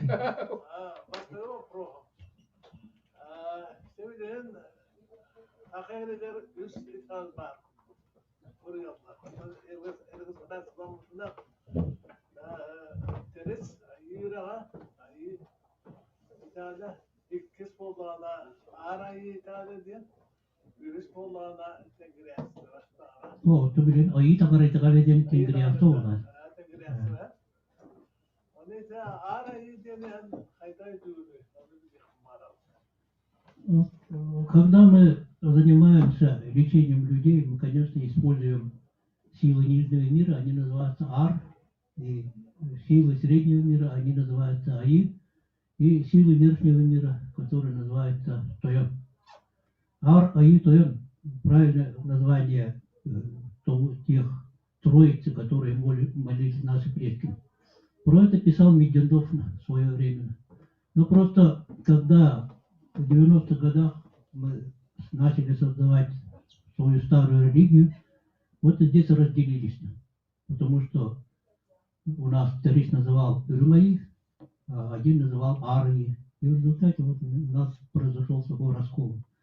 А результаты можно следить по... результаты или вернее правильность этого учения можно следить, ну, сколько живет этот человек в мире. Когда человек неправильное учение начинает проповедовать, ему ставят рогатки, то есть он недолго живет. Ну вот посмотрите, сколько там жил Кондаков, и сколько жил Тересин. Это вот только из-за того, что они начали проповедовать неправильное учение, они, так сказать, прожили немного лет. Хотя могли бы это самое достичь более преклонного возраста, если бы они говорили правильные слова. Потому что сейчас, вот после того, как появился коронавирус, мы четко знаем, что дети до 14 лет не болеют, потому что им не нужен средний мир, им не нужен верхний мир. За них отвечает нижний мир. Через свою мать они связаны с нижним миром. А егит он и ехтит. Потом это самое, когда человек переходит в средний возраст, то есть до 45 лет, там у него обязательно должны быть предки. Но вот эти предки, они помогают человеку, и начиная с 45 лет до 55 лет дают этому человеку свои способности. И многие кузнецы, вы просто хорошо знаете, вот они после 45 лет открываются. Многие шаманы вот с 45 до 55 лет у нас начинают, так сказать, использовать опыт и познание предков. Ну а если вот человек не выполняет эти обязательства, то после 55 лет эти предки начинают на них насылать болезни. И сейчас, когда вот мы лечим людей, мы четко видим, что люди болеют из-за того, что они не следуют, как бы сказать, пожеланиям предков. А то, что вот у нас умирает много людей в Америке, в Европе, это только то, что вот эти люди не имеют правильной религии. У них нет связи с верхним миром, и поэтому они умирают. Притом, это умирает, может быть, от коронавируса, потому что коронавирус сам по себе очень заразное заболевание, оно в 3-4 раза заразнее, чем грипп, но это самое, ну, по крайней мере, вот из тех людей, которые мы просматривали, ни одного коронавируса мы не обнаружили. Хотя график коронавируса имеется в этом аппарате, и вполне можно утвердить, что человек болеет коронавирусом. А те тесты, которые используют, в последнее время начали писать, что эти тесты, они показывают, они были разработаны для научной работы, и они не показывают истинные, как бы сказать, картину. И поэтому, когда нас засовывают в больницу, говорят, что вы заболели коронавирусом, в большинстве случаев вы не ошибаетесь. Никакого коронавируса нет, просто из-за того, что исчезает защита среднего и верхнего мира, человек заболевает вирусной инфекцией. Притом вирусная инфекция может быть самая разнообразная. Это вот мы тоже отмечаем, потому что вирусных, информационных таких болячек тоже в мире очень много. Поэтому вот мы решили в этом году все-таки не молчать о том, что вот мы сделали. Раньше мы просто не хотели это рассказывать, потому что, ну, было рано. А сейчас уже, получается, в этом году Путин Владимир Владимирович должен делать послание. Я думаю, в этом послании вот все точки над «и» будут расставлены, потому что вот мы используем ту же аппаратуру, которая была для нашего случая, ее приспособили для лечения людей, а они используют, администрация президента использует такую же аппаратуру, которая обучена смотреть экономическую ситуацию. А то, что вот такая аппаратура существует, и такие приборы существуют, я знаю с 1973 года. Когда учился в Новосибирском университете, нам рассказывали про лампу Ставицкого, где законы физики не используются, нарушаются вернее. Ну а потом в интернете я обнаружил, что эта лампа Ставицкого, она использовалась и как детектор лжи, и как прибор, который отыскивает атомные подводные лодки в океане. Так что все эти вещи, они давно разработаны, давно известны. Просто когда вот у нас началась перестройка и начались вот эти, как бы сказать, попытки играть в капитализм, то, естественно, вся вот эта наука, она была отменена. И если до 90-х годов у нас была очень сильная наука, которая руководила спецслужбами страны, то сейчас у нас Академия наук, а эти ребята, которые занимались этими проблемами, их настоящая академия считает лженаукой. Хотя это на самом деле не лженаука, это просто будущее науки. И поэтому, когда в этом году Путин говорит, что это год науки и новых технологий, я думаю, он делает крен в те технологии, которые современная наука не признает. То, что к этому готовится, давно уже мы прослеживаем, потому что уже 3 года назад была попытка провести закон о альтернативной медицине. Вот, например, эта программа, вернее, эти аппаратуры были разработаны с помощью экстрасенсов. И вот, в принципе, 3 года назад была такая попытка в России организовать альтернативную медицину. Но вы сами понимаете, что в начальстве у медиков сидят такие люди, которые не допустят этого дела, потому что вот эта аппаратура, она позволяет не только лечить людей, но она позволяет и любые лекарства изготавливать без аптеки.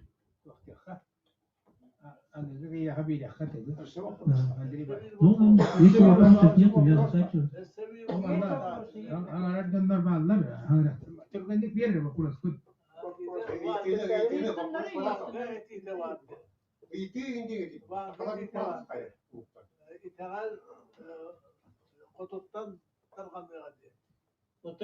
Кутуптан тарқанына тақчу.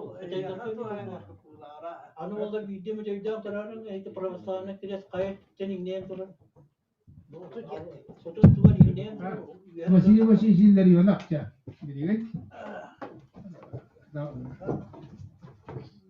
Аварием هذا البيت ده يكون من أقوى من هنا تجاه بيت. Профессор кафедры фольклора и культуры Института языка и культуры народ Северо-Востока РФ. Спасибо. Божество Джагайден. Джагайя и традиционная культура народа Сахалина. Мой доклад почти полностью опубликован. Если вы хотите знать, прочитайте как раз эту статью, тогда вот вы можете Джагай двух сотылаған культураларын билияқпет. Оны мен болана оны қатыры бар бақпын. Кылгастык тоқтан тақпына ақыры бары Джагайттан Джагайы Таңара тоқ бұйытынан әрі тұтабыр. Хақалар жәвейгі сүгірiyebet, ол бұғырғыттан бар жела.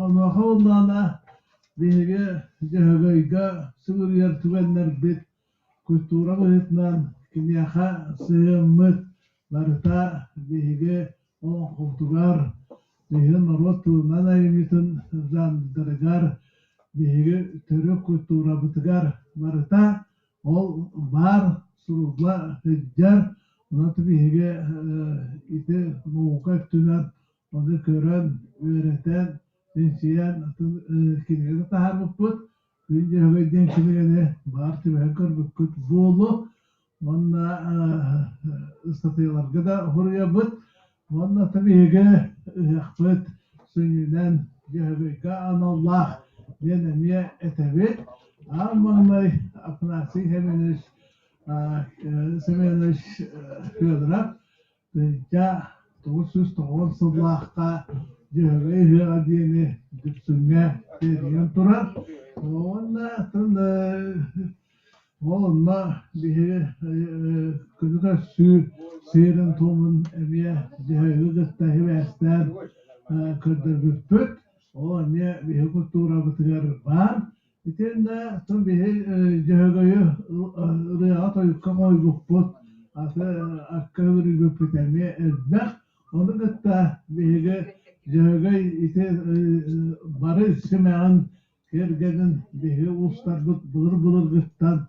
Onlar buttara bir var, o varsa gösülücü kultura tabular der. Men eteben, onda bu haklı mesafı var. Onu kenardan sürüp tutum. Onu men bileme kalgahına avar bappın. Varsa hününe isen uçalı satı var. Kılgastık. Bu adamların çok kaydık kırdırın durağın. Bahal sonra ağır, onun biter. Василий Васильевич молодец, хамай кылгас тылатинигине орда маник ие болдалар. Доннар ылайдылар, утактылар. Onun bilgin tıl bara Надежда Васильевна Павловой, научный сотрудник отдела фольклора и литературы Института гуманитарных исследований и проблем малочисленных народов Севера Соран, кандидат филологических наук. Тема наклада наименования божественных медиальных формулах якутских народных сказок на материале Белющей экспедиции 1938 года. Спасибо. Спасибо, Литюкинен. Тобу докладами хомурунюкка таққабыта. Олин болан чалы кылгастык хамы сүннен аған бір көмілі слайдон бағыста құрбан. Во время Белюйской экспедиции 1938 года под руководством Савина был собран значительный материал по якутским народным сказкам. В данной статье мы на основе этого собранного материала по сказкам рассмотрим наименование божеств, наличествующих в медиальных формулах. Но медиальные формулы – это серединные формулы, которые присутствуют в середине сказки. А инициальные – это вот начальные формулы, которые начинают, и финальные, которые завершают. Да? В процессе дальнейшего исследования нами рассмотрены 100 якутских народных сказок Белюйской экспедиции 1938 года, в результате которого медиальные формулы, связанные с наименованием божеств, обнаружены только в 21 тексте. По итогам исследования нами составлена таблица, в которой переведены слова, дальше, пожалуйста, и словосочетания, указаны количество данного слова или словосочетания, единицы хранения архивного материала, а также отмечены, в каких сказках и медиальных формулах были обнаружены. Дальше.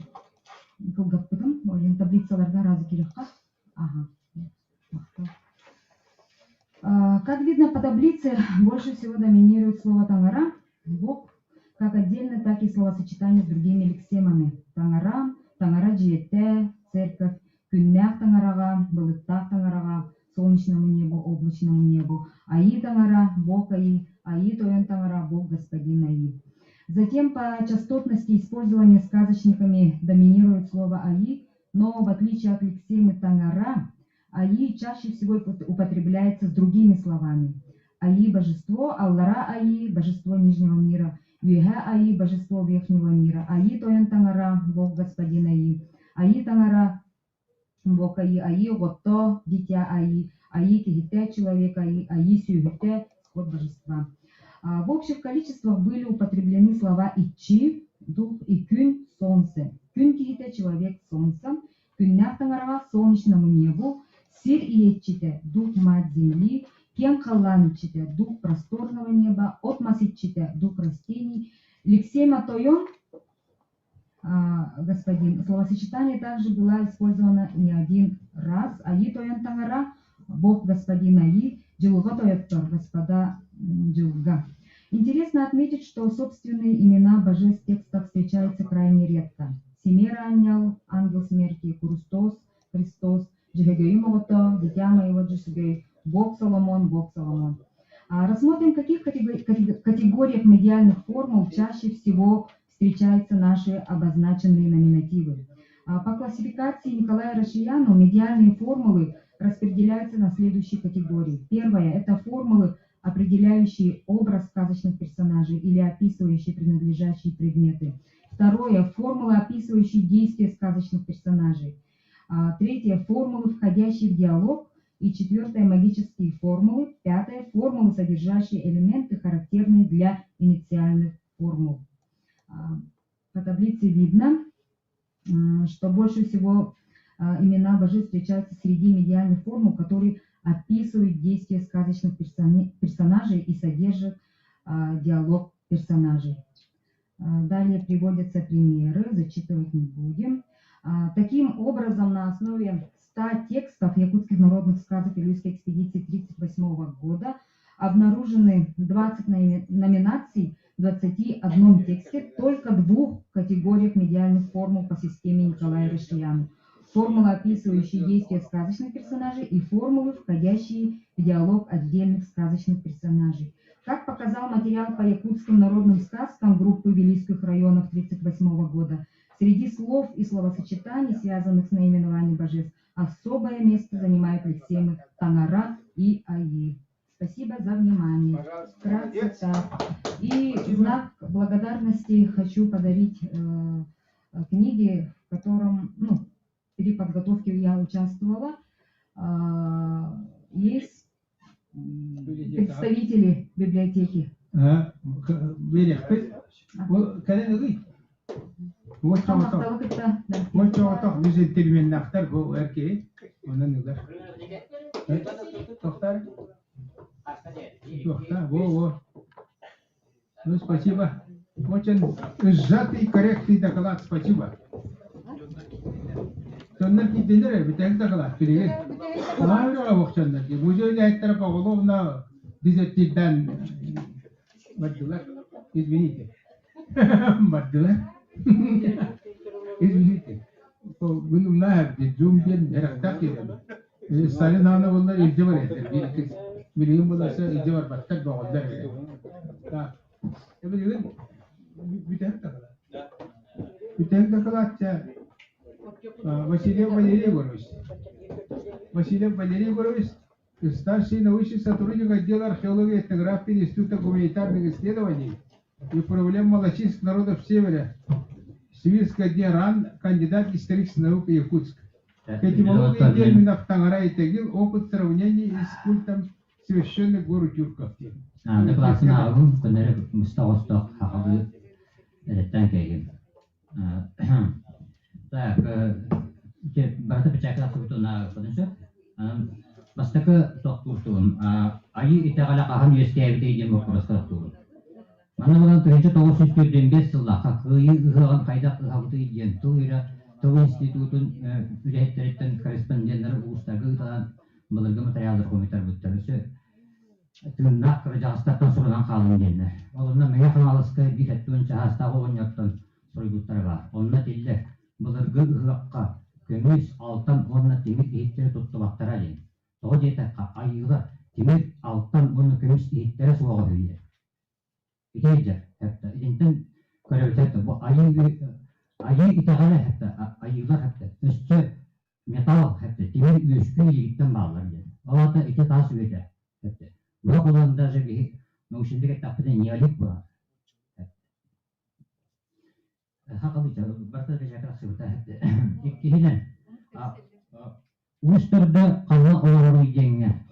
Сәйін бұл отып тоғыз берден ұлаққа орта қалымағы жақсы материаллары бар. Орта қалыма қамалаға хәтта өләйіптен olan қоғыттылықтан сұрый бұталар. Оны ағын етінерім.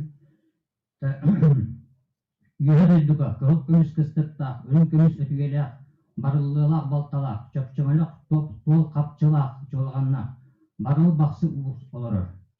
Барылы бақсы ұғыс дені.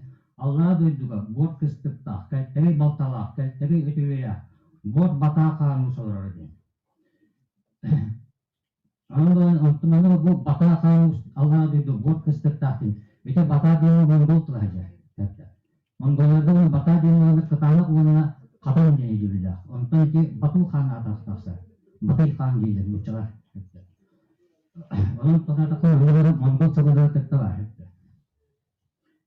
Так, öteden ben çok ödeme kalemiydi. Saharda da hatta yönetmenine Allah'ın tutları da uğurlukları kendi kaybetti. Kayda udağın kayda abahı seyretti. Bile bunu üst kız kıhat yok bir tutları şeylerin saharallar diyor. Çok iyi kendi seyretti bile. Ola tabii yeteri hatta yönetmenine Allah'ın tutları da iki çiftten tutları da uğurlukları mustak diyor. Kileri belleri onun için. Halkı var. Ühes tuakka. Ayı tegel ıhığa denili bir var hakalarga. Öteni kutubum öte 39 yıllarda materyalda onu bulana öteniler hatta. 50 ay yühedi tuttun ki ayı tegel ıhığın törütten tegellerle tüttürü kallağına köp gideydi. Bu tegel igen tuğuk tılı igen bu burası aksan kalır. Tegellerle tegel yavaştı. Eben hatta. Öteni onun bana kirdir hatta. Tegir tegere gentilere teniyor. Ontukları var ise tegere tamara var. Baca bu ayı tegir ıhığa dini öğretmen takka ayı tamara ıhığa dini olmazsa. Enti bu dolardan da hatta tahil diye sorulaydı. Ötür tahil olması tarih dini bir istilah hatta. Bu oldu tahil olan tarih iken sinonimler hatta. Tahil dini bir tegir dini tahara olsa ondan tarih dini tahara tabak kırdı. O bu tegir tabak dini olur. Tabak turulu. O da kerak turulu. Öyle böyle. Sertum vartasın böyle. Ama tabii elleri beyte öbürü vallahi hakaları hatta. Hami bastı öbürleri törütlere hatta. Onun bu öbürü yersin bu toptu bu. Bana doğru teknoloji teski solar robots ki kendi kokten tutun bulan oldum hatta. Öbürü gentle but mongol tınlarga bağlı. Övük hatta. Öyle billere öbüge törüt ona köter battağa hatta. Çiçak köğüleden. Toğa bu çiçak onu köter köğüle olan kaldı hatta. O da battak hatta. Koraya hecek, tübütüyor koraya hecek battak. Bana o da min böyle bir 50 ayı tegil ıhamdan üye kallağımı köpüde yeğin küteten o da gidip köter bulan köpü. O da hen gabil ulası ilişkisine fonta fırgen durar hatta. Ayı bol butlar bağlar diyen. Olar bollağına ıhakka ürün köter bulan peynir tülgeni ergeyizler ondan tüttüre kallağımı köterler diyen. Ayı bol butlar hatta. O da kiner köterler hatta. Köterge kubuluyorlar. Ondan bana bir itakat emi tatimi hizmet asın kadar. Maren pitim gibi tasvir ediyor üyesi erken buluk tahtimi. Kiner bu timiri altanı kömühü bilbetler geldi. Onu da tekne takı bu köter bulahanları mi oluk bulardı tasvir ediyor ağabey kadar. Tehdiyle kılgastık takı. Aktal vопросах было Вопросах по экспром там балсы веттелем, они гене петтега. Балсы. Окей, так, и туда ребят. Аградар бут. Кая, Иван Егорович, туре Ötökten tılgışı toktokun var hatta. Ötökten kasbıtı Mongollarga me var ötökten tıl hatta. Ontukota bollana cevap var. Bir o sakalı ötökten ödebile haccar stayanka yani. Hatta zimniye stayanka yani. Sekıstık diye. Ondan iki söylediği bile ehe Doğa ehe değil hatta. O da öbüge bolladı. Öbügeleri ehe bulun köştür alatkenlerge. Mongollarga hatta. Onu bana min tuğut da tekniğince bolo materyalın kattı. Onunla değiller hatta. Sakalarga bastakı ayı bu onoğay kığa değiller. Kini bollana kanına ehe teliğitin bürünen ben elleyge kergen tasvırda diyeyim var. Doğa kini kanına ehe teliğitin bürünü de. Onoğay kığa. Öte elle yana orulacak. Sınavı otakka. Kikin daha yıkı bol batak. Nomak diyor. Onun bu temin hatta bu oluk tüm bulur götürür bu ayılar bir de hep olan köşk yoktur. O muhakkak beytin hega toktan köşk jöreler köşk ehliyetin bir mataksı bitim montas. Alternatif itine toğulan da etiyapın septe. Augustullah Türkmenlerga hatta ayı denir. Ondan bulana toktarga Uzbeklarga ayık denir. Ondan tek Kazaklarga Kırım Tatarlarga ayı bolar. Nitide batıl bahavanı emi ehli. Ayı bu türlü tihcedi. Onu bana doğru kimden bu doğru tahtar ettiğinde bulgunduğum mu battar. Onu mu edeyim hadi olak itin tiket bir hemen niyedet kadar bu bakıp palelit kıraksın. Olak tüm bularga her tövbetin muğun çım çökütün manık uğran karayan palelit çağıttım da. Onun baki bastakı ayılar etip tapyanlar. Yekıldılar. Teyini. Cevap da var. Uyut bağlısta. Tekil onu tangara diyen tıbbakır. İyittim onunla. Böyle zaman tekil diyen uğrayan tangara bu diyen tağayan. Tegir. Tegir itu hak astar gayım var. Tekil tangara diyen bu Ol tuate lamdaizm ona rotatsizm denler bağlar hatta. Onu ki ırbuk olan sangrahına bulurgu. Tegir igin diyene. Ontama tegil igin takhil igin neti mongollarga hangarında ki ırbuk olan sangrahına da koyup ko göske formata yildi. Ne ben bir iki lafı. Hakatlı onu tüyükle hiçbir yaptı o da atlatın tümden. Eşit ne yapıyor olakır? Aramayı Mongol ona sakatılın kaylarından urup dura bakın hep tenge tutarım hep. O kanlarını yeterler hep bu tengeri gincen tıllar hep bu Türklerden Mongollarga kiyip bitter değiller. Bunu kıta öyle hep. Baştan bir hay Türkler doktor öz karakterin onu Mongollar ılınanlar kalen geçin yıskanı tuğu bir tolup tekelim var. İyi ha kalıbı kalktı ki. Kayağa söyleyeyim var. Ötüp kayalarga söyleyeyim. Ötüp kayalarga söyleyeyim var. Toja gente ambastaki ıhı hambaran elli uala bile toka namal hasil ötüp kayıt belirtten taska atağın soğumun kallarına kallarına gittim verdi. Ürün koptaları gıttayı. Zatekini koptu ola hep beydi. Bunun için o ötüp kayı orayuga hatta taska atağın soğumun kallarına. Tekil diyen pegarıskayda vakti. Irak'tan tılbasta. Tegil döydü Irak döydü indi. Üyeher döydü Irak döydü. Ondan Mongollarga doğru sertire dem bolan kaldı. O takhil denleri bolana поклоняться, почитать и приносить жертву научил тылбастырды. Takhil denleri. Tegil derdi. Onu bir yakalana tangara deni döbüller. Ondan Mongollarga tiyen sertun deni döbüller kala. Уже тука солтата варьяла. Ола так не койдуллар требе. Кинеге эти уже вторичное вхождение в продукт. Бастаката bir yeni anta ikis. Ondan Mongollar kiyle hani ikis bola. O ötekten tolgut kirgislerge gittiler kıstaydı. İki eten ispetim hatta. O ne böyle iki öbürgelerge tuakka olana bulatlarge barada hatta diyalip türbatıldan onlar ütü eveyden bildiler. O ötekten tolları ular yen hatta o öbürgeden ötekten ütü eveydi. Eveydi. Ütü eveydi. Evet şu cevap aksa. Ebelerge. Bütün ne kadar?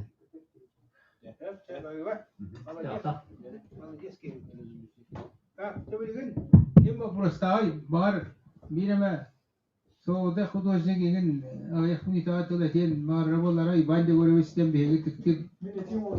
Bu bande göre bir eti yakhan eti sakalar oto hana diyorlar diyor ne bak. Arılar hakayır ettim riske bitir diyen min onu tagayabin ondan anda dua tarafım bitir diyen. O tolur tüm bulurguttan bir hana bitti ki tüm bulurguttan riske hendiriger haydiyorlar ottan uhanı bağlılar. Amay hayınlar bit. Ühe tardavut canavar bit. Batır canavar bit. Onun bu men sakavus ketiyle ahbit. Sakavuslar bu hep bilin usna harbiyata. Sününen kolabura hakavuhan vanna komuhorundan iticerekten dolar kurduk bir demet televizörüne negin vanna kanları tuğur haruzlubutun bolan ahtakına. Ondan baran ol behege nurup tüm bulur güçtürü etin kıtta uhanı diyen bir sibeste ağamız hükmen olak tüm bulur gıttan üreten bu bugünkü çeşitli olur izvinite. Canlar bu tarkayı ustağını, şu itu ustağını itu ustar kolabura eti araha varay butların bugün tepsiatilerdi. Etin nege hırdatar kıllar bollağına bu blas terliktelerinden öbülenler sakav ustarın tuhunan olu hegermas ustarın emekiller yakka. Çamamme çarastı olun ikkilge bu, üsülge bu, bilge taksar ki hesruttara surunalı bar buları bollar diye bağına. Elbâ bile körüyeti bir. Bilgin daha ayet uhanı ahayri yaratın kuskahayını tırıcırıp bollar. Umuk buhudundan attılar onlara. İti kıllar duyacağım bu prosta. ini ya Rogus kaydar. Rogus kaydar arayı tuvaşanlar bunun bulas takşanlar. İyi ben ne jölet ve tak jölet ini kama put has put nan dağını bunun kıhbık kara erisi usta. Evet, ben usta kadar gıbok usta. Ha. Kimi usta kadar. Bari ben de bağırırım. Usta kalan bile tılı nan baktalahan diye tuh diye böyle ona da. Ne baktalı bir kurdun diye böyle hasına. Ona bir hediye bir. Ben ne baktılar kavga. Bağlı. Ente bu takhale. Bu çavta arasiye teritori olur mu lan? Hater bir bahane etik kana. Ata mangarahan hakak setan bitadilere untuk dan bilhindalim dari nirbaun uhangra pada kevi biga rifi bahane yodan atam betum cha institute hebolla biga jen kosehem kosata rifi jen abam kosata bahane jen abam kosata onu olana iya tu jen tu syura tu sistem tosultan ülelebil Yubata halatın ta ilahın alan terus halayet amanastin kurak tehi tahu tehin nisbat hibal üttüm. Ben bilenlerdim. Dengan umumda kasih karena babilin kerolum kortan kalian ya beli nasib dia kan kalau kita dua barang terum boleh niksuat. Otatın bar kehanglo orang itu. Elbette kehangat nistel. Bilüge bir şey ustada tur kursiyattan bir kasar diyen ol kelen ülelen barda. Bunu bilü dona bunu ba bu hakalı rastık hangarar kuryer. Bir bir bahane olacak ki var. O kinin gitti biz senin hakalı hangarar kuryer görüyen diyenler tiksinler bittere. Tabii hakalı beğendin öyle omukta bitten hanımın oraya olu kittin kursutum ça Baltıra ikuduk valla. Hübbet hasta hakalı tulunan verip bitete hıl gatiyerik. Ol ki valla ne eder? Bu hege hakalar turaptarga 2-3 elak etti. İşte 1-3 ete otay çöpçü. Onu valla eder ki bu Pekarskay hakamuk tılgetunun oran turaptarını tılpastanlar. Ol hakalar bunu gıtılların beğenen tıllargar elbaktılı ünerinenler Ari tuakka yuk omukturga sugahatlar ol ütülak etti. İkisi ütü alıp bolana billelik etti. Ol ütüyü bu kapsıtılır kıhalkavut bolar. Kileter bu beyge musulmanlar anıları naha uhunduk olaramıt, onu battanamıt, türüt itakabiritten tuara kalıvıt. O tehe hakalar bulurga teya kalangıt, yaka bulurgıt tangaray takalın tuaktara kalan kabittir. Kırpaktarı yakalı tuaktı. Onu kili o bilüge gelen bir şey olaran üreten bilüler beylerin oğlakların teris onda kondukop kini kadar tahcı turuladı. Onu bir biter. Onu miya üte butuguy deneyter. Onun bile hakavın diyen atlar çoğu hakalardan yemeği yitlahavın okuduk. Ühevlitten Türk'te ençit bilim kristihaçta kalan çökkeden ki var. Onun bilgi haka hangatılların ayar blokta kalan çökkeden bet cikteden ona çokur Gavriliyev terginden bağlar. Onu kitmeydi bu kadar. Dolayısıyla o kileter o hakalar yol tangara itagalan tuğa var, kırpaktara var, öykütana var. Onu bir yere onu üretin genel bile onu üretin onu bile besleyenlerin baran beylerin o var itagalların tangarap tuğar halayanlar onun bariklerin bağırmaları bulundu. Hıha kayıskana bir yakın kutlanamın bütün onu hıha bu ondan üretimden onu olan de o tereyüzü bu tuğuk diye vuruyor. Ayı itagal diye kini gelirler. Bu tüyücü doğusuz doğuğun hıllaka kanlılara ayı hıha oldu da. Tüyücü doğusuz doğuğun bir hıllaka kanlılara ayı bakma ayılar bağlı. Onu ikide doğustu. Bu kulağım ben tangarı yere bakın. Tulunan direkten onun tüyücü doğusuz doğuğun doğusultan diye ona politikandan çekmişti. Oğlum doğuğun birilerinin politika ana ukiyor. Onu من طول قالن شو كلا كنت من كبستان جبل همرمت و طبقتن امن هول بوتين تلوك تهاد و بتي نهار خما يتي هبت بو تمر هترجع ونتحتون نقطو قاعدة بو من بتين أمو هو من إذا خما رابن ولين ونبيله بو تمر إتعلم جملة تو كبسيلر بتين بو كارن شو جملة كتا هم تاتن ترتا جملة كتا كبستن يعني أنا ولي من تبصر من كبستن كايون وأنا هتنك وانا بير امي يهاو تنتلتا بيدك تجابه كيواش او يروي بالدنا تاكي من ديبوتات او من بلي تو دار من بلي بولر امي او جير من امور بلو قبات اوكي والله بو اس بلي تمي تتغلا كتو نون تيت يريتا راح جر دون دكتور لي ايغا كتوار جنتا ونو نمغا بير كارتا اودين كيبار بير كولون دنا تاكي بل اجي دور ديم بار كبه تنتلتا تا هم نكترال بحث onu bartın tümen İtalya hükümetinden bar bu oktağını barta bir kayıs kanına bir huturup kalan öylekte biten hananın halaytların bütün hakikaten dünden ulusayı İtalya hükümetinden tereyecek. Onu bir musustar ulan kunyer huntarga baran öylekte ama musustar ulan bir kunyer bölge bir bağlılıkta. Onu belemne tarihçete bile bağlı tahacı ondan belemne de bile tarihçe bu kelam türer bugün. بعد بلد ناتوت إنه كلام تقدر نشتري يكتب وإنه يهتمك هو بلي بعدين يل تمن حاول تنكت يلدر كنكت كبسات بيت بعد يل تمن ديبوتات أنا حاول تبت دو نكت أختار جانو بو بيه كل جانو كت قبو من يقول لي جتنا بيه يربط حاول تهتوس بهجر جامو توس بهجر بولانا أبو بوهينا بيه توك ساني كسكيله هو بو تنتانو أدنى تكمن تنارا بو يورا حكومة تناق بولم توهر لريز بير جهم هو كلاك بولكتا هركتا بولكتا تنتارمن تا توه من تو جنو نوري دلافن ويهاب يكلن جن بوختير هان على نشتمن ونقص اتيلرنا اي موسطون تطلر نوتا إهمو يجدوا أوه هقول بابوروستين أولهم حتى بحكا كيتا بابوروستين وحكا وتا جبوت أكسبلات الوقت ويتكتين تلاك أدار وتدني كهان رولر بود بينك هكا مقبلت نكير كفاي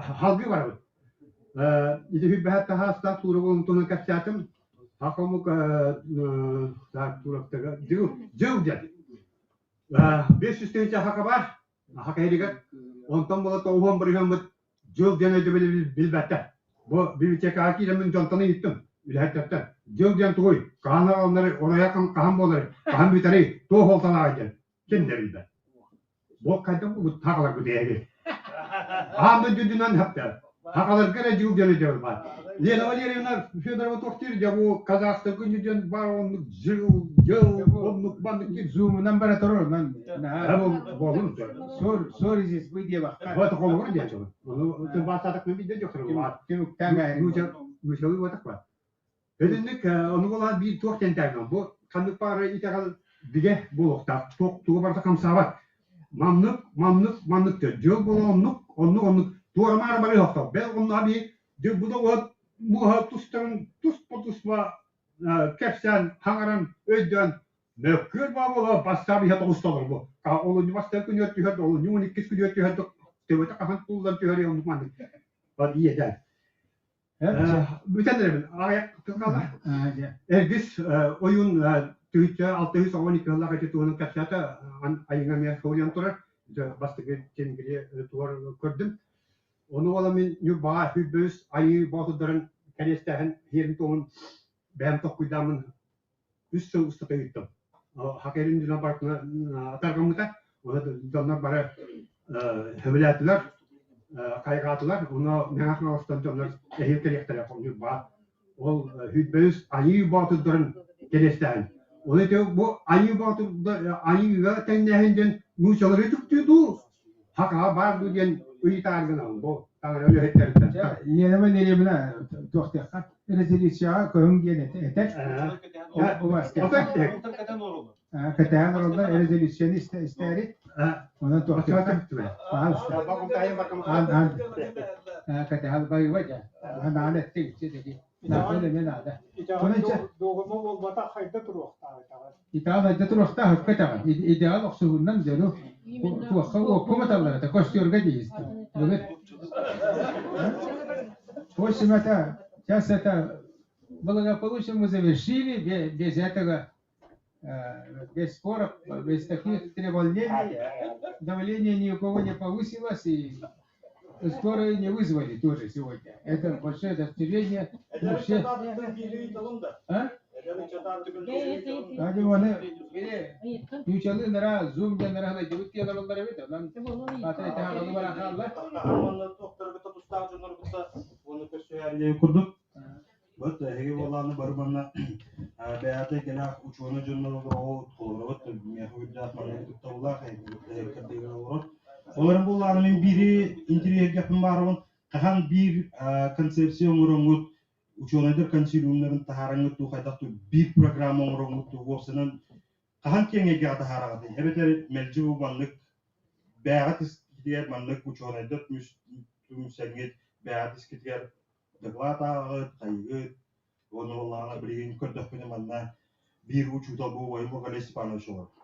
То мана учуталар октары кеңейге биле бир олар көтөбөлөр. Олар жонор то октары. Evet болар. Кахан тигар түяк тигар тердады. Гел. İtolak barıştoy bari bir bolla. Bir eyda. Oldukça onun bilgin rezervasyonu arga. Bari bir eyda falan asfalt partiya hana. O ikiden ne bari yok. Onun резолюция, для чтения резолюции, для ознакомления слова представляется.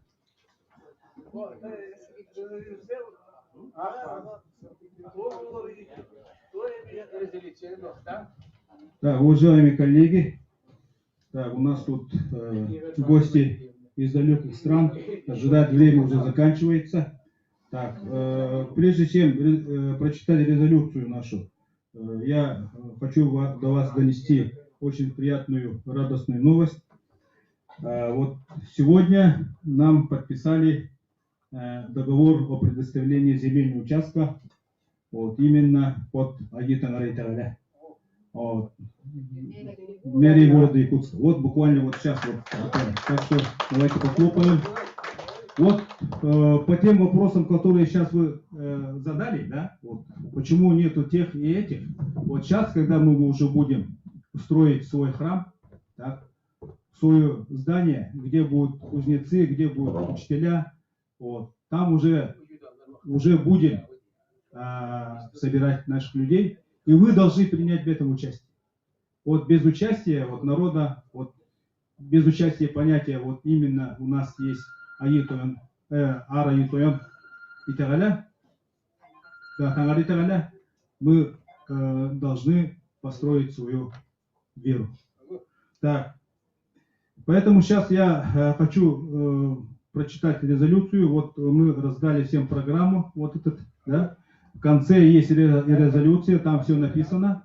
И я хочу, значит, это прочитать, чтобы вы все услышали. Вот. И еще есть некоторые добавления. Вот эти добавления я тоже хочу прочитать. Так. Резолюция. Участников второй Всероссийской научно-практической конференции с международным участием АИ Тангара и кузнечный культ ингрианстве решили. Первое.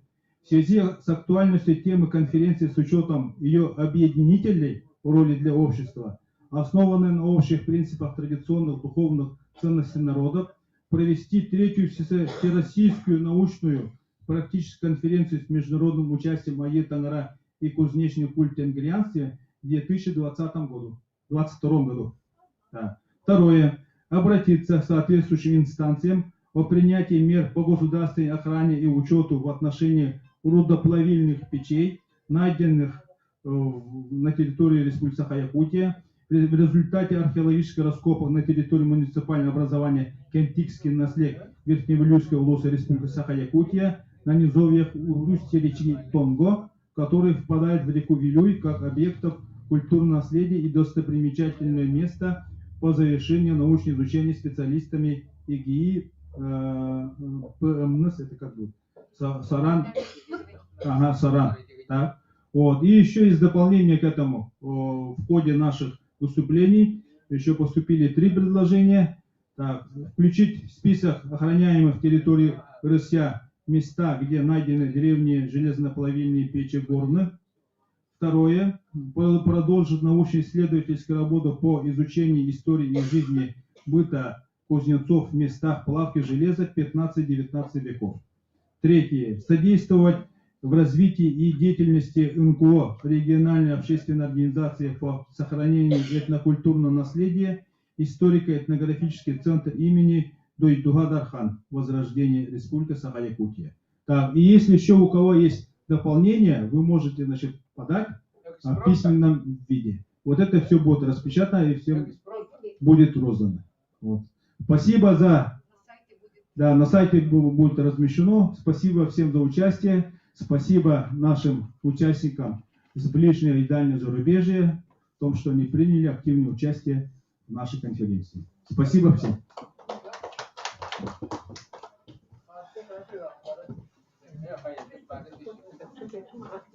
you.